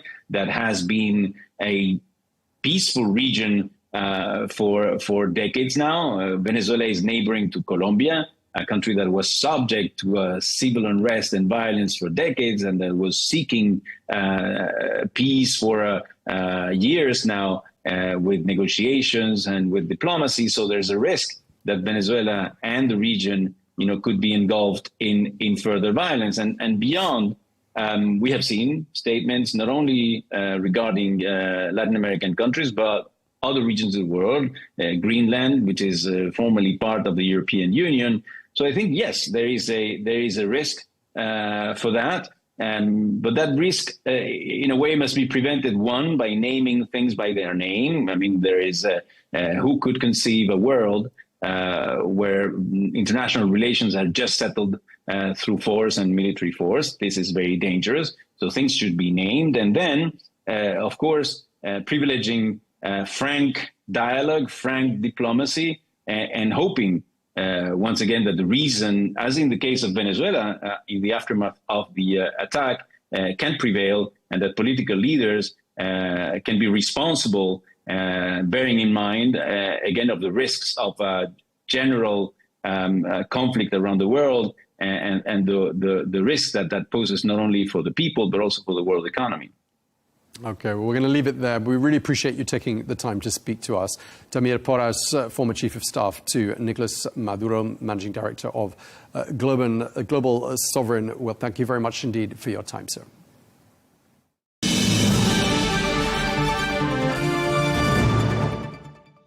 Now, Minneapolis is on edge after an ICE agent shot and killed a 37-year-old woman by the name of Renee Nicole Good. Well, that incident has sparked fresh controversy over the Trump administration's immigration crackdown, and bystander video footage captures the moments before and after that shooting.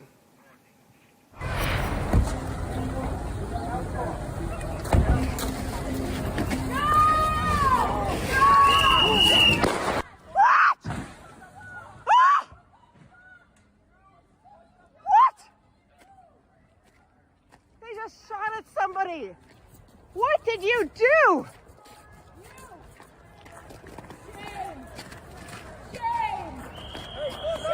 Shame! Shame! Hey, step back! This guy has a gun. They're firing guns. You shot someone! You shot someone! All the way back! Distressing scenes there. Well, the U.S. Homeland Security Secretary Kristi Noem has defended the ICE agent's actions, saying that the victim weaponized her vehicle and tried to run him over, calling this an act of domestic terrorism.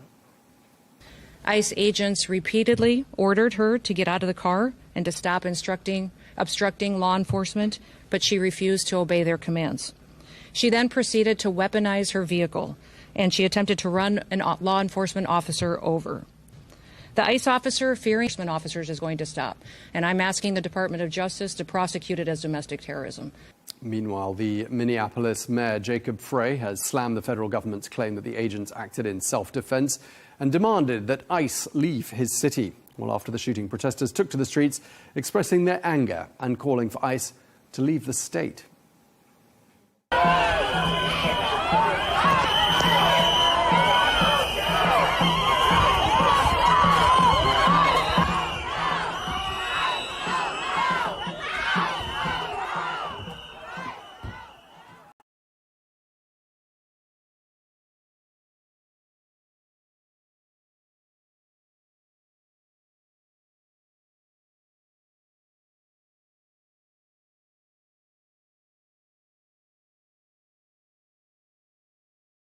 This further, I'm joined by Republican strategist and lawyer Amanda Mackey, who joins us from Florida. Amanda, a pleasure to have you with us as always. Thank you. And we're also joined by David Kusnett, former speechwriter to President Bill Clinton. David, great to have you with us again as well. Amanda, thank you both. Let me start with you, Amanda. A 37-year-old woman was fatally shot by a U.S. immigration agent on Wednesday. What's your understanding of what happened? Well, I've watched the video, and if you watch it in slow motion, she certainly had the opportunity to stop, get out of the car, and comply with federal law enforcement. She chose not to do that, and there were repercussions, and unfortunately, it was fatal. I think the fact that you have someone who's willing to give her life for illegal activity, for illegals, criminals, when she's a mother of 3 children, really tells you that people's priorities are not aligned. They should be focused on what their, responsibilities are instead of working against federal law enforcement, which is what she did. And unfortunately, she's now dead. So law enforcement is going to do its job. She could have easily run over the officer that was in front of her. And that's in essence what I saw on the video. Okay, David, does that tally with your understanding of how events unfolded? I saw it a little differently. As I saw it, she was swerving the vehicle away from the officer, and the last shot was fired at her when she was moving away from the officer. I'm not sure it's a good idea if you're stopped by a police officer from any level of government to get out of the car. I don't think people are advised to do that. Trying to find the bigger picture in this, I remember that President Clinton used to say, we're a nation of immigrants and we're a nation of laws. We need to enforce our immigration laws, and we also need to enforce them in a lawful way. I think that what happened yesterday was a terrible tragedy. I would not blame the woman who was killed. And we need to have some accountability for what happened. We need to have some oversight over what is going on. And we need to have some effort by every level of government and public officials from both parties to find some way that we can enforce the law in a way that respects the law. And David, do you think ICE has got a culture issue in terms of how it operates? Do you think they've got the wrong approach? Do you think they're too heavy-handed? Do you think they need to have a bit of a rethink? I think we need to have some oversight to find out what their culture is. There's been quite an expansion of their role, quite an expansion of the number of agents. We need to find out how they've been trained, what instructions they've been given, and there needs to be some oversight. And when I'm talking about congressional oversight, I'm talking about a Congress that is run by the Republicans, but that does have Democrats, and you need to have members of both parties conducting some oversight over what is going on and what is being done in the name of the American people. There's certainly cause for concern. I think what happened yesterday is a terrible tragedy, and it's cause for concern, and it calls for some accountability and some oversight. Amanda, your response, cause for concern, needs some oversight. How would you respond to that? Well, I just want to take this back and say I certainly would not drive off if law enforcement was pursuing me or trying to talk to me. I mean, that's not what you do. So in that event, what happened was she was basically trying to get away from police officers who were trying to stop her. And this really goes back to really progressive leaders in this country telling people to defy law enforcement. That is never a good thing. So when you have the mayor of Minneapolis come out and say, F these people and, get the F out of our state, you're not setting the right example no matter what. Tom Manger, who is a police chief, was for many years in the surrounding areas of Washington, D.C., was on MS Now, certainly a liberal channel. And he was saying, this is not what you do. She should not have done that. And so I understand, and believe me, as she is a mother of 3, I can't comprehend how tragic this is for her and her family. But in that moment, we have to understand why she was driving off, knowing that there are multiple federal law enforcement agents there. So I want to get into the minds of what people are thinking when they're doing these things. I wouldn't do that. I don't think you would do that. But The fact that they're doing this, I think, has a lot to do with what progressive leaders in this country are telling people to do. And they shouldn't be. And that's wrong. So I think it's really important to take it back to who the leadership is in this country and why they're telling people to not abide by federal law enforcement. Right. I mean, just to pick up on what you're saying there, Amanda, so Minneapolis officials telling ICE to get out of the city and indeed get out of the state altogether. I mean, do you think they will? No, I don't. And in fact, I think President Trump is now even more inclined to send federal law enforcement, Department of Homeland Security. Scott Bessent of the U.S. Treasury Department has said that, his folks will be there because there is rampant fraud in that state. Now, this is different than what's happening there. But if you have smoke, you have fire. And so this administration wants to make sure that whatever is happening where money's being funneled from American taxpayers that's supposed to go to American indigent children and families, but instead is being funneled to al-Shabaab in Somalia, that we get to the bottom of this. And so there is, in my opinion, there's nothing wrong with wanting to do the due diligence that the state of Minnesota clearly has not been doing. Our tax dollars have been funneled to terrorist organizations, and we need to get to the bottom of this. There is a federal nexus. There's a federal nexus with immigration. There's a federal nexus with the U.S. Treasury. And again, I say this on your show a lot. I say it when I'm on TV a lot. This is what people voted for. They voted for tougher on crime, get the illegals out. That is something that President Trump campaigned on. This is not a shock or surprise to anyone. But that said, President Trump did say, we're going to be focused on criminals. Sure, David. Okay, jump in, David. That's fine. With the back up for a minute, I'm not sure if I'm hearing the other panelists saying that Nicole Good was trying to run over the ICE agent or that she was trying to escape from him. I'm not sure how you could be doing both in real time at the same moment at a time when her adrenaline must have been flowing. I also worked for an earlier generation of Minnesota political leaders. I worked for Walter Mondale, showing my age, I worked for Walter Mondale in 1984. I think there's a great tradition of decency among Minnesota progressives. Hubert Humphrey, Eugene McCarthy, Walter Mondale, Amy Klobuchar.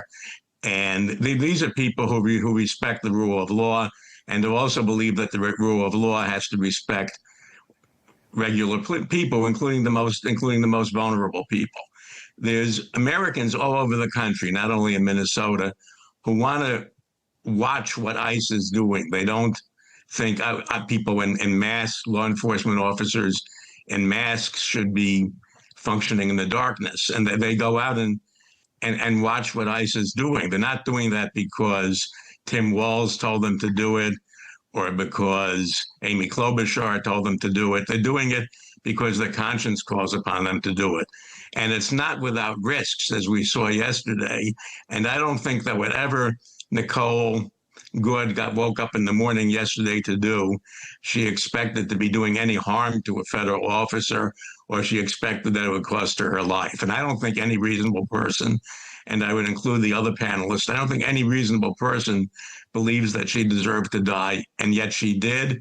And we need some accountability. We need some oversight over what happened. And I don't think that anyone needs to be afraid that this will be loaded against ICE or loaded against the administration, because as President Trump would say, they're holding most of the cards. But you do need some accountability and some oversight in a situation where public officials and investigators who are not inclined to take ICE's word unchallenged, where they get a chance to ask some questions and look at the video. I don't know if you want to look at it. It is very concerning, and we need some oversight and we need some accountability. Amanda, how do you respond to that? Well, look, the evidence is all going to come out. That's clear. But I think if you watch the video in slow motion, and I've actually read a lot this morning on people that are of the liberal mindset, the conservative mindset, why did she want to flee? when you're trying to be detained and you flee, you expect that there could be repercussions. And again, I'll go back to my first statement. This is a mother of three. She wants to harbor illegals instead of focusing on, wait a second, if something happens to me, I won't be there for my children. That mentality is what is really scary to me, that someone would be willing to, and I'm in agreement with you. I don't think she thought she was going to lose her life, but something terrible could have happened knowing that she was escaping from federal law enforcement. And I think this comes back to what I said, where you have leadership in the Democratic Party pushing this message, pushing where you don't have to, you can resist. You don't have to stand there and talk to an agent. You can say this or you can leave. That is not the case. And this is unfortunately the reality of what's happened. So look, no one wants to see anything like this, but the reality is this is happening. And Minnesota is ground zero right now. And anyone in Minnesota, the governor has said he's bringing out the National Guard. I do think that things are going to escalate because of what happened. But as far as investigating and oversight, 100% we want to see that.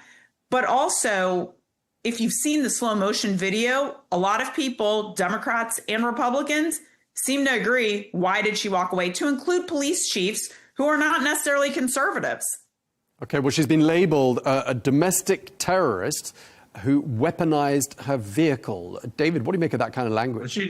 I'm trying to figure out, I don't know if you're watching it slow motion, you're playing it backwards, you're watching it as it was shown over the networks. But I'm having trouble, and I'm not an expert on this, but I'm having trouble figuring out how she could simultaneously have been running away and trying to run the agent over. It seems like the two don't go together. Well, if there was an agent in front of her I think she's somebody trying to drive off, to watch what was going putting on. his life in danger. And to the point about being parents of young children, if you look at the civil rights movement in the 1960s and the 1950s, or the Montgomery bus boycott, 1960s, there were a lot of people who were parents of young children. Martin Luther King was the father of young children who went out and fulfilled their obligations as they saw them as citizens and bore witness and witnessed what was going on. I don't think that the other panelist wants to say that the parents of young children cannot observe and protest injustice. I don't think she's anti-family. I'm sure that as we all are, she's pro-family. They're trying to detain her and she's driving off. This is not a peaceful protest. I don't see that as a comparison. I believe, and, we can talk about this more broadly. Iran right now, you see people are taking to the streets and demonstrating, knowing their lives could be in danger. But what she did is she drove off, and she did put another law enforcement agent's life in danger because he was in front of her. That is just not something a reasonable person would do. They would stay there and they would, provide whatever identification or whatever it might be. That's what I would do. I would think that that's what you would do, but she didn't. And unfortunately, we now have a fatality. Do you think she's a domestic terrorist, Amanda? I don't know her background. I don't know anything about her, but if someone is unlawfully doing something to harbor someone who's illegal, then she can be labeled things based on her actions, based on what she's done. And again, I don't know exactly what happened. Until I know, I don't want to label anyone, especially someone who's deceased. But I would say that whatever she was doing, it doesn't seem like she was doing something that was lawful. David, in terms of what the reaction has been in the United States, where do you see things heading to? Could this become a massive national flashpoint of the kind we've actually seen in the past? Well, it could become that, and it shouldn't become that. I just want to reiterate the point that the way to prevent a tragedy like this from becoming a flashpoint is to have accountability, have oversight, have hearings, have an investigation where where the American people get to learn what was going on, and we get to learn whether the agency and whether the officer behaved properly. And I think I'm not a lawyer, but I think it's a foundational principle in this country that law enforcement has to respect the law and has to respect the citizens. And we need to find out if that in fact was going on. And if, as was said earlier, whether the internal culture of an ICE, which has been very much expanded in terms of its mission and in terms of its staffing, whether they have an internal culture that is conducive not only to enforcing the law, but to respecting the law and to respecting the rights of their fellow human beings. Amanda, how effective do you think the combined Trump administration efforts and those efforts of ICE have been in terms of curbing illegal immigration in the US these last, what has it been, 11 months? Well, I think if you look at the statistics, we don't have border crossings anymore. We were in the tens of thousands in the Biden administration, and that's what people voted for. And I think people have to remember that. Like him or hate him, that's what people wanted. And people crossed over, even Hispanics. He won by wide margins with Hispanics who don't want to see their communities plagued with crime, overridden with people who are coming here illegally, taking their jobs, all of these things that Americans want the safety and security of. Now, I am an immigrant to this country myself. My family and I, we sought political asylum. We came here the legal way, grew up in the DC area. My father practiced medicine for almost 15 years before he became a U.S. citizen. That's the legal process. That's not what was happening under the Biden administration. And the American people were fed up with it, including immigrants like myself. And so I think it's really important that we look at the stats, we look at what the numbers are today, and we look at things like Laken Riley, for example, someone who was gunned down by a Venezuelan who had committed crimes before. This is something we hear a lot in communities throughout America, and Americans don't want to see that anymore. So President Trump is doing exactly what he campaigned on. And again, like him or hate him, this is what the people wanted, and that's what we voted for. We voted for this. David, how do you respond to that? This is what the American people voted for. Anyone voted for what we saw last night. And I think that the consensus position... Of course no one voted for someone to be shot down. We're not even talking about someone who's an American. We're talking about illegals. Let's let David make his point. And I think the consensus position is what President Clinton, and I wouldn't be surprised if the President Bush has also said this, and President Obama. I think the consensus position is that we're a nation of immigrants, as the other panelists, I think, eloquently said. We're a nation of laws, and we're a nation where we enforce our laws, but we do it in a way that respects the law and that respects the rights of human beings. And we need to, again, I just have to repeat, we need to have an oversight process and a process of accountability and some effort to reach across party lines and not see this as a wedge issue. And clearly, if it's going to be used as a wedge issue, it's going to benefit the Republican Party and not the Democratic Party. So the Democrats have no interest in making this a wedge issue. We need to make this in some way a bridge issue where we find a way that we can defend our borders, welcome legal immigrants, respect the rights of human beings who are here, because people have inherent rights as human beings, not only as citizens, but as human beings, and find some way to move forward from what we saw last night. Okay, and just as we sort of bring this conversation to a conclusion, I mean, what messages do these tactics by ICE send out, not just domestically, but to the wider world? Amanda? Well, I do agree in that, the messaging is really important. And I want to say that, we have a judicial branch that is separate and apart from politics.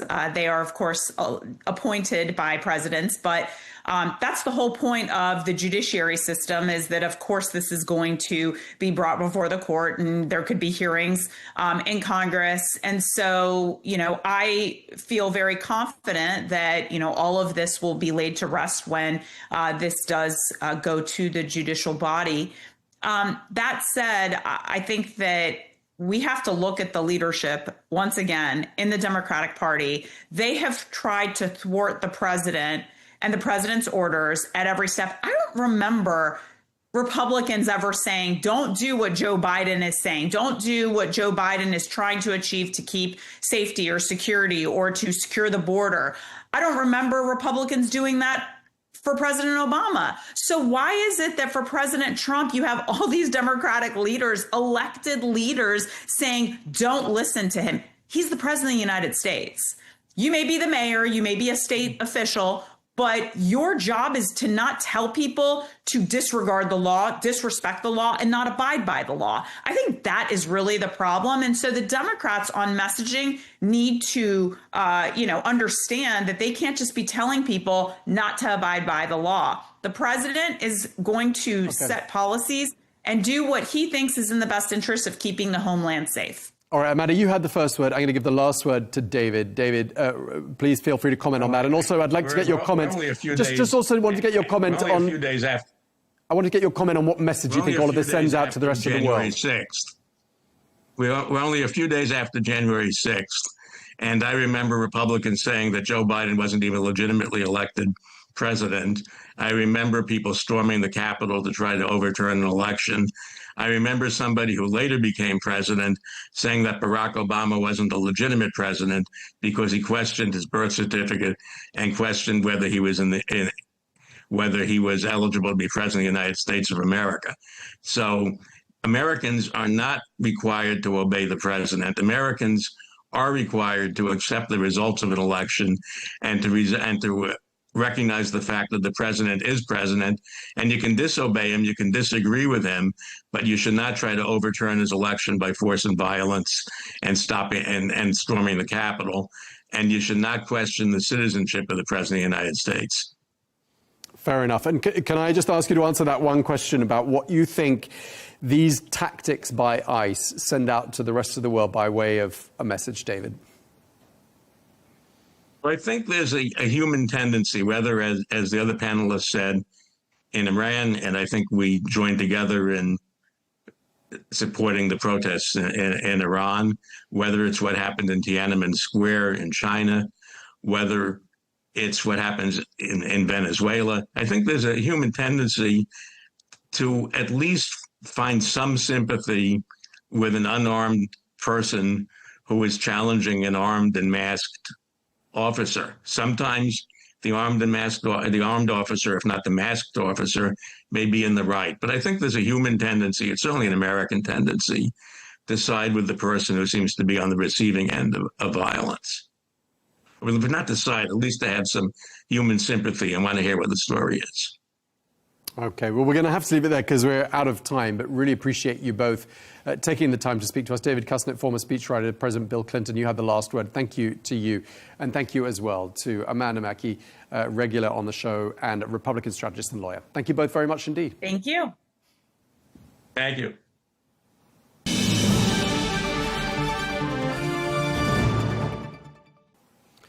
Now, turning our attention to the Middle East, the US President Donald Trump is expected to announce a Gaza board of peace next week. That's according to US sources. Well, this move is part of the ceasefire agreement, and the board, which President Trump will chair along with about 15 world leaders, is set to oversee a yet-to-be-formed Palestinian technocratic government and supervise the reconstruction of the war-torn Gaza Strip. We can speak now to Olga Cherevko, who is a spokesperson for the Office of the Coordination of Humanitarian Affairs, known as OCHA. She joins us now from Amman. Thank you very much indeed for joining us, Olga. Just first of all, a basic question. I mean, what's the latest you can tell us about the current humanitarian situation in Gaza right now and how it's evolved since the ceasefire deal took effect in October? Thanks so much for having me, Tom. I think there are several aspects about the evolution of the situation. In many ways, it remains very, very difficult for the people on the ground because, of course, they are still displaced. There are still not enough supplies entering, and the damage and the impact of the war is still very, very present. What we saw after the ceasefire came into effect is an opportunity. And we took this opportunity and made sure that we spared no effort to address the needs of the people on the ground. So what we have done is, of course, we have been scaling up our assistance on all levels to make sure that the key priorities are addressed, because there was, of course, when the ceasefire first came into effect, everything was a priority because almost everyone was displaced. There was not enough food. There was difficulties with getting everything in, and a lot of these impediments remain, which is why the situation continues to be difficult. We've also had a very difficult winter.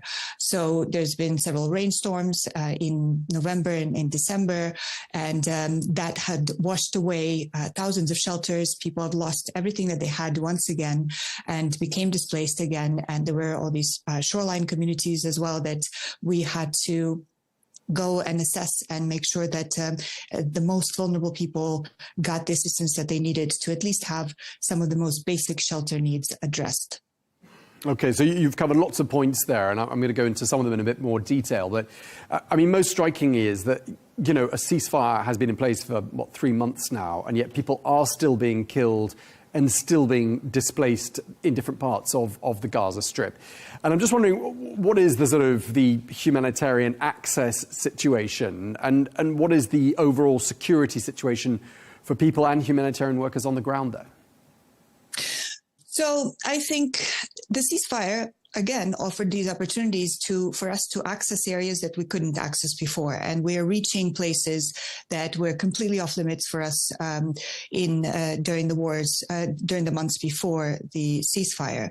And so this access and these opportunities have given us the chance to reestablish our presence, to reestablish services, to reopen and build new temporary learning spaces, for example, healthcare facilities, clinics, repair some of the hospitals, repair some of the water networks, and allowed us to reach the people better.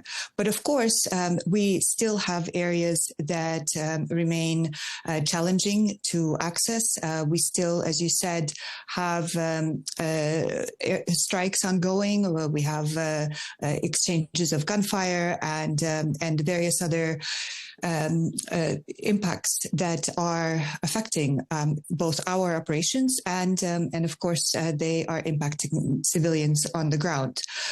So we still have quite a few challenges remaining. We still have also, because of the storms, because of the destruction and the war, the roads that we are now taking within Gaza, many of them are still destroyed. There's of course still tons and tons, thousands of tons of rubble remaining, which are also impacting our ability to move around, and the limited number of roads that are still remaining operational.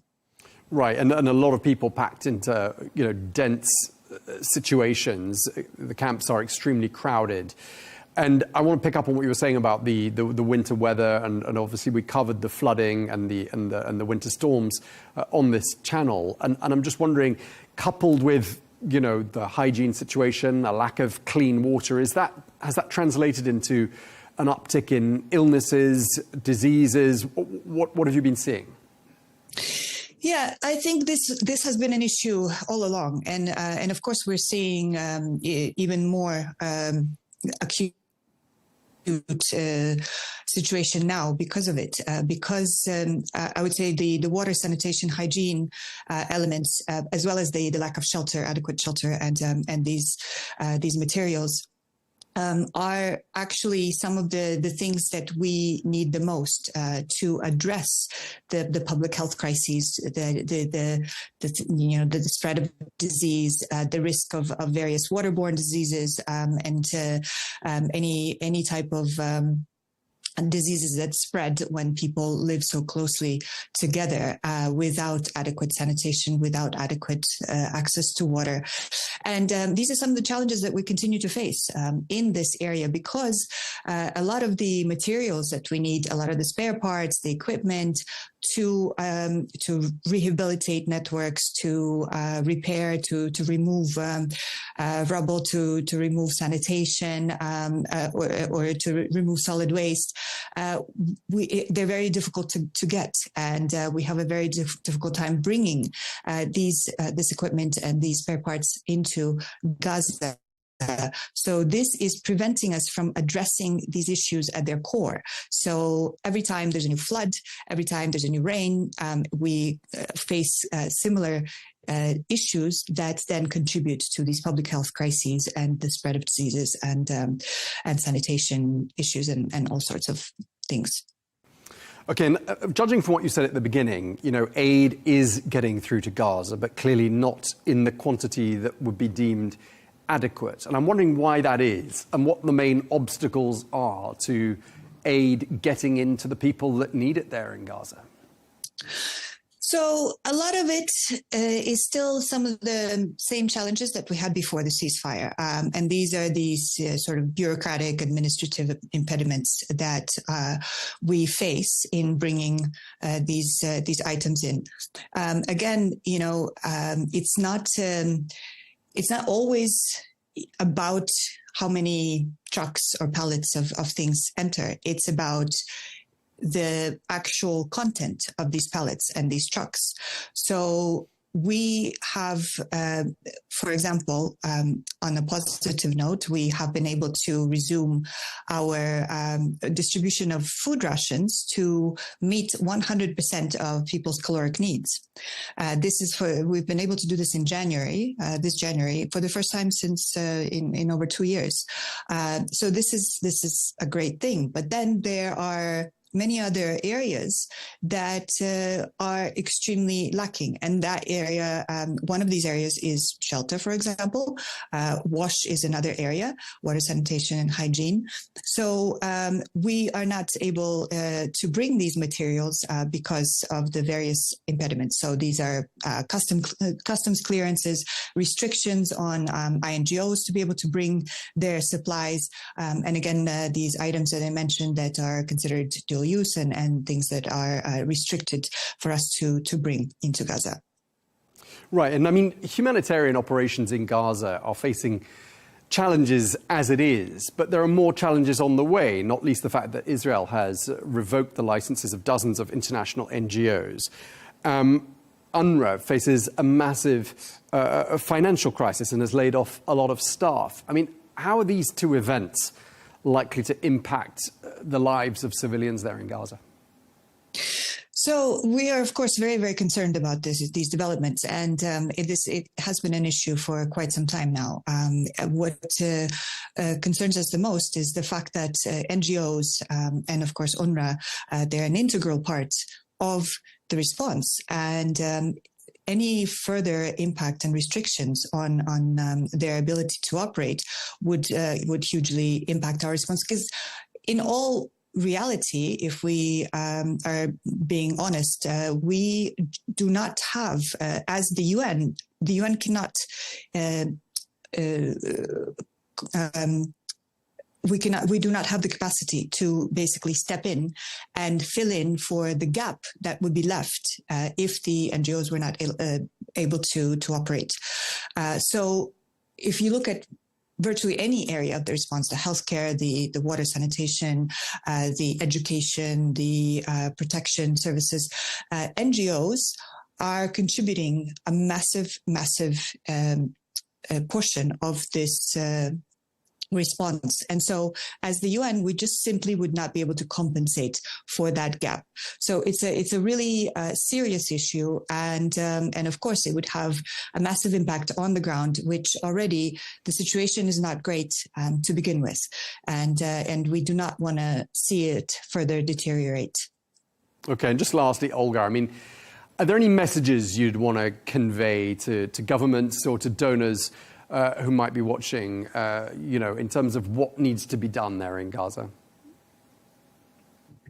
Well, I think the message, our message remains the same, and that is that we want to have the access, the unimpeded, rapid and sustained access throughout Gaza for us to be able to bring the supplies that we truly need, the critical equipment, the spare parts, the education supplies, everything that is lacking here to address the needs of the people on the ground, and also to address these issues from their core and from their root issues. And of course, the funding is very, very important because the ceasefire doesn't mean that the problems have gone away. The ceasefire actually means that a lot of our work has just started now. And we need to continue to scale up this work. And we can do this a lot faster and more effectively, more efficiently if we had this access that we are asking for, and these constraints and these impediments were removed from our ability to operate. Okay, well, thank you very much. We really appreciate you taking the time to speak to us. Olga Cherevko, spokesperson for OCHA in Amman. Thank you very much indeed for speaking to us. Thank you, Tom. Well, we're joined now by Amjad Shawa, who is the director of the Palestinian Non-Governmental Organization Network in the Gaza Strip. And just for the benefit of our viewers, that is an umbrella organization of more than 140 Palestinian NGOs. Thank you very much for joining us. Let me start by asking you about something that's been in the news the last 10 days or so. Israel has ordered dozens of international NGOs to shut down. And I know that the NGOs under your umbrella are domestic Palestinian ones, but what is that going to mean for you? And what is this order going to mean for ordinary people who rely on aid? Thank you. Just to remind that Israel banned UNRWA, the backbone of the humanitarian structure in the Palestinian territory, mainly Gaza Strip, since March 2025. That no aid for UNRWA, no international staff of UNRWA could get in Gaza, which has also severe implications of the situation. Today, we are commemorating 3 months of the ceasefire, and still the humanitarian condition is very critical. And such decision taken by the Israeli occupation to ban tens of international NGOs who worked in Gaza for tens of years, mainly in the last 2 years of the Israeli war in Gaza. And they are, very vocal, and they are engaged in the humanitarian operations on the health sector. They are running tens of field hospitals, clinics, and they are working to receive thousands of patients, injured people. At the same time that they are working also many nutrition centers on water, sanitation, and different humanitarian sectors. Any banning of this work and restriction of this work of these organizations will have severe impact on the humanitarian conditions in Gaza, which mean more deterioration.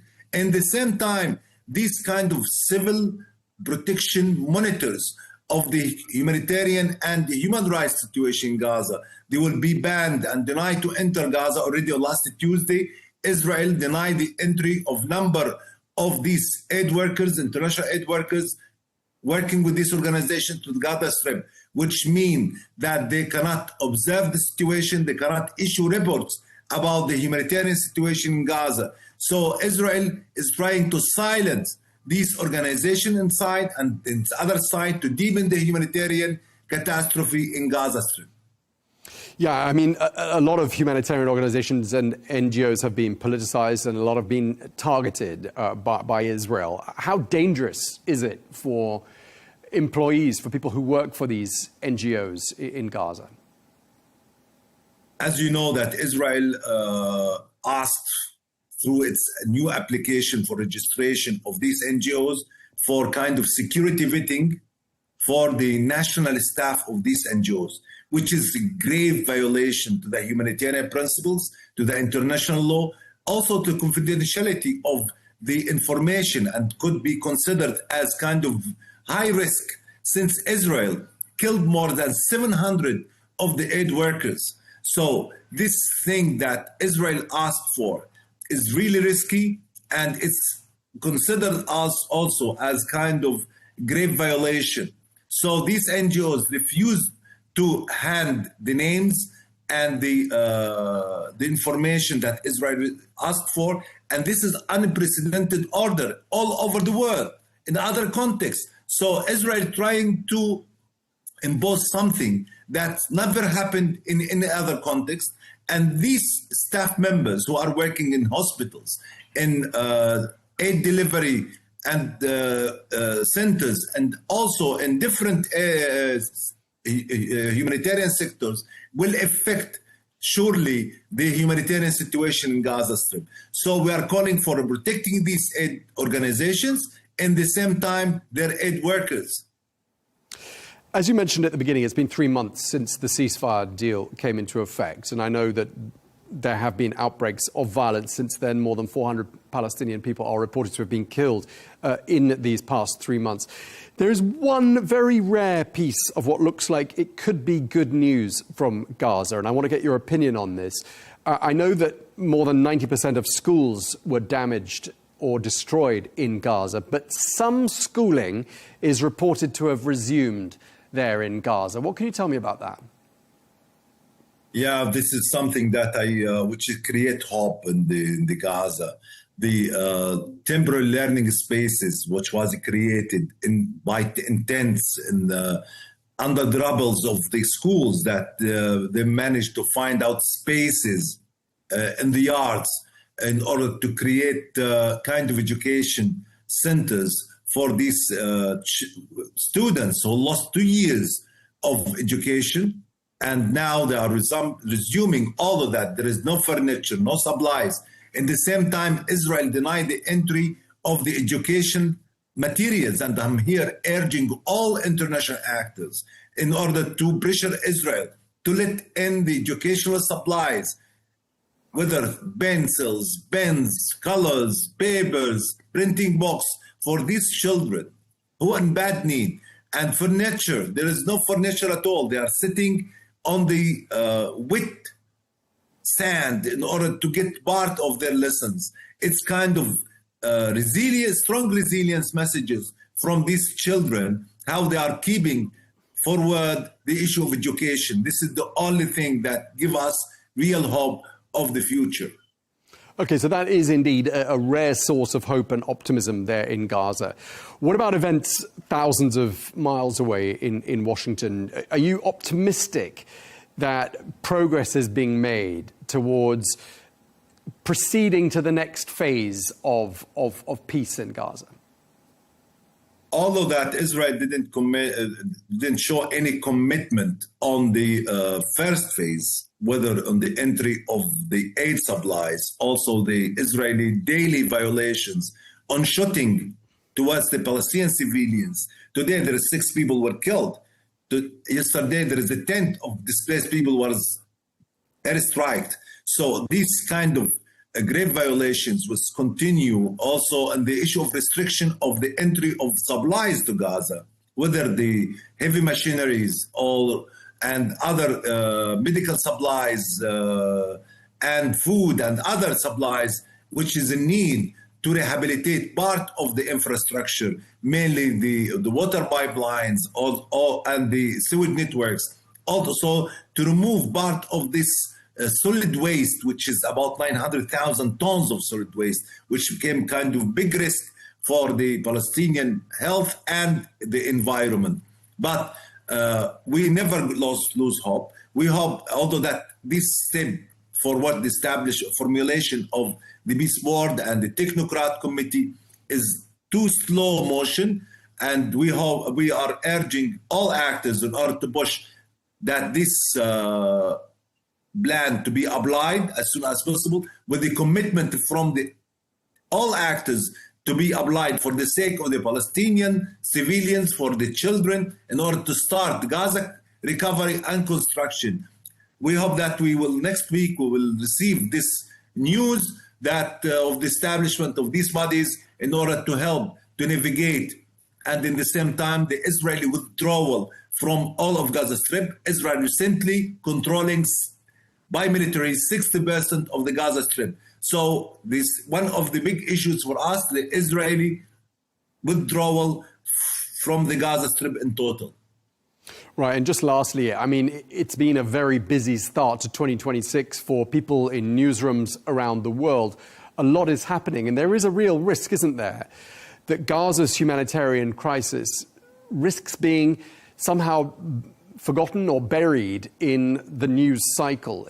Is that something you're concerned about? Yeah, I do. Although that Gaza was in the center of all the news all over the world, now it's back, and sometimes it's not mentioned. We know, and we know how much the world is boiling here and there, but there is also 2.2 million Palestinians who are suffering minute by minute, second by second, because of these Israeli attacks, these Israeli grave violations and crimes against the humanity committed here in Gaza.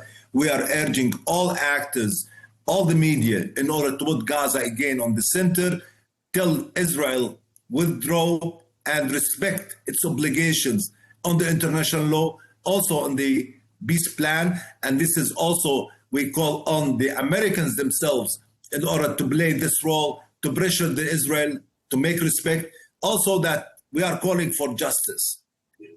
More than 72,000 people were killed. We have 10,000 people who are missing.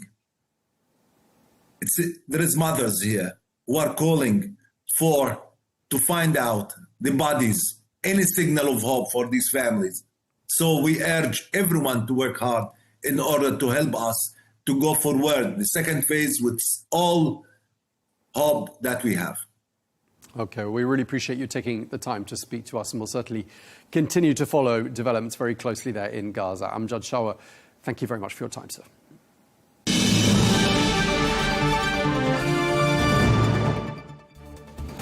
Well, that is all we have time for on Global News today. Thank you very much indeed for watching. Be sure to join us tomorrow for a look back at some of the best interviews of the week. Until then, goodbye.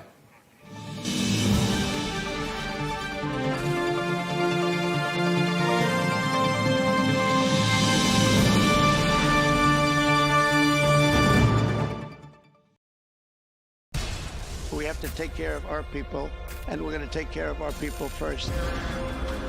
For in-depth analysis and all the latest developments across the globe, make sure you join us every weekday. President Trump is trying to negotiate a ceasefire. With so much happening, so much information, and so much noise, International law will have no part in his administration. It can be hard to keep track. Tariffs will just fuel inflation. We're going to fight these tariffs. But you can count on us to tell you what you need to know. We stand by your side. Join me, Tom Burgess-Watson, for Global News Today, right here on Al Arabiya News. Our allies, in many cases, are worse than our enemies. Stay informed and connected with the latest international headlines. There obviously is a risk. From breaking news to in-depth analysis, it would appear that this war is coming to an end. Who buys this stuff? Investors, pension funds. We deliver the most important developments straight to your screen. Iran always wanted to deal with militia. Join us for compelling, expert-driven conversations. A curfew order has been established. And an insightful look at the issues shaping our world today. There are a lot of proposals about European architecture for security. I'm Leanne Gerrett, and this is W News. We dealt with this when I was Chief of Staff in the first term. Where you don't just hear the headlines, you get the full story.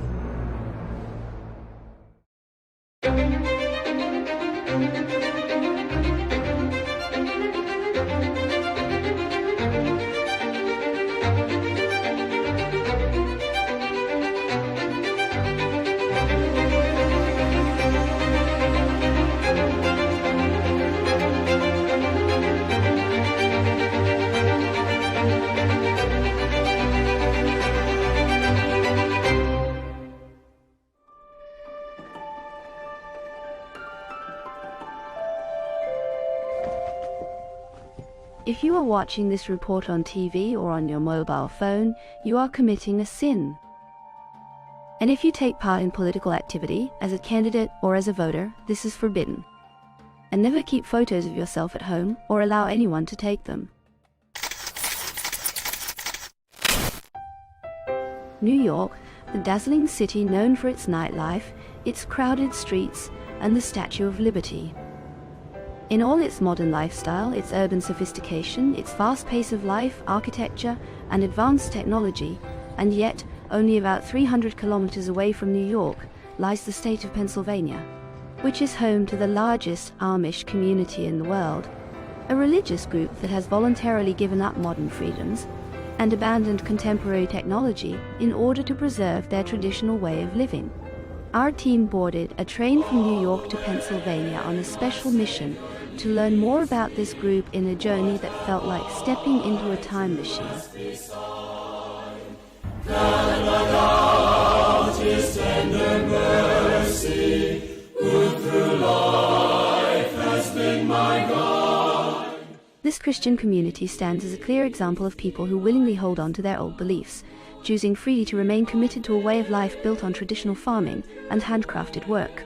They continue to follow these long-standing practices with intention and devotion, quietly setting aside the modern developments and technological changes that surround them in the world today.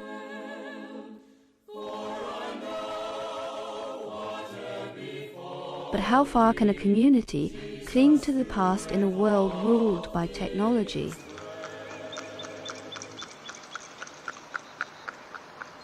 Pastor Gregory welcomes us into his church to share his experience living among the Amish and how their beliefs differ from the Protestant Christianity followed by most Americans.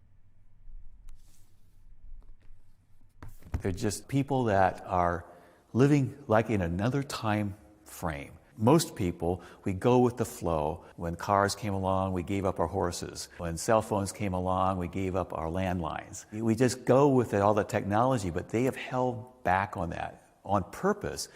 I think because they want to have a slower lifestyle, more thoughtful lifestyle, more contemplative, and not be influenced by the things that go with these advances. It's a mixed bag. There's blessings in the technology, but there's also some dangers as well, and they try to stay away from that. The Amish believe that good deeds in this life lead to salvation in the next. Unlike most Christian churches, baptism is not done at birth, but at the age of 18. At that age, one chooses whether to remain with the Amish community and be baptized, or leave it with no ties.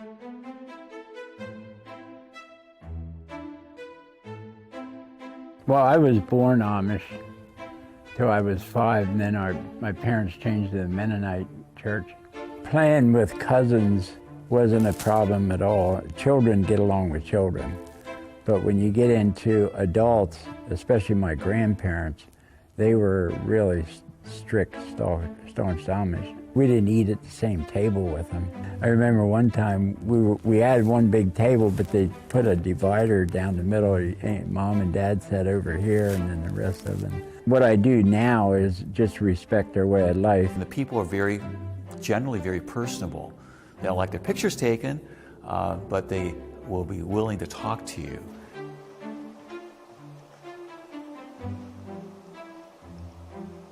A man named Sam Stoltzfus. He lives here in Gordonville, Lancaster County, next to the church where I pastor. But this man is a resident historian for Gordonville.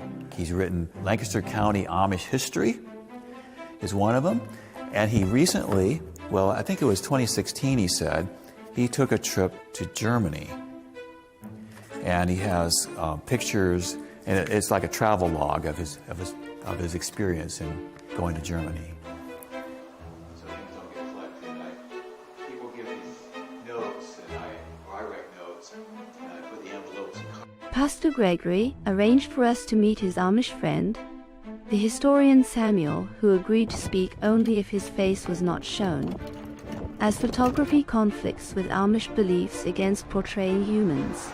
We don't believe in having our photographs taken because of the graven image. Ten Commandments, second commandment. We have 350,000 Amish people in North America. They're scattered all the way from Montana to Delaware to Virginia or New York State. There's Amish people in Ohio, Indiana, Illinois, Missouri, Mississippi. Then there's also beachy Amish. They don't drive cars, but they have tractors. Almost 40,000 Amish people in Lancaster County. The Amish are known for their distinct appearance. Men grow beards but shave the mustache, and women cover their hair and dress modestly. We always wear plain clothes, plain suits, plain shirts. Now, we don't always make our own clothing. We buy some. You can buy some tailor-made. And dresses, the girls wear white before they're married. Organdy, we call it. Then when they get married, then they wear colored dresses. The white dress, when you get married, is laid back, and that's their funeral garb. Or when a lady gets to be 35 and not married, then she'll switch over to colored dress.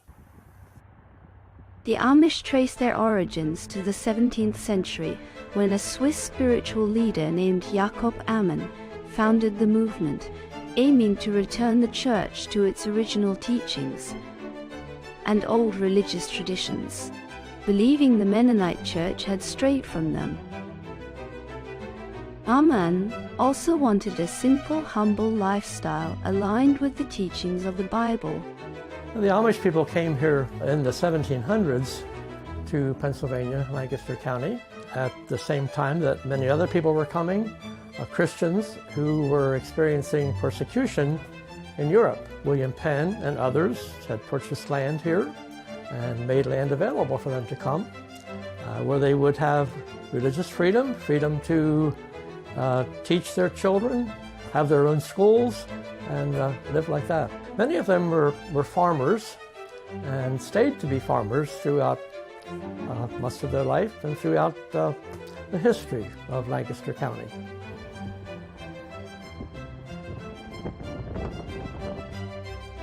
They all came from Germany and Switzerland, Europe, and they all taught Pennsylvania Dutch. And that's English and German and Dutch together. So that's why they taught Pennsylvania Dutch. It's very interesting how at that time, back in the 1700s, that the communication got from America to Europe that, oh, there's freedom here, and why don't you come and live here? But many of them did, and records exist of boatloads of immigrants coming from Europe to America, arriving in Philadelphia, moving westward as land became available.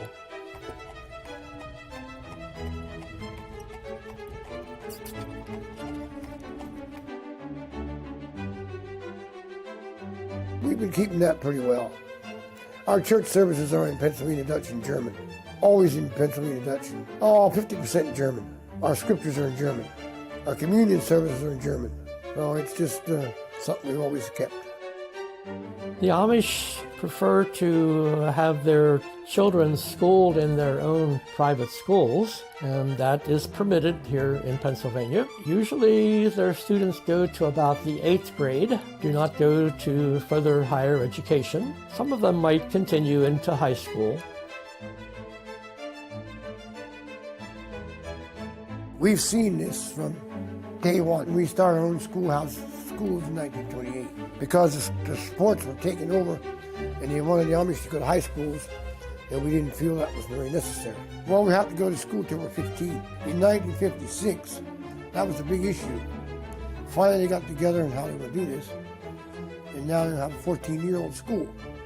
After you're through the 8th grade, you go to 1 year to that until you're 15. And then they teach German, farm economics, and things like that. The ladies will learn cooking, housekeeping, which they have anyway. They knew it anyway.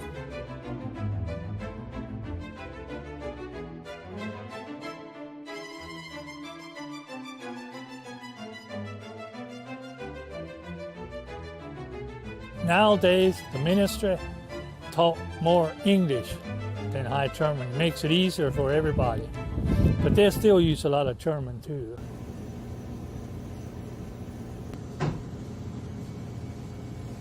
Amish girl will go to Amish school, And when she gets out of school, she can be a helper when she's 15 or 16. If she's a helper for a year or two, she has the groundwork to be a teacher. They don't all make it, but 90% of them do. They do a good job. Their schools are usually taught by a younger single lady, and they do have a training, although it's very short, a training program for their teachers. And when they get to the point that they might marry, she should no longer continue teaching, because if she's married, she should be living at home, taking care of her children. The Amish face many challenges, including the high cost of land, which pushes many away from farming toward working in shops. Here in the central market, young men and women sell their local products, attracting visitors from all around. I grew up in Lancaster. I think the market's such a great part of our history. It's actually the oldest, largest, continuously operating market in the country. So that's like a really cool thing. The Amish today work with other people. They participate in community activities, especially with local fire companies. All of our fire companies are volunteer. The Amish have lovely farms, and they have farm buildings, barns, and they need protection, and so they cooperate with other people in the community as well.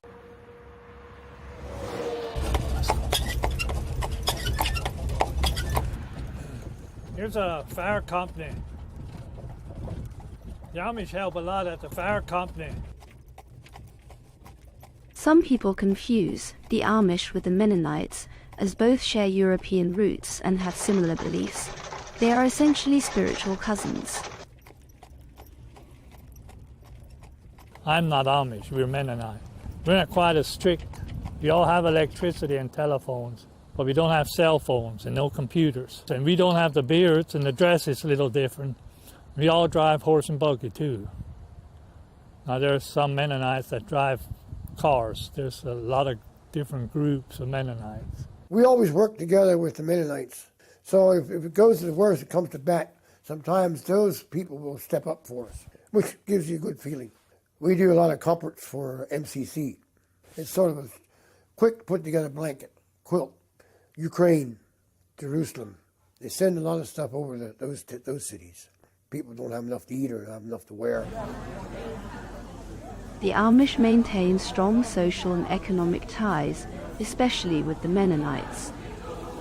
The Amish refer to anyone outside their community as outsiders, regardless of background. It's a mix. They'll use our services as English people. They will use our technology, our transportation when they need to, but they rely upon themselves mainly for their day-to-day living in their home life. Some of them actually have vehicles, but not for their own purpose. They use it for business purposes. I work for a hardscape company up in New Holland, where the owner had 3 big diesel trucks. He had cell phones, he had office computer equipment and so forth, but he himself would have to be transported by a driver to get to the job locations to give the estimates and then to check up on the work.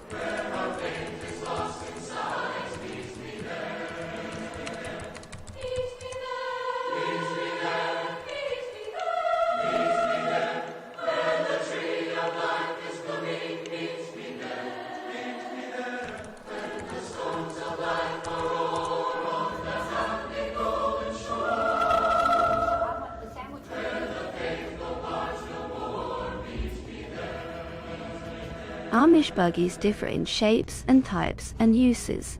There are summer buggies, winter buggies, family wagons, cargo wagons, and more. Power companies used to show us some of his personal buggies.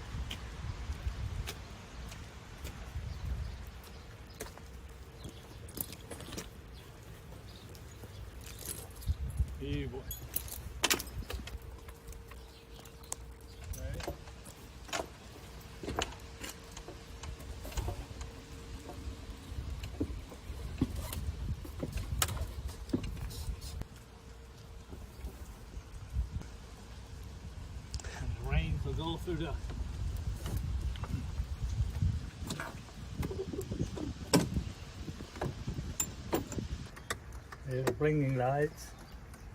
It's the headlights.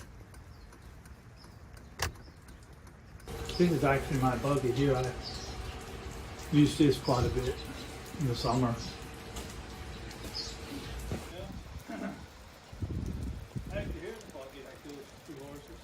They are head and base. Helps a little for the rain too. You look around more and gets you a good ride. We believe in using horses and on the road and in the field, because if we would start buying cars and buying tractors, we would go way too fast. Our young folks, when they get 16, we get them a horse and a buggy, and that's the way they travel.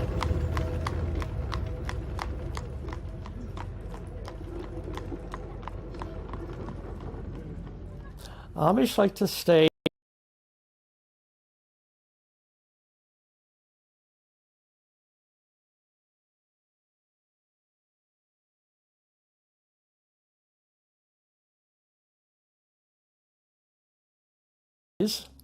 and so they don't drive cars because that would take them away from their family and away from the community, perhaps into a city where there might be other influences that might not be to the benefit of their families. And they've kept using horsepower for their farm work as well. And so you'll see horses out in the field pulling plows and different kinds of equipment all the way.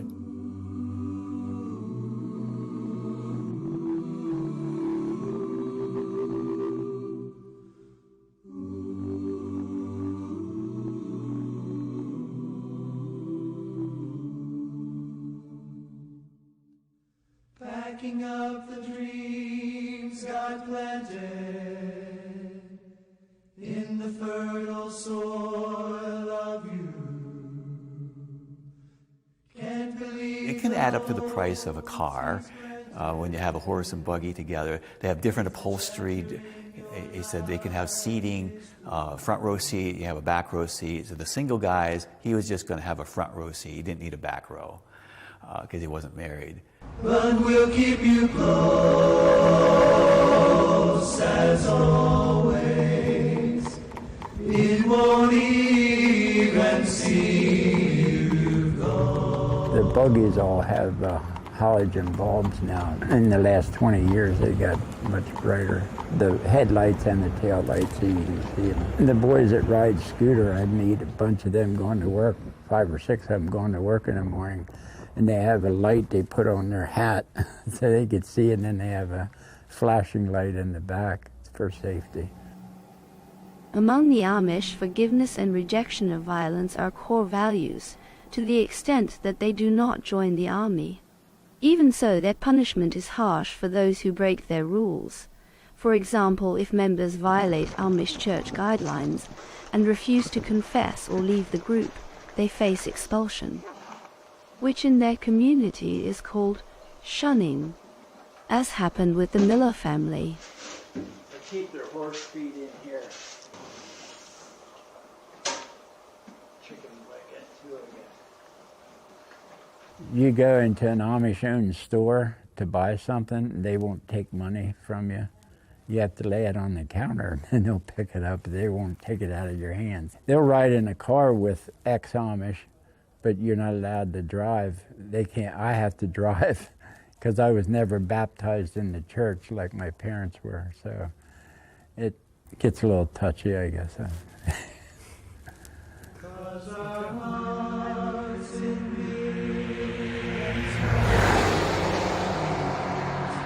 we'll keep the love that keeps us strong, and friends are friends forever.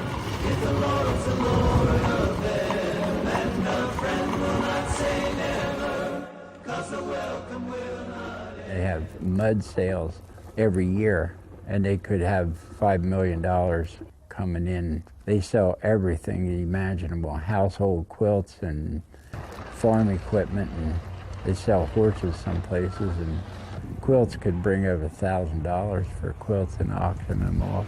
But because it's a fundraiser for the fire company, they don't mind paying twice as much as what you would maybe buy it at a store. You might get 5,000 people showing up at the sale. English and Amish, they go together, and Mennonites, and sell buggies and horses.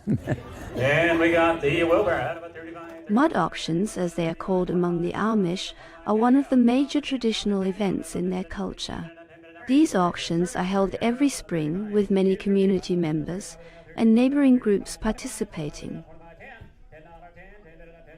They sell many items including handmade furniture, farm equipment, horse-drawn wagons and local foods.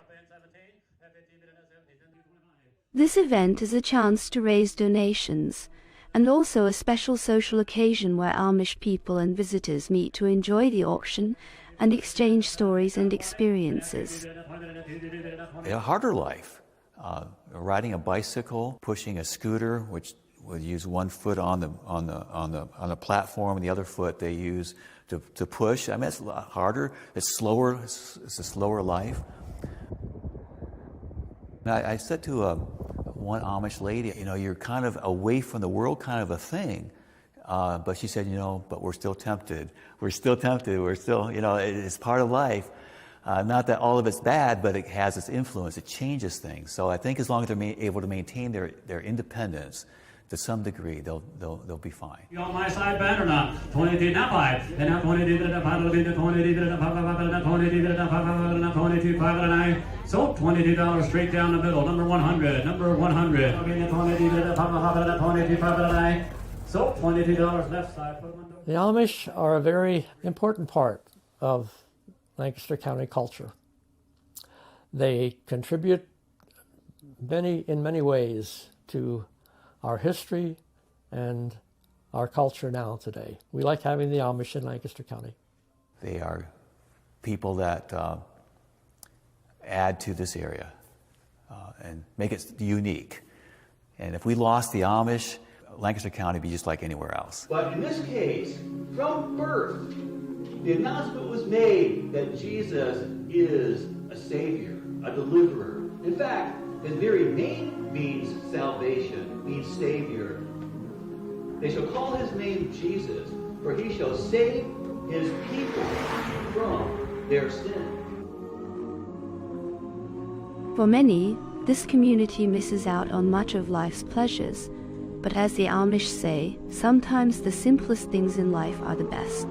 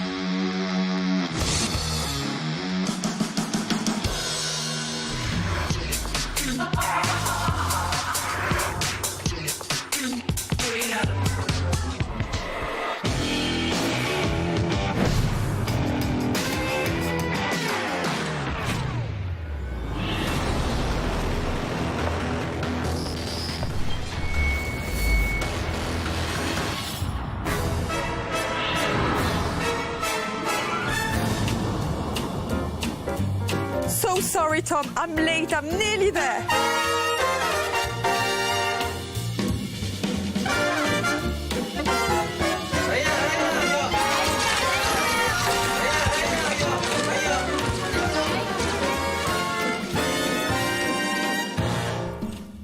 I'm the narrator. I'm here to provide facts about Ella McKay. I've worked for her ever since she finished law school, so I'm not exactly neutral.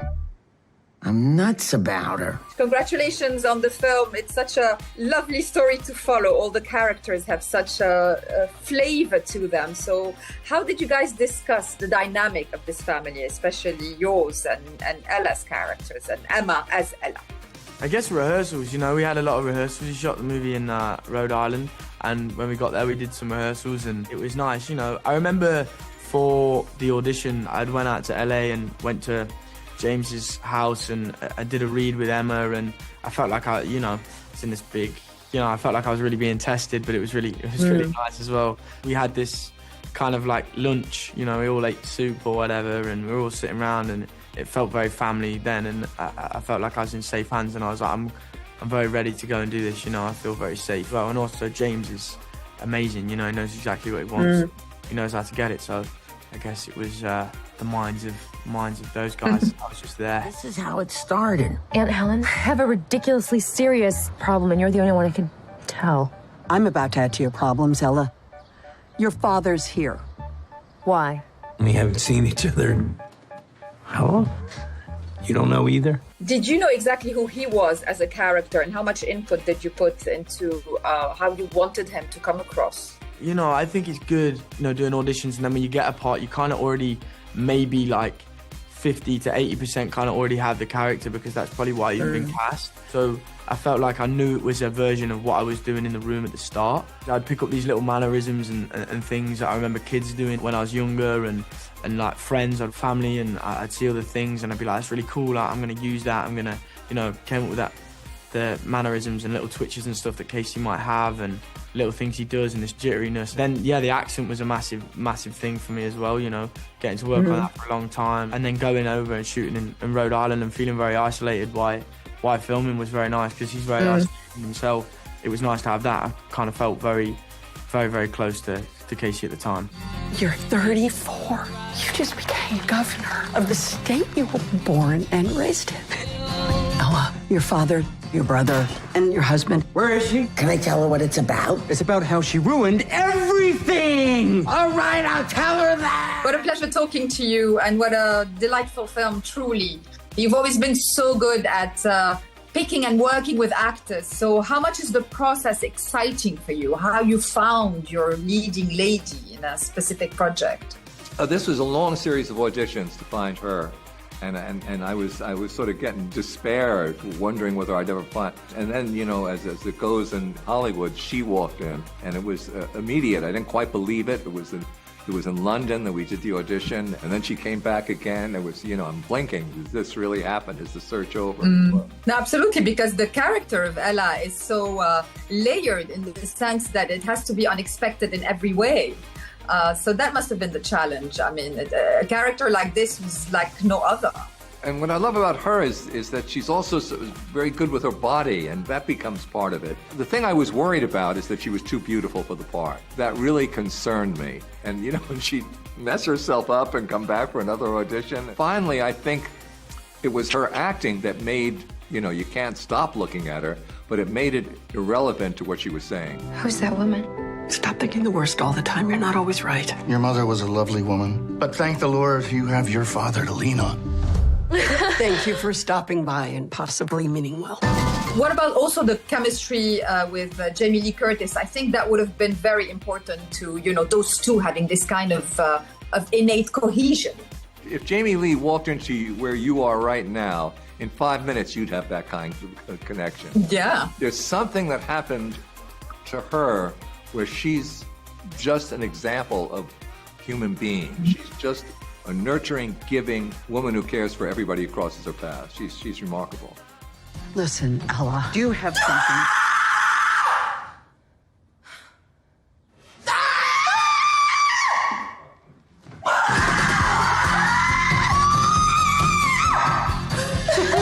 Well, we should do that every afternoon.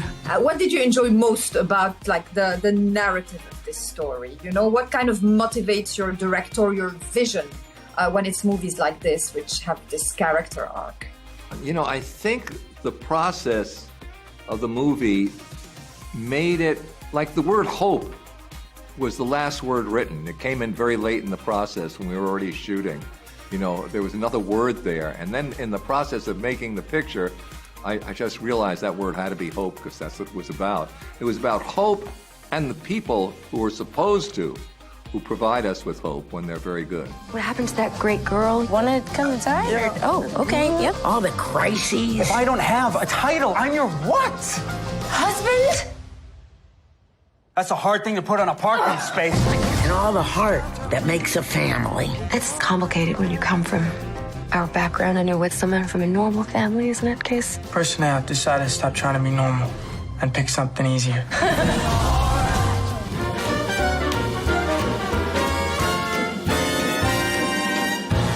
last call. Drink them if you got them. Let's go back to your place and you can take advantage of my poor judgment. I depend on your poor judgment.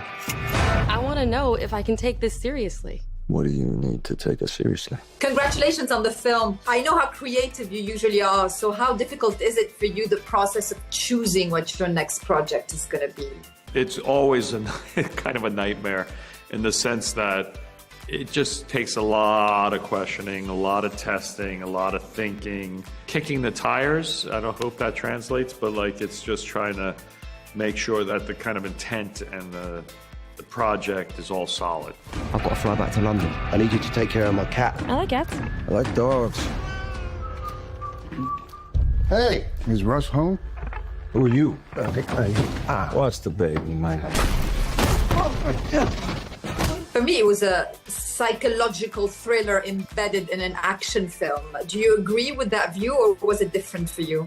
I guess so. I mean, psychological thriller are kind of dangerous words hang around me because my psychological thrillers are often psychological horror films, and this film is not that. This film is very much trying to be like a fun entertainment. But it's interesting. I think people are really feeling the energy and the fear ride that Austin's character is feeling, which is great because it just means people are connecting and not lost on their phones, but sort of spending 2 hours with Austin Butler. These guys you messed up with, they're scary monsters. I don't know anything. What did you get me into? How much fun did you have finding the right actor for the right character? The most amazing thing about New York City, especially the East Village, where you have these 4 or 5 floor walk-ups with 4 apartments on each floor. Behind each door is another crazy person who is completely unique and wild in their own universe, yet they're still New Yorkers. That allowed me to dream big on what these different characters could be. Liev said to me last night, a famous saying is that every New Yorker has a grandmother from somewhere else. They just all come together, and even though they might listen to slightly different music or listen or speak slightly different languages, they're still sort of in the same story. So it allows you to just have a beautiful hodgepodge of people and characters. Buckle your seatbelt.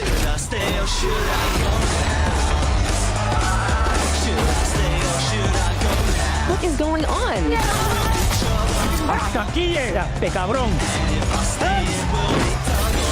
How collaboratively did you work with Charlie Houston and with the band that made the music?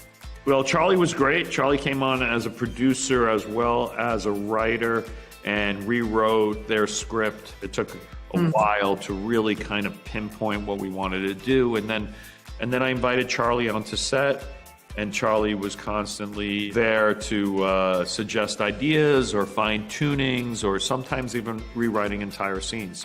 It was a great resource to have someone as talented as Charlie with us the whole time. And also it was great to have his creative input. Idols was, they're one of my favorite bands on the planet.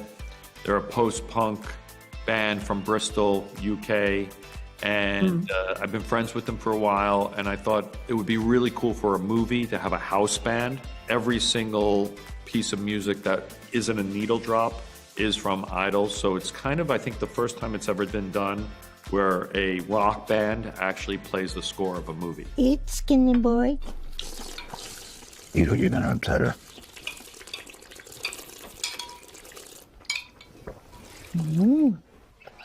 I like you, Hank.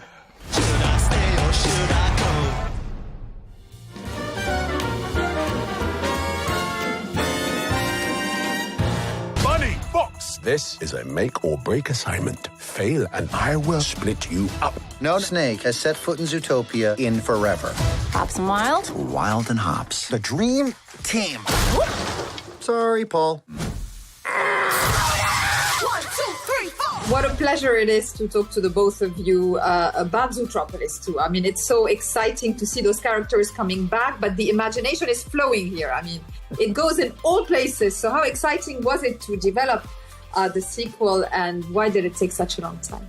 It's the most fun place in the world. I love the world of Zootropolis.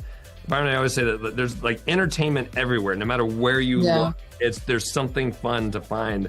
And it's not just us, 700 people worked on this movie, and they would find all those, hilarious bits of entertainment all over the place. So if you want to feel joy, this is the place to do it in. And it was really fun for us moving through this story. At the ZPD, partnership is the cornerstone of success. No, carrots! Whoa! Beautiful! You want to put bad guys away? Jiggle it, let's go. We got this. Here's the fuzz! Is there infinite possibilities when you're creating the world? I mean, everything is an inspiration to do something new? I think yes. I'd say there's one is, we have the luxury of working with the most incredible artists and storytellers in the world. And you're just feeding off of everyone's imagination. And so there's really no bounds to imagination. There are bounds to time, how long it takes to get something made. And some producers at some point will tell you it's time to actually make it. And that's a really important thing. I actually find that those limitations are great. Because it does force you to make choices, and those choices that you find typically lead to something really interesting because you're having to sort of set something in stone. So I actually really love that part of the process, but I do feel like it's kind of limitless. Let me ask you something. Do you think we're a good team? Of course. I just wish I knew what we had to do to prove it to everyone else. We check the perimeter, snoop a little, we find nothing, we bail. How excited do you get about the new voice talent? Obviously, the original voice cast being back, but also, getting the Ki-Hui Kwans of this world, and then, getting the cameos that people will recognize from their voices.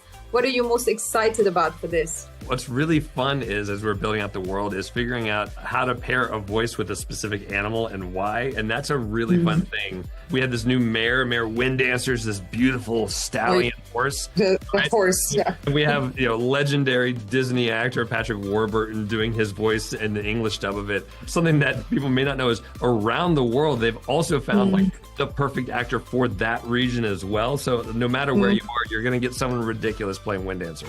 No snake has set foot in Zootopia in forever. Keep the music playing. There's a snake! Stop in the name of the law! So nice to talk to the both of you, and what fun it is to watch this second installment. So I'll start with Jennifer, and what you were most expecting about a second one, and what thrilled you? What's thrilled me is that I like it better than the first one, and I didn't think that would be possible. Zootopia #1 was my favorite job I've ever had. Sequels can be nervous-making, and I don't like choosing between my children, but this is my favorite child. I have to set things right, and when I do, my family will finally be able to come home. Woo! Hops and Wiles. Dream team. On the ground! Help me save them! I would like to call a partner meeting. It must feel so exciting to watch the movie then, like in its final part, because everything comes together and you're getting into the adrenaline of it. Yes, it's new for us too. And also all along the way, this story is changing. The script is changing. And we're doing every scene 400 different ways. And it might be put in this place. It might be put in that place. It might be this part of the emotional journey, that part. And so we never really know what it is until it's all come together for the audience. I want the fox and that rabbit. Do you know how many mayors they've already destroyed? 1, 2. I got up to 2. All right, Carrots, any idea where you want to start? Let's talk about the snake and how lovely he is and how emotional you wanted him to be. When I was told about Gary the Snake, I mean, my initial thought was, oh no, he's the villain probably because, he's a pit viper. But when I found out that he's actually this friendly, goofy guy with a big heart, I loved him immediately. But also, I think his character brings a lot of heart and warmth to this movie. I love that. It's the brilliant writing of Gerrett Bush and his directing along with Byron Howard. They did such an incredible job with this character. And also, I got to give a lot of credit to our animators because it's not easy to make a snake, to make people fall in love with a snake with no arms and no legs, no shoulders. It's just his facial expression, along with my voice. Really, it's the combination of everyone's creative work to bring this character to life. Breathe it in! Woo! Zootopia! Zootopia has a secret reptile population. Just let me handle the locals. Hey, bub. Hey, bub. Hey, bub. Hey, bub. Hey, bub. Hey, bub. Bubby, bub. Hey, bub. Hey, bub. Hey, bub. Seen a snake? Nope. Is it a movie about, accepting everyone's circumstances? I mean, there's always those wonderful messages in those stories. I love that. Yeah, no. There are some wonderful messages in this one. If there's one thing that the audience can take away from is, understanding that we're all different, and that's a good thing. Happy community is one where, we each embrace each other's differences and not only tolerate it, but also value it. And that's just one of many. This movie is just absolutely incredible. It brings me back to the time when I saw the first one, which I loved.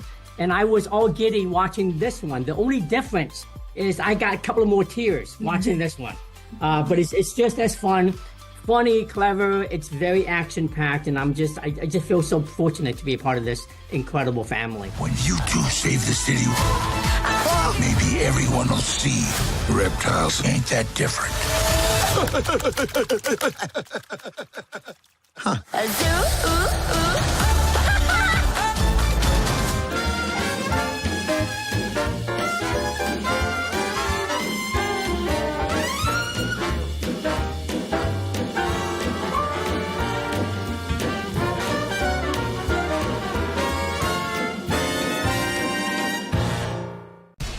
We have to take care of our people, and we're going to take care of our people first. For in-depth analysis and all the latest developments across the globe, make sure you join us every weekday. President Trump is trying to negotiate a ceasefire. With so much happening, so much information, and so much noise, International law will have no part in his administration. it can be hard to keep track. Tariffs will just fuel inflation. We're going to fight these tariffs. But you can count on us to tell you what you need to know. We stand by your side. Join me, Tom Burgess-Watson, for Global News Today, right here on Al Arabiya News. It feels like decades are passing by in a matter of weeks. Seismic shifts in the world order. Never, ever will be part of America. With so much happening and then so much noise. Whether it's political upheaval, Canada has been ripping us off for years. economic shifts, or social movements, And no one wins from tariffs. I think America can be more friendly to the rest of the world. For in-depth analysis and all the latest developments across the globe. To have an inclusive policy together. The meetings with Hamas gave me some hope. We're in another nuclear arms race. the most important developments straight to your screen. Welcome to the dressing room. I'm on my own. I need backup. And an insightful look at the issues shaping our world today. It was not going to happen, that war, and it happened. Join us on Al Arabiya News, where the world talks.